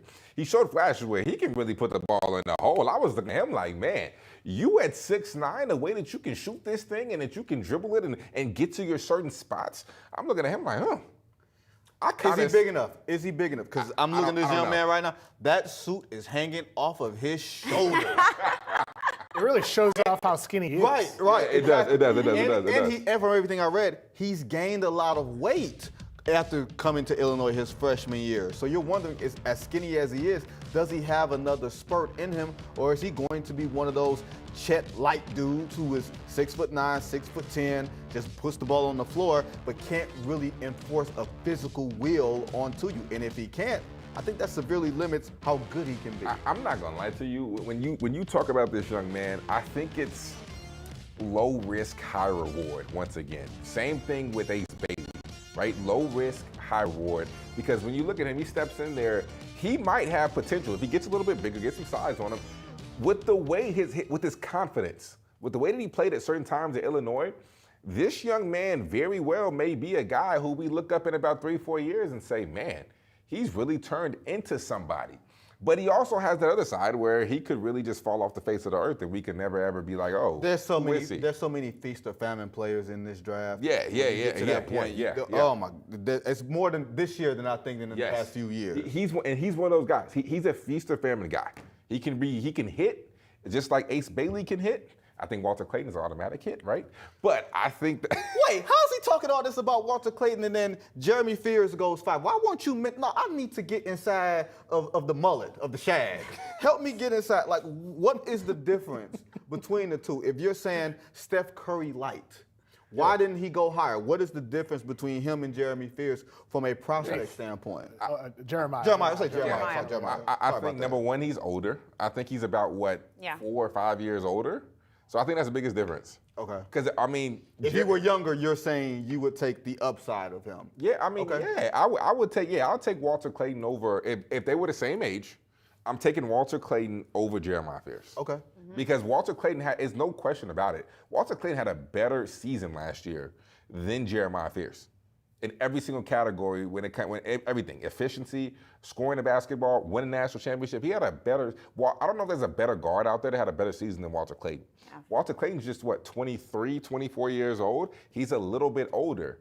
So if they were the same age, I'm taking Walter Clayton over Jeremiah. I'm afraid that we lean so much in this league on, he's 18. He's got so much more room to grow. I hate that. And sometimes the performance is obscured by how old you are, as opposed to, hey, you're mature, you can come in and contribute. And if we scout you correctly, you still have plenty of room to grow, as opposed to being 18, maturity. Can you adjust to life? Can you adjust to a professional atmosphere? That's a bigger picture thing more so. That's what I was trying to get at. I just wanted you to say it, and you said it. So yeah, I totally get what you're saying. I hate that in this league. On that note, let's look at some of the numbers, the salaries, rookie scale contracts for 23 to 30 in the draft, because some of these picks coming up, to your point, Vinny, these are opportunities for teams to get players that contribute on a low cost deal.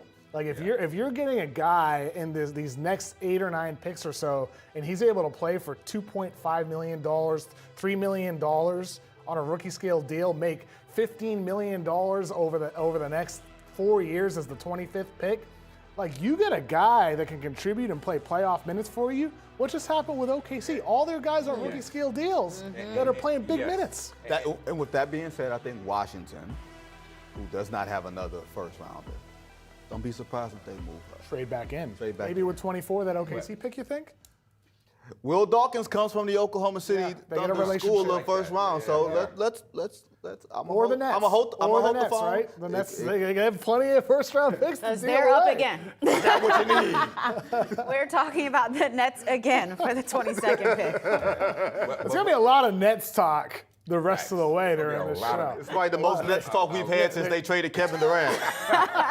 22, 26, and 27. That's crazy. That's a lot of picks. I don't even know how to get to Barclays anymore. I forgot which way to go. Yo, but to our point, to our conversation, one of those guys that we could be talking about in the next probably 7 picks, Nick Clifford. He's old. He's 24 years old, but I do think he can immediately make an impact on a team. And because he's older, I think that's why he's dropped and slid to this late in the draft in the first round. Because I think talent-wise, pound for pound, I think he's as good of a prospect in that 10 to 20 range as we've seen guys who have been called. So I think because of his age, he slips, and now all of a sudden a team can get him as a steal. You know who I thought of? Oh. You know who I thought of? A guy who was graded lower in the first round because he was a 4-year starter. Desmond Bain. Yep. Yes. 100%. Yes. Yep. Out of TCU. Low upside, right? Just because he's older, and then he becomes a guy that gets 4 first-round picks in a swap. Crazy. Those guys are valuable, and I think I have D. Clifford as my 4th best player still available on the board right now. Maxime Reynaud, Asa Newell, Jace Richardson, Nick Clifford, Liam McNeely. That's my current top 5 among a number of others. Some international guys, Markovic, Saraf, as well in there in the top 10 available.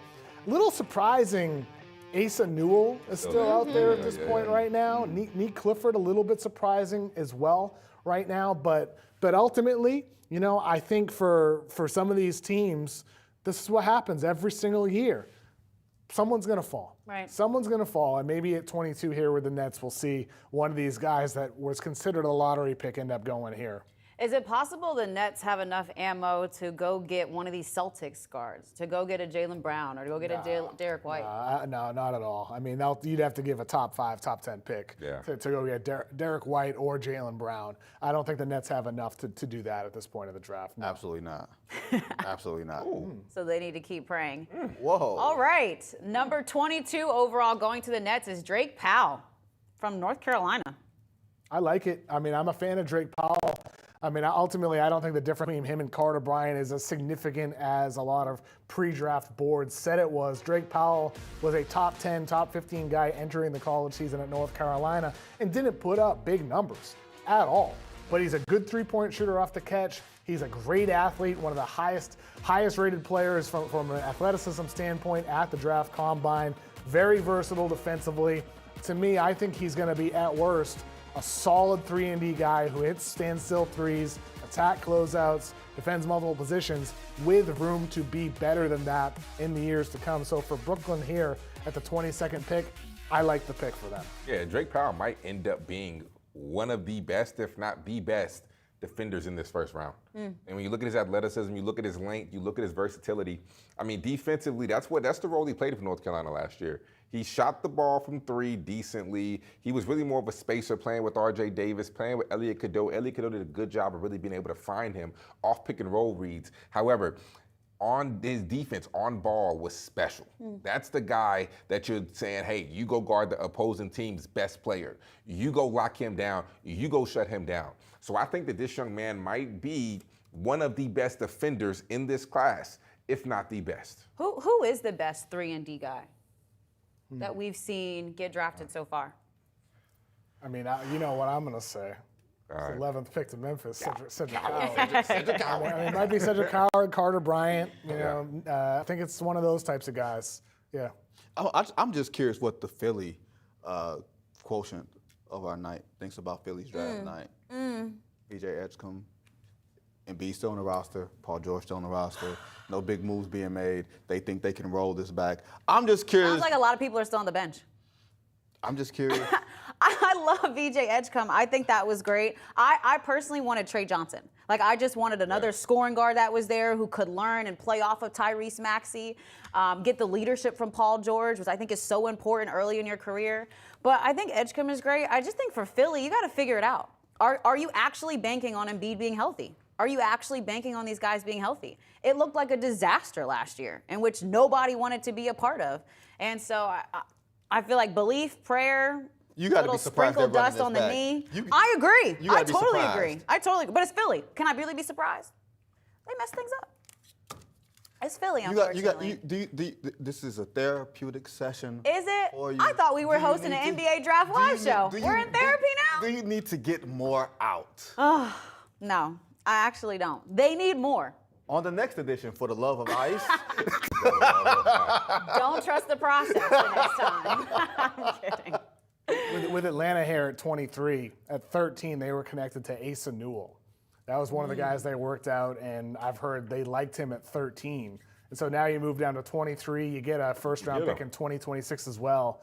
Maybe Asa Newell's the guy we see here after moving back 10 spots. And if that's the case, great job by that remade front office to get a guy that they were considering at 13. But we'll see. We'll see what they end up doing here at this pick. King, from a player standpoint, do you love that Asa has a chance to stay in Georgia? Like, does that really make a difference when you're headed to the next level? Yeah, it's actually kind of a cool story. You know, you go play at Georgia, then you get to stay there and play. I mean, I really like that whole human interest story, but I also love Asa Newell as a player. The game against OU. You watch one of the last games he played against Oklahoma. That game had me sold. 21 points, 17 rebounds, 2 for 5 from behind the arc. This young man showed his full potential in that one game. When I watch that game, I look at him and I'm saying, you know what? I see it. I see what people see. I see this man. He can turn into a high-level big in the NBA. I mean, that game showed a lot. And then you think about, like, if he grows into that even more, playing in a front court with Kristaps, Porziņģis, if Porziņģis is able to stay healthy and get back from whatever this illness was that plagued him, you know, in the second half of the year for Boston, I think for the Hawks, Newell or whoever the choice is here, they're really intriguing next season. Like, Vinny, like, what's the vision for the Hawks here with what they're trying to build, getting KP? Because that surprised me a little bit, them getting Porziņģis. It surprises me a lot. I'm very curious what happens with Trae Young. If Trae Young's future is in Atlanta. Who would want him, you think? Well, there's teams that need a point guard. There's teams that need a point guard, right? Sacramento had 2 point guards. They traded on them both away. Yeah. And now you bring in a new front office and you need a point guard, right? Sacramento is one of those teams that needs one. You're wondering, I'm very curious, especially because you heard about Darius Garland's name being thrown around. You hear about Trae Young a little bit. I haven't heard that the Hawks are not committed to him, but I wonder how far you're going with him being your absolute best player. Maybe Porziņģis switches things around a little bit. I like their wings. I like Jalen Johnson.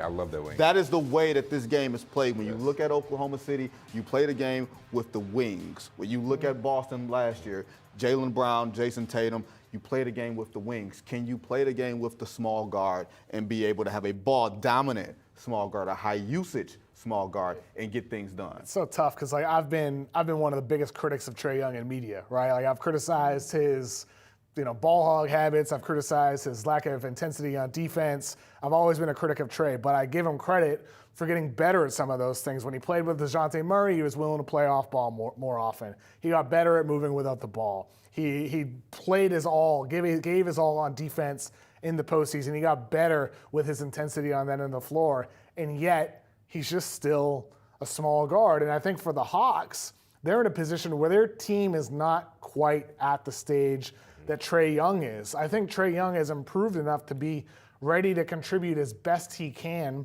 in a winning situation.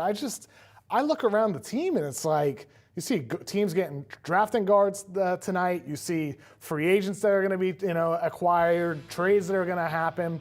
There's just not a lot of teams that need a small, expensive guard like Trae Young. So that's why I asked, who would it actually be?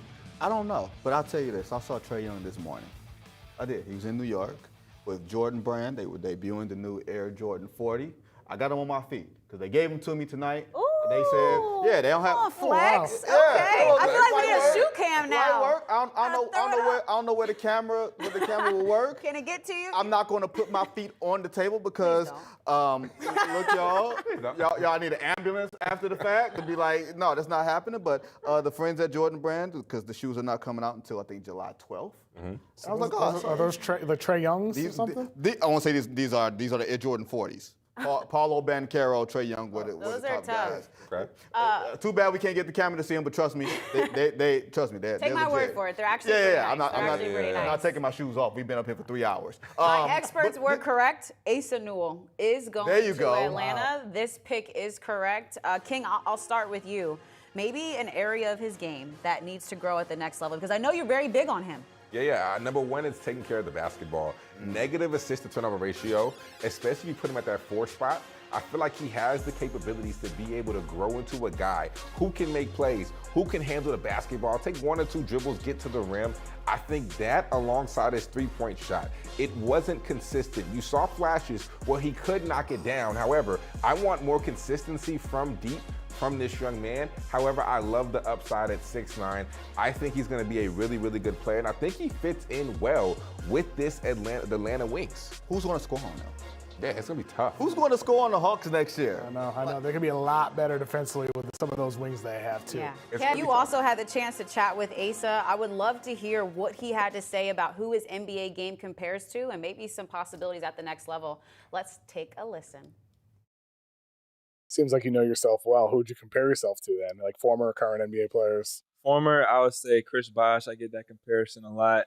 Lefty, can guard, shoot the 3 ball, and also punish small defenders. I mean, you said shoot the 3 ball. That's something you shot below 30% from 3 this past year. Georgia, lower volume guy. Is that like the main thing you're really working on right now is the 3 ball? Yeah, I felt like my story wasn't told at Georgia. This summer I've been in the gym. My shot is super consistent. And I'm really excited to showcase my skills during Pro Day in this pre-draft process.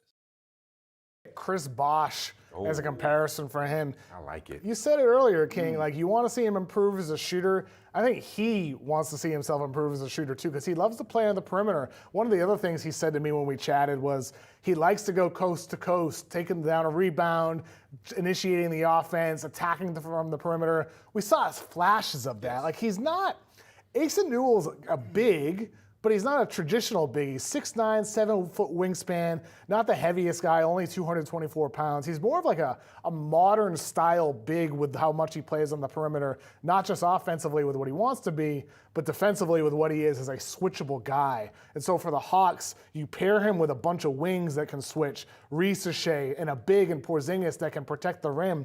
Atlanta's defense suddenly is starting to take some shape around Trae Young. As Vinny said, we'll see what they do with him in the years to come. But for Atlanta, I like what they've done in recent years. I like what they're building. It feels like a foundation is starting to build. And by the way, if they do keep Trae Young, he's got a lob threat with Asa Newell. That dude's a dunk machine. And so what a target for Trae Young that's going to make the most of Asa Newell. This is, again, a perfect prospect and team match with Asa Newell. I'd give this an A+ for both sides. Look, this is the interesting thing, because if you're going to keep Trae Young, what do you surround Trae Young with?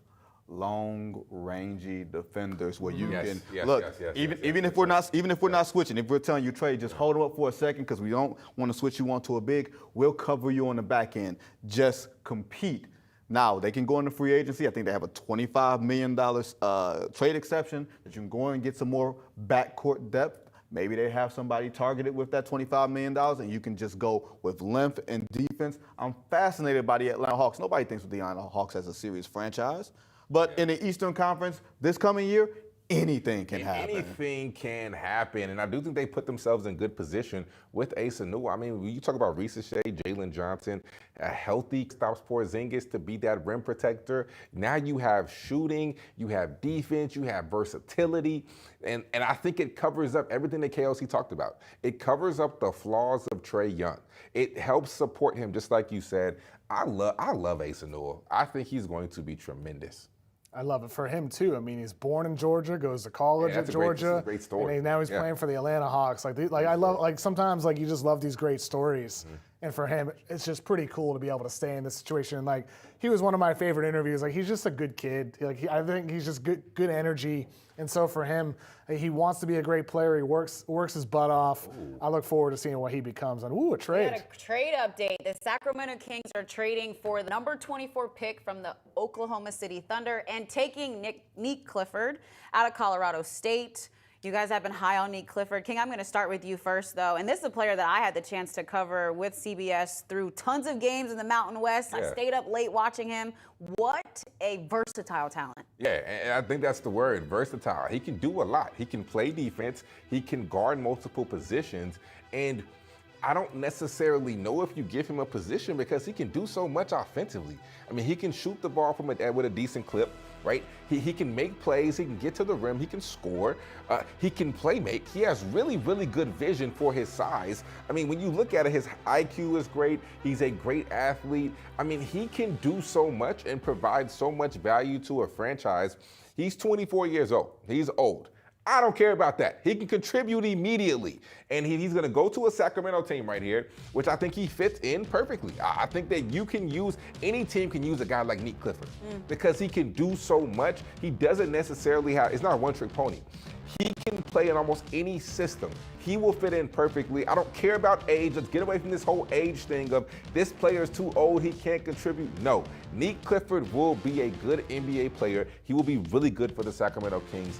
Great pick. How do you like this move for Sacramento? I love it for the Kings. I mean, I think you nailed it, King, because with Nick Clifford, no pun intended there, but I was saying with Clifford, man, like he can shoot it, he can pass it. You saw in the tournament, he made the go-ahead pass before Derek Queen drove down the lane and won the game for Maryland over Colorado State. But I think for him, it's interesting because he plays 3 years at Colorado in the Pac-12, didn't do anything really those years. Then he transfers to Colorado State and becomes a really good player right away. Tests the waters last year in the NBA, decides to go back to school and got better at everything again. Yes. And I think he's a perfect example of a guy where discard the age. He's one of those guys that is just on a different trajectory from other people. He's not he's a late bloomer. He was a late bloomer in high school, a late bloomer in college. The shooting improvement was the key for him. At Colorado, he shot 33.8% from three, 60.6% from the line. 2 years at Colorado State, 37.7% from three, 77.1% from the line. Something clicked with his jumper that opened everything up for him on the floor. And so for the Sacramento Kings, he's not a point guard. You still need a point guard, but he is a playmaker. And that's why I love the pick for the Kings. I think it's a good opportunity for him as well to stay on that roster and make a difference. 100%. And I think the thing that clicked is the confidence. I mean, as a hooper, right, nothing changes mechanically. Yep. No matter how many shots you get up, let me talk to my camera real quick. Let me talk to my one shot. No matter how many shots you get up, it's still the same thing. Basketball is basketball. You still got to put the round thing in the round thing, right? But at the end of the day, confidence is key. Confidence is everything. Nick Clifford comes back to school once again. I don't care about his age. Nick Clifford comes back to school and his confidence grew, which is why his percentages got better. That's what clicked. It was strictly his confidence. And Nick Clifford, forget age, is going to be a great player in the NBA. It's going to be great for the Sacramento Kings. I'd like to talk about Nick Clifford's fit. Maybe he was doing a bit foreshadowing because look at that color wave. I've never seen that. Did he know he was going to Sacramento? I've never seen the multiple tones in a suit. What is that, flames? Which a little ombre? I think it's an ombre, maybe? I actually kind of like it. I know Unc don't like it. No, Hear me out. These I new just dudes, think that's I all. wish the pants were also that. I'm not a huge fan of the shoes. Wait. So then what would you do with the pants? You would have made it Well, you like. could have done a different pop of color, a little color No, blocking you is the tone term. it down. No, I agree. No, you tone down the pants because you Yeah. got the shoes and everything I don't else. like the that's- shoes. That's flammable. I don't right? necessarily, I don't. You know what I would have loved with this? I would have maybe loved white pants. Maybe white pants instead of black pants, because I feel like there's no black in the suit. So I would like the white pants right there, a little white combination with that. I will tell you this: for Sacramento, a team that's starting over, right, and new front office, you're still keeping Doug Christie as head coach. You got Zach LaVine, DeMar DeRozan, Malik Monk. One of those guys is not going to be there. I would venture to say it's probably going to be Malik Monk, and you don't have a point guard. They didn't reach for a point guard in this spot. They didn't trade up for a point guard in this spot. They traded up for a defensive-minded wing. I think that speaks to what their ethos is going to try to be at least. And then you figure out what you're going to do on the back end at point guard. I would not be surprised if Malik Monk is on the move some point this summer. Yeah. Interesting. That would make sense for them. But another guard gone. Another guard gone. Don't you got too many guards as is? Yeah, you got a lot of guys. And plus, even though Devin Carter didn't have the best rookie season, you draft him in the lottery next year, maybe open up some more minutes for him this year and see what you can get out of him. Because I'm a Devin Carter fan. I like Devin Carter. I like him a lot. He struggled a lot as well. Yeah. But he also had an injury to start the year. To me, it's like you give him a pass, and then this is the year you find out what you have in him. I mean, a really defensive-minded guard. Tough. Who wants to defend. What did he grab, tough like as 9 nails. rebounds a game? Yeah, he was elite. Crazy. I like Devin Carter. I really like I'm Devin a fan. What do the Magic need to do? They're up next with the 25th Shoot, pick. shooters. shooters. Any shooters? go. Yeah, you're a bucket go. getter. I mean, like, let's pull up my best players available here because there are some shooters on the board here for the Magic. Jace Richardson, a 41% guy at Michigan State last year. King's favorite guy. Liam McNeely did not shoot well at all at UConn, only 31.7%. But he's an elite touch guy, and we'll see right here. They take Jace Richardson with the 25th pick, and to Called me, it. this is a dream fit for the Magic and for Jace Richardson. All the flaws with Jace Richardson: 6'1", he's small. Well, guess what?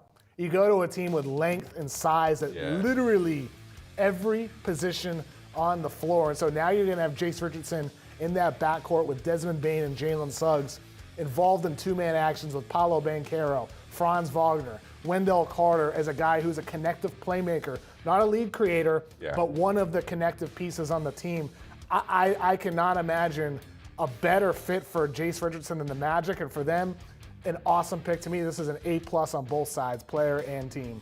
Go ahead and give it the F- that you wanted to get. No. You know, I fully, even though I'm not high on this young man, I do think that this is a situation where he can succeed because you surround him, like KLC said, with length. So everything that I talked about, my concerns, right now you mitigate them because of what's around him. So I actually do think that if there were any situation where this young man could be successful, despite the size and despite him not being a playmaker, despite him as being a decent shooter, a good shooter, not great, I think it is Orlando Magic. So I actually really do like this pick. I think along those lines, right, like what you're saying, this is the tough thing with evaluating the draft because for some teams, you might have Richardson ranked in the 30s. Yeah. For the Magic, you might have him ranked in the top 10. Yeah. Like, it's just the way it is, like different. This is why, like when people talk about best player available, well, it depends. It depends on the infrastructure of your team, what your system's like, the qualities you prioritize. That's what best player available is to you. It's individual. There's no one like consensus board for any one executive, any one scout, any one analyst. And so for Jace Richardson, does not get a combined invite, which did surprise me. That's crazy. But ultimately, like, he fell to the team at 25. That is the dream fit for me. I mean, to me, the number one concern with him, in my eyes, like, isn't the size. It's not the lack of the lead guard ability. It's the injury history. Because when he was 16, he hyperextended his knee, and then an MRI revealed he had a hole in the femur of his right leg.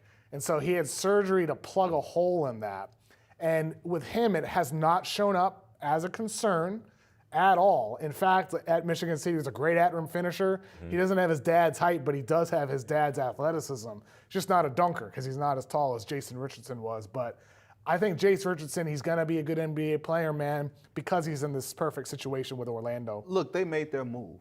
right? When you go and trade everything for Desmond Bane in the years that he has left, and you're also saying, Wagner, Banchero, we need you guys to stay healthy. And those were both freakish injuries that they had last year. They were poised to be a top 4, top 5 team in the Eastern Conference. Like when we talk about teams that are going to make a jump with everybody being down, with Boston being down, New York being in flux, Cleveland, we got questions. All these other teams, Indiana, we just saw it happen to them. Maybe the Orlando Magic are sitting right in front of our faces, and if they have the health, then that enables you to take a Jace Richardson. 100%. Because you feel like, hey, we've made our personnel moves. We can keep our powder dry. We got to believe in the Wagners and the Baines and Banchero. If Banchero's the guy, then this makes this thing a lot easier to maintain. Would Orlando then be a top 3 team in the East? Talk to me in August 1st. I want to see how things shake. I want to see who the Knicks hire as head coach. I want to see what the Detroit Pistons do in free agency because they're a young team that has cap space and flexibility. But all the old teams are questionable. It's a changing of the guard. We experienced this in the Western Conference like 3 years ago, where you looked up and it was no longer Golden State or LA. It was Denver. It was Oklahoma City. You know, it was those type of teams, and now they've been there. The East Conference, I believe, is going to undergo a changing of the guard, where the Celtics are going to have a sabbatical. Milwaukee's not going to be there. Let's see what happens. I mean, look, it's like you're talking about the favorites in the East. The Cavs and the Knicks are the BetMGM favorites in the Eastern Conference right now, but Orlando has closed that gap significantly. And a rookie isn't necessarily going to swing those odds a lot, but we have a trend here. They trade for Desmond Bane, an elite shooter, one of the best in the NBA. Yes. They draft one of the best shooters in this draft class in Jace Richardson. Orlando has multiple second-round picks here. We'll see what they do here. There are a lot of good shooters we'll see on day 2 of the draft. Kobe Brea, Chaz Lanier. There's a lot of guys who are shooters. And for Orlando, you can get these role players to round out your roster at a low cost.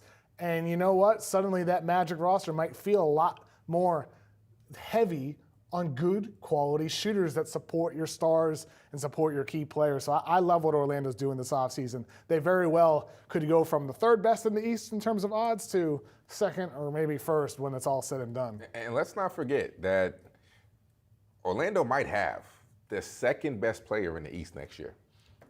Paolo Banchero, what he Who's did the in first best playoffs? player in the East? I would put Jalen Brunson up there right now. Maybe. So Paolo Banchero. What about Giannis? Oh, okay, my bad. Giannis is clearly number 1. on, Giannis? So number 2 is up for debate then. Yeah. Paulo Banchero No. and Jalen Brunson. Or do you know something we don't know about Giannis? Is he going west or something? Look, I ain't got no foreshadowing over here. Sources? Is your phone lighting up just like his is? No, I see lighting up No, Carson. absolutely not. Or are you like peeking at text or something? Paulo Banchero's not better than Cade Cunningham. That's tough. He's not. Well, what Banchero did a in the tough postseason was really impressive, though. Yeah, that's a 100%. He tough shot one. the hell out of it. That's a tough one. And Cade Cunningham is my guy through and through. Yo, But yo, Dallas guy. You turn on your Dallas guy. And we play He for ain't the got same a shag organization. either. And we play for the same organization, Texas Titans. Shout out. But Paulo Banchero, oh, that's a tough one. Yeah, you gotta think about it. That's it's a okay. tough one. Just say you want a mulligan. Say you want to take a step back. Say my bad. Nah, I just spoke too fast. Just say my bad. I'm not retracting my statement. I'm still gonna say Paulo Okay. Banchero Okay. is the 2nd best player in the East next year. Okay. Let's step forward again and talk about the Nets. Ain't back Again? It's up, and we got back-to-back ones. So And don't again. yell at me. Don't blame me. Blame the Nets. But they do have the 26th and 27th pick. We've seen them pick a lot of role players, some guards. Do they go through with all 5 picks?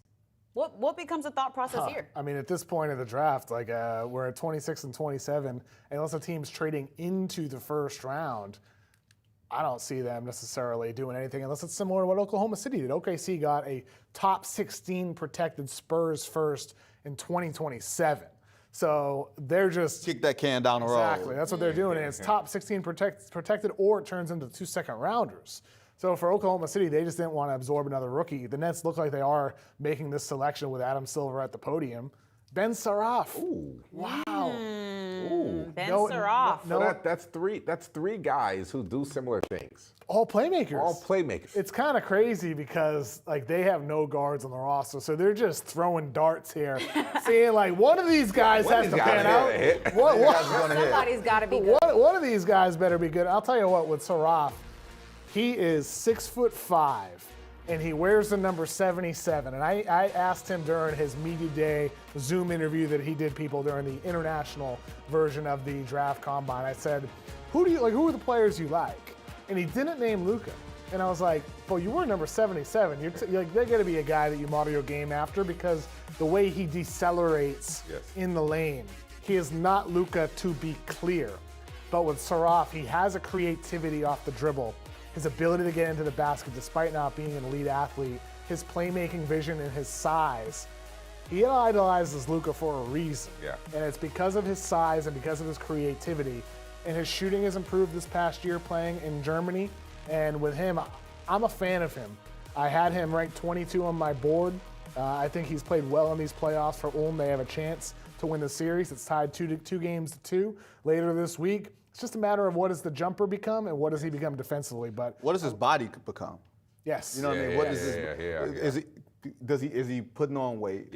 Or is he putting on Luka weight? You know what I mean? Like it's difference. You can put on weight, or you European can. beer. Yeah. You know, I was actually going to say this, that this is not only just 3 guards, but 3 guards from Europe, 3 European guards. 100%. 3 foreign guards, which is very, very interesting to me. And I really do like Saraf. I mean, I think he's crafty. He's about as crafty of a guard as we've seen in this first round because he doesn't have the speed, doesn't have the athleticism, but he finds ways to continuously get into the paint. He plays extremely hard. I respect him. He gives 100% every time he steps on the floor. Shooting isn't great, but did get better, did improve. But he's about as crafty at his size as we've seen of a guard drafted in this first round. I really do like him, but I think it's so interesting that the Nets have taken 3 European guards, not just 3 guards, but 3 guards from across the waters. I'm intrigued in it. Who would you pick out of the 3? Who do you think you would go to that's going to emerge and be ready as soon as they get there? As a primary ball handler? Yeah, that's what they need. I'd probably put the ball in Traore's hands day one. I don't know if I trust Demin yet because I don't think he can really get to his spots because there'll be higher level defenders. Yep. And he struggled in college, doesn't shoot it well enough. I don't trust him. Saraf, I think, is good, but I think Traore, as of right now, those 3, just those 3. Yep. I think he has the higher upside out of all 3 of them right now. Your thoughts? I mean, look, I think with all 3 of these guys, they're all projects. Yeah, they're all projects. All 3 of them have their question The Nets marks. are a project. Yes, Exactly. a big time. And like Demin, it's the shooting concerns. It's can he turn the corner? Traore, it's can he score efficiently? And with Saraf, it's how does his defense, how does his creation on offense translate to the NBA? So I think for them, like you lean towards Demin and Traore, but Saraf might end up being one of the steals of the 20s. And for them, I think with Brooklyn at this selection here, it's an interesting position because with Saraf, he's different those other guys. Traore is a speedster. Yeah. Demin's got size.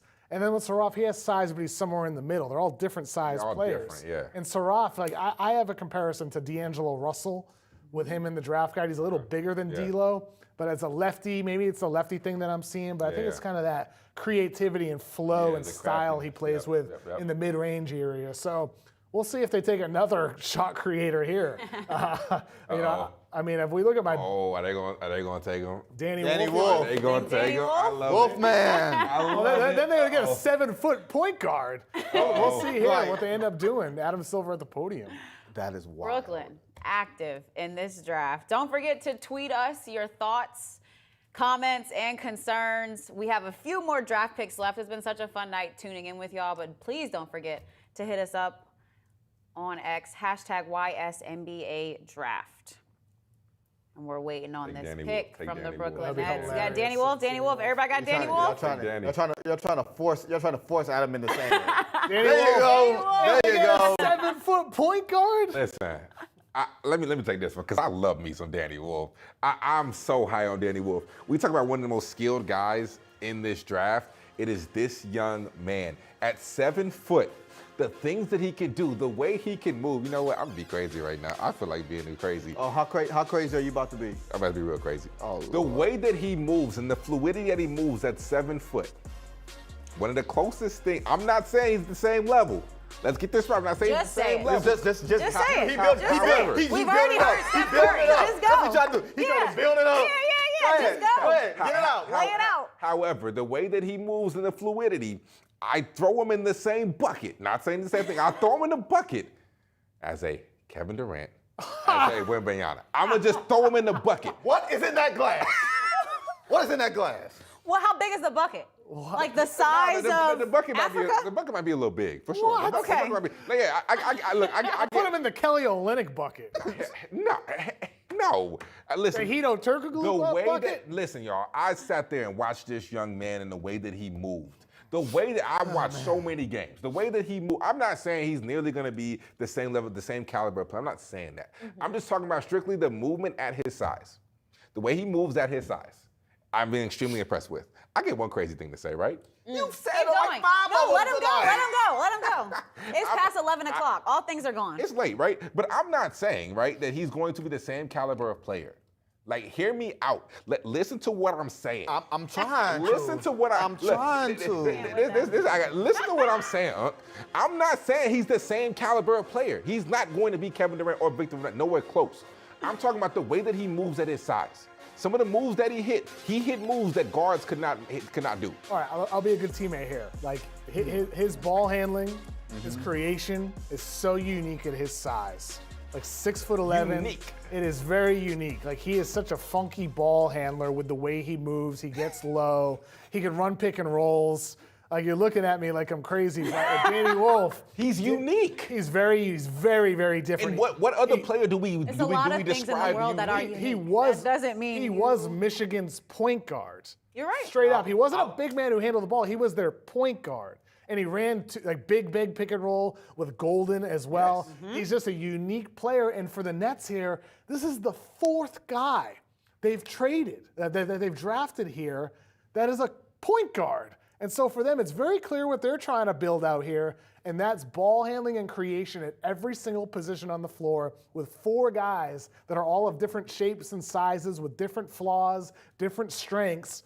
It's clear what the objective here is with their 5 picks being 5 point guards of different shapes and sizes. It's fascinating what Brooklyn's done. Figure it Go out. It seems like Vinny hates it. Playmaker by committee. it? Say what you got to say. Whoever's Go ready. ahead. Go ahead. Oh, look, because I'm a Michigan guy. I grew up. Yeah. I'm a child of the Fab Five. That might be a little too old for you. I didn't watch the documentary. Whatever, right? He said he's caught up on history. That's right. Good grief. Clicked on the history I channel. know, right? But just too much dip on your chip. That's all. Man. You can be a good playmaker for your size. Yeah. And not be Kevin Durant. I'm not. Listen. That's all I'm saying, right? I didn't say you. Unc, I think. Unc, I swear, Unc. No, listen, Unc. I think that you haven't been hearing me tonight. I think when I talked about Walter Clayton, you tried to say that I was comparing him to Steph Curry. No. I'm not saying that they are the same caliber of players. I think that's what y'all heard too. No, that's not what they heard. No. That is not what they heard. They didn't hear that. He said Esk. Esk. Yeah, he was Esk was doing a lot of work. completely accurate. Esk was doing a lot of work. Completely accurate. Do you know what Esk means? Yeah, I do. In the moments, in the tournament, he was Steph Curry-esque. Every year, okay, all right. No. That's not true. no, Every year we no. do not find scorers cannot in do March that. Madness who are Steph Curry-esque. That's not true. And Danny Wolf is not going to be. Listen, let me get back to my one shot. Danny Wolf is not going to Forget be you. Kevin Durant. He's not going to be Victor Wembanyama. I'm not saying that. The way that he moves at 6'11", how he can handle the ball and his point guard skills at his size, I'd put him in the bucket. Unicorn, unique. All right, let's go. I just want to Celtics. know what's in that bucket over there. Because you got that refill about 30 minutes ago, and you've been on one ever since then. Is it past your bedtime? A little late. You loosen it up. Are you getting your goose on or something right now? Like, is there whiskey in that glass? I mean, I'll tell you one thing about the Nets side of things here.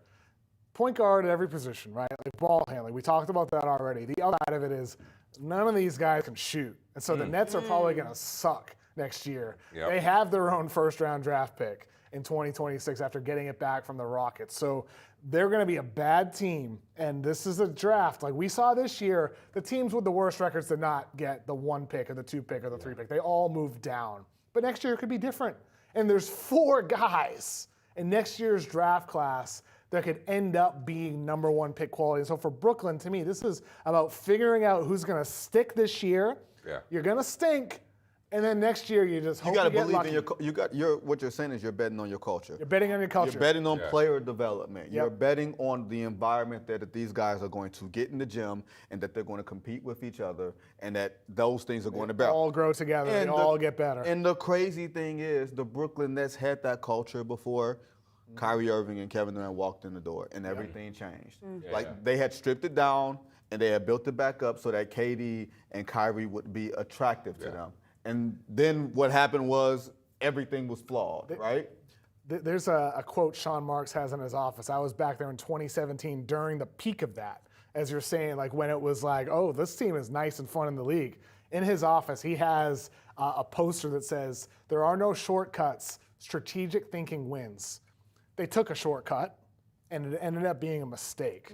And this is another opportunity to do exactly as you're describing. Was that a mistake or did it just not work out? It just didn't work out. I think there are just two didn't work different out. things. I think 10 times out of 10, you do that same thing. I agree with you. You take Kevin Durant, you take Kyrie Irving, and you understand the risks that are there in the dating process, in the relationship. And sometimes, Not you up at giving relationship advice. I'm the Too love many doctor. risks. I'm the love doctor. You a little bit of everything. I'm the love doctor. Love doctor. Unk. Love doctor's Come on. in session. Come on. Unk is qualified to be the love doctor in this You session. are. But no, I have no problem with you taking that risk. Yeah. And if it did not work out, it didn't work out. Now, I think the lessons learned from that were plentiful. When you brought James Harden in, when you fired your coach, and you brought in Steve Nash and everything else, those things cost something. But I applaud Sean Marks for sticking to his guns. Yeah. Yep. This is my ethos. This is what we're going to bring in. This is who we are. This is the style that we're doing. And if that is, we're bringing in all these international players who can dribble, pass, and maybe shoot. Maybe we can figure that out on the back end because dribbling and passing is something that you cannot necessarily teach as well as you can teach shooting. 100%. Okay, well, we've talked all 5 of the Nets picks, which means that we're towards the end of our draft. Let's chat who the Boston Celtics just picked up. Hugo Gonzalez, the winger out of Madrid, Spain. KOC, talk to me about his player comp. I mean, Gonzalez is the type of guy that I think for Boston he has Celtics type of culture, versatile defensively, plays hard. And with Gonzalez, didn't play a lot this past year for Real Madrid, but anytime you did see him get some opportunities, you see more than just hustler, defender, spot-up shooter. You see a guy that can do a little bit off the dribble. And so I think for the Celtics, with this 28th pick, you're getting a guy that you hope is a role player. The comparison I have for him is Josh Green in the draft guide. Like that one. Strong, athletic wing, raw when they enter the league. But for Gonzalez, ultimately, type of guy that you're betting on in the long term. Yeah. And as a floor hustler and maybe taps into some of that creation in the long term. Yeah, I mean, there's just so many unknowns with this young man. Didn't play a lot last year for Real Madrid, but when he stepped on the floor, you saw those things that you mentioned, KO. So I do think that there's a lot of upside here, especially with his frame, his shooting potential, how hard he plays, because that's what I love. I love how hard he competes every single time he steps on the floor. But there's just so many unknowns with him. So I do think there's a lot of upside, but I mean, how much do you have to lose if you're the Celtics right now? Nothing. I was going to ask. Nothing. Yep. You don't have, like, this is a gap year. Yeah, nothing. You have This, nothing to lose. this is what it is. And the impressive thing for me was everybody talked about second apron, all those things, and people don't understand what that means. Basically, it means you don't get your draft picks, you can't use any level of exceptions, you're screwed, right? Yeah. They're no longer screwed. So you were able to make this pick and not trade it off, not kick it down the road. You were able to make this pick and maybe give this kid some runway to play this year because you've got Jaylen Brown still. Yeah. If you're not trading Jaylen Brown. If you're not trading Derek White, I think there's some question about that. But you have the open runway for this year with Anthony Simons coming in, George Niang coming in. I see the vision of a competitive team. Not a good team, a great team. Competitive, respectable. Play-in team. Like, if they get to the play-in next year, I think a lot of people, assuming nothing else crazy happens, a lot of people will consider that a success. And who knows with Jason Tatum and the Achilles injury, how quickly he can come back from that, especially having the surgery the next day. They say that really speeds up the recovery process. Instead of 12 months, it can be 9. Don't forget about the Boston Celtics next year. As long as they keep Jaylen Brown and Derek White, you got the bones of something. I agree with you. I mean, I think for Celtics, they also have the 32nd pick coming up tomorrow night, so another opportunity there. They get a wing here. Maybe they can get really a big, do some damage. The second round is a round that we keep our eyes on. Yeah. There are some guys in there who I think can make an immediate impact. The Cam Jones, a Chaz Lanier. I mean, I think there are some names, Tyrese Proctor. There are some names that can go in that second round. I mean, Liam McNeely, honestly, I mean, if he doesn't get picked in these next two, on the board. he could drop. I mean, even though he's a shooter that really didn't shoot well, right? But I think there are some very intriguing names in the second round that you can look up and be like, that's a really good pick. Kobe Bryant. Oh my goodness, I forgot about him. Lethal Don't let me forget about him. Probably that might be the best shooter in the draft. Yeah, I mean, he's just That might be the best shooter in the draft. elite shooter. After just saying that Stephen Curry-esque. I'm losing track, brother. Not letting I'm that losing go. track. He's I am not. I am not. Clay-esque? He's not letting that go. No, okay. Who is he esque? Who is Kobe Bryant? Who is he esque of? Can I know who's he? I got, you know who I got in the draft guide for Kobe Bryant? Who? Sam Hauser. That's realistic, right? Nah, I think he's better than Sam Hauser. so? Like even off the bounce, like Yeah, he's got a little bit more Yeah, juice. I think he has more. Oh, Liam McNeely Liam went right. McNeely. here. Number two, McNeely the going to the Hornets. Charlotte Hornets. wow. This is their second pick in the first round. They also picked up Knueppel at number 4. You mentioned Liam McNeely didn't shoot the ball well, but was a shooter. I also think that was also due to the system that he was playing. There were players that were in and out for UConn that weren't consistent. He was also a freshman. I don't think they looked how they should have looked. Therefore, he didn't get the best shots up. Yeah, that's fair. I felt like it was a lot of system issues. They didn't. Their guards. Dan weren't Hurley, great. don't come for me. Yeah, their guards honestly weren't as good as the guards we saw. I mean, you got a guy like Solomon Ball who was good, but he wasn't great. He wasn't Tristan Newton. He wasn't at that level. You go take a kid from the West Coast. I forgot my man's name because he was absolutely irrelevant last year. And went down to the bench. He was not good at all, right? However, nonetheless. Shots fired. I mean, listen. Good thing you didn't name the kid. Name him, right. That's right. Oh, Mahaney, Aiden Mahaney. And you decided to name him anyway. Anyways, for sure, because We he tell was the truth here. He was horrible. I mean, even Hurley said he missed on that one. He was not good last year. No disrespect to the kid, but my point is the guard play wasn't as good. And with your guard play being good, being better, a guy like Liam McNeely can really benefit off that because he's not a guy that has a lot of self-creation. He has to be created for because he's a spot-up shooter, moves well without the basketball, but if he doesn't have people to get him the ball, he's going to struggle. So a lot of his shots were harder than they had to be and didn't get a lot of clean looks. So I think that is probably the biggest reason why the percentage was 32%. However, nonetheless, if you're a shooter, bro, you got to at least be 35 or above. 32% to me is not good enough to classify yourself as a shooter, regardless how hard you look. 41% wasn't good enough for someone to classify themselves as a shooter in your eyes. That was Jace Richardson. He shot 41 from 3 and you say he's not a shooter. Yeah, he's 6'1". He's your height. I'll take 6'1". It's not your stats. You're what? Listed at 6'2"? I was listed at 6'4". Okay. Listed. Okay. I'm probably like 6'2" and a half. Okay, all right, okay. Six three, six We three go was without shoes probably measurement. 6'3" was some One and a shoes. half. But with McNeely, like you hit the nail on the head, right? Yeah. Like he looks like, in theory, a 50, 40, 90 guy. Yeah. Elite free throw shooter, shot the hell out of it in high school, and then he struggles to shoot at UConn his freshman year with an outsized role. He had to do too much. The thing is with him, I think he's going to be a better shooter off the catch than he was at UConn. Yeah. I have my concerns with his shot diversity. Not a guy who's coming off of like some advanced movement situations, not a guy off the dribble. And at UConn, shot 15% on dribble jumpers. That includes 2-pointers as well. And then at Montverde, his senior year, only 20%. So it wasn't just 1 year in high school and college where he didn't shoot well off the dribble. It happened his senior year as well, when he did shoot lights out off the catch. But I do have concerns, and I think teams do too, which is why he falls to 29, about what's the level of competition, and how's that impacting his shooting ability. Because not every guy who's a great shooter at high school ends up translating, and it is a little bit concerning it didn't work at UConn. But he's almost a 90% free throw shooter. Elite touch. And to me, if you are a poor 3-point shooter and a poor foul shooter, I have pause. I agree. In You're not a today's shooter. in today's game, you can be a second side shooter because there's someone out there better than you. They could stash him in the corner, and he can be fine because That'll be a third one. LaMelo, Knueppel, Brandon Miller, maybe the fourth one. Liam McNeely now. Yeah. LaMelo. That's where we're going. Well, I mean, look. I mean, you got to list them. What are we gonna do? Act like LaMelo doesn't exist? No, I'm just no. You know? But what? No, but what? Is he a winner?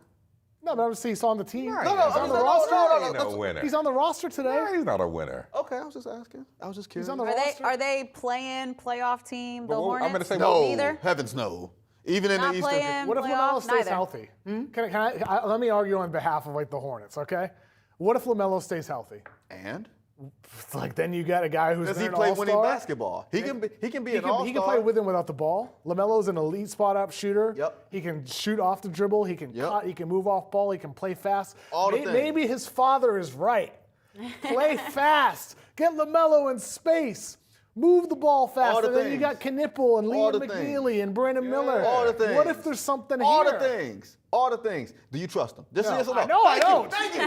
No, I don't. I don't. But, Thank you. But that's who you got. You said an hour ago, let me play devil's advocate. You know what I always say when people say that? The devil doesn't need an advocate. Thank you. Amen. Doing enough work. Hey, that right there was an unk saying. That right there was You an didn't unk believe saying. it before.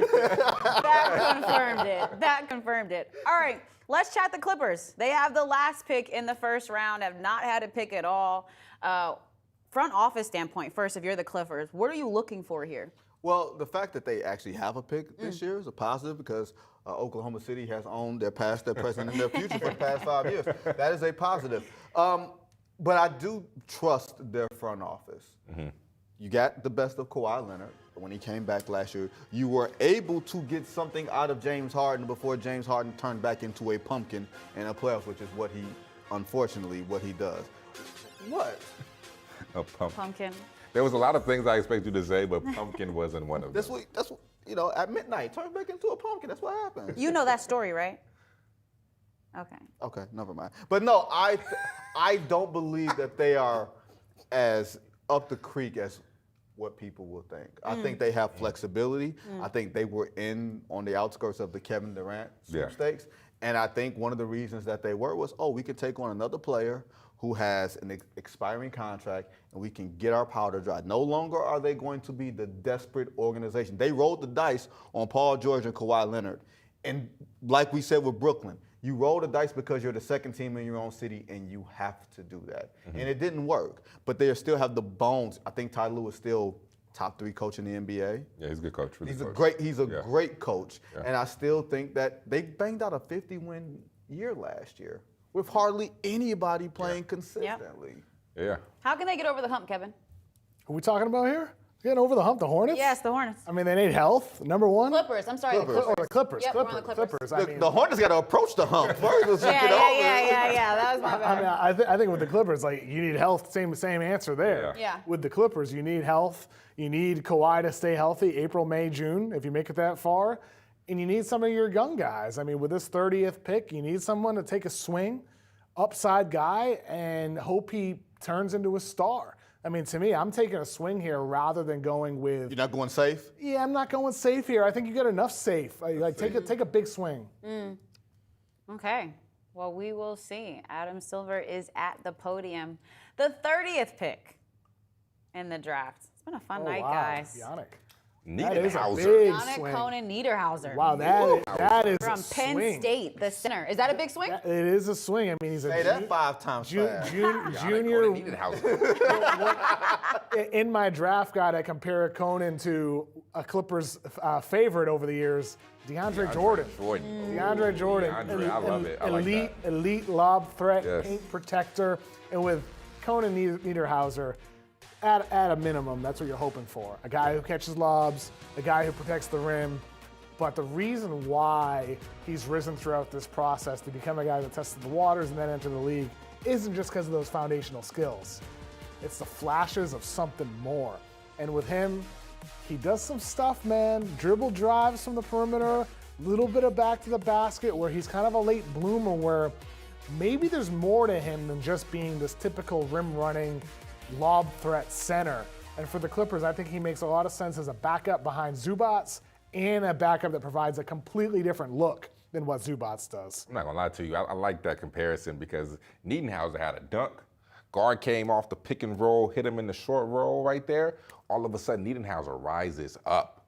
I'm talking about rises up. Throw dude right there.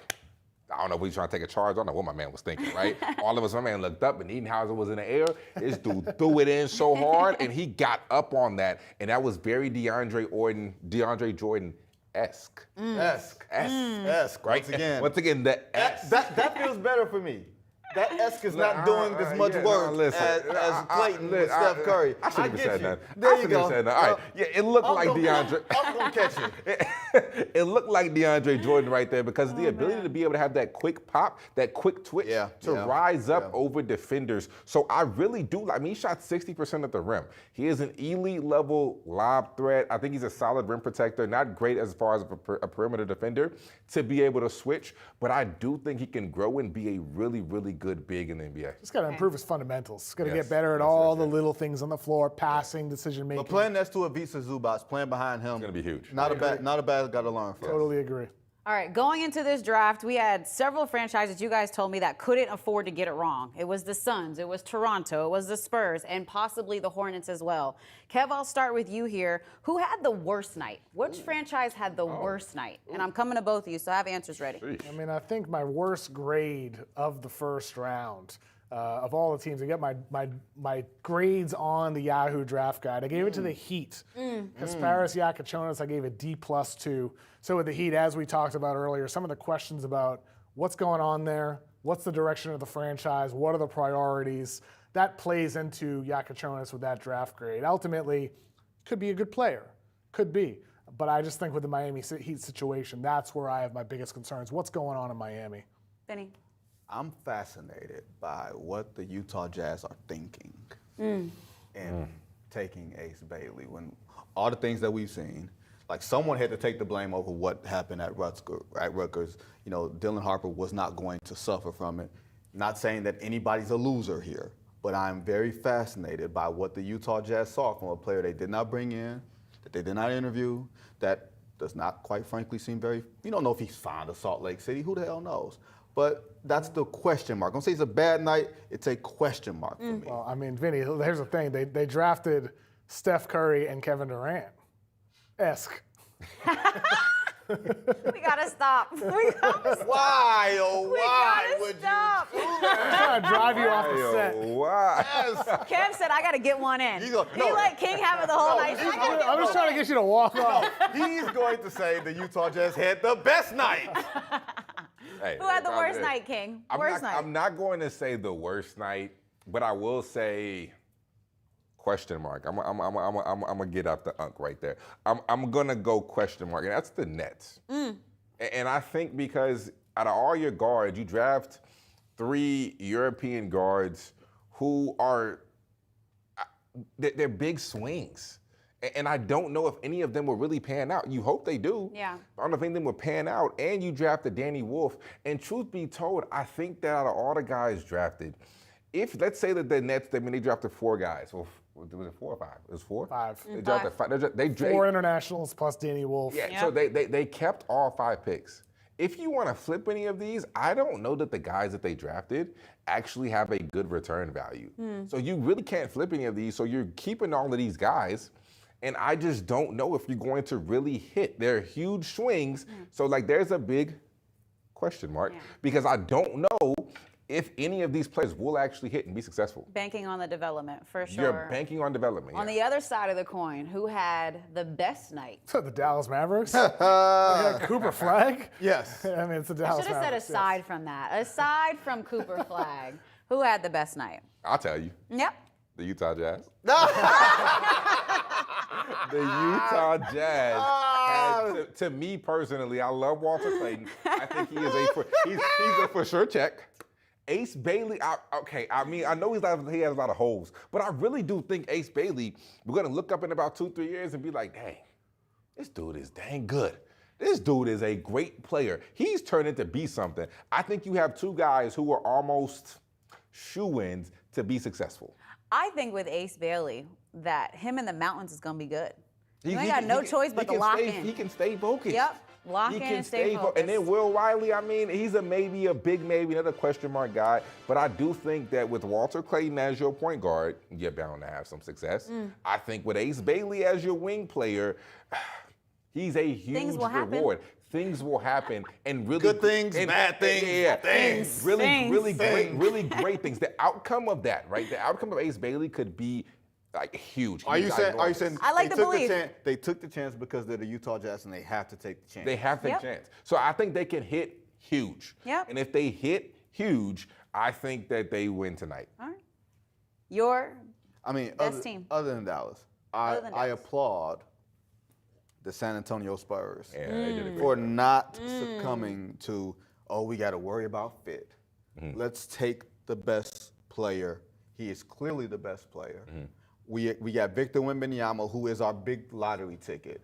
We can figure everything else out on the back end. If there's one thing that you need in today's NBA, you need multiple players who can dribble, pass, and shoot. Multiple players who can create shots. Multiple players who can create and make the game easier for Victor Wembanyama. And I think they did that.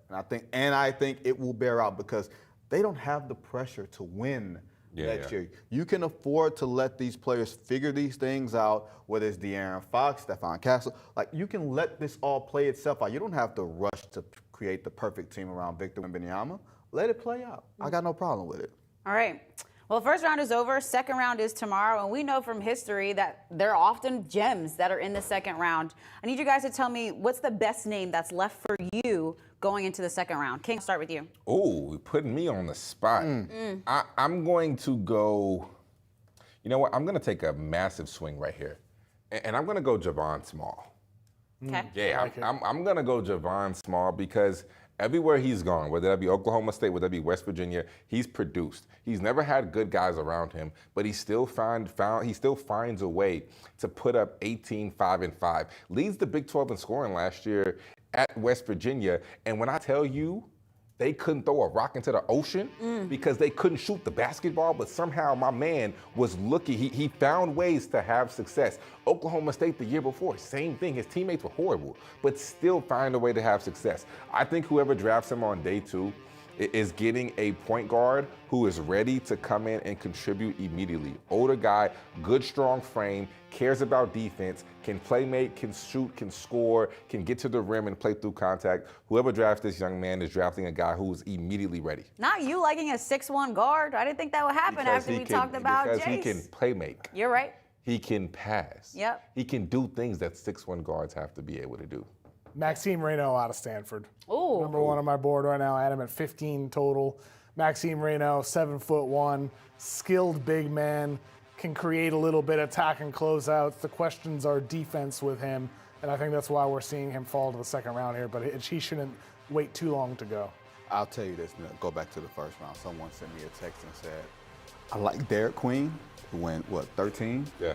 And he said either he's going to be a beast or he's going to be in China because he doesn't get it.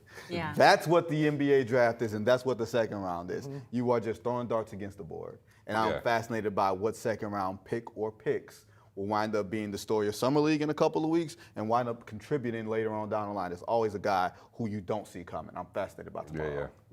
Awesome. Guys, it's been such a good time, fun time, too many laughs covering the 2025 NBA draft in the first round. Thank you so much for tuning in with us. Stay tuned for all of our coverage. For Kevin O'Connor, the Unk, and Vinny Goodwill. I feel like nephew. I'm naming him Neff. I'll take it, and Neff. King McClure. I'll take it. I'm the host, Ice Young. Thank you so much for joining us.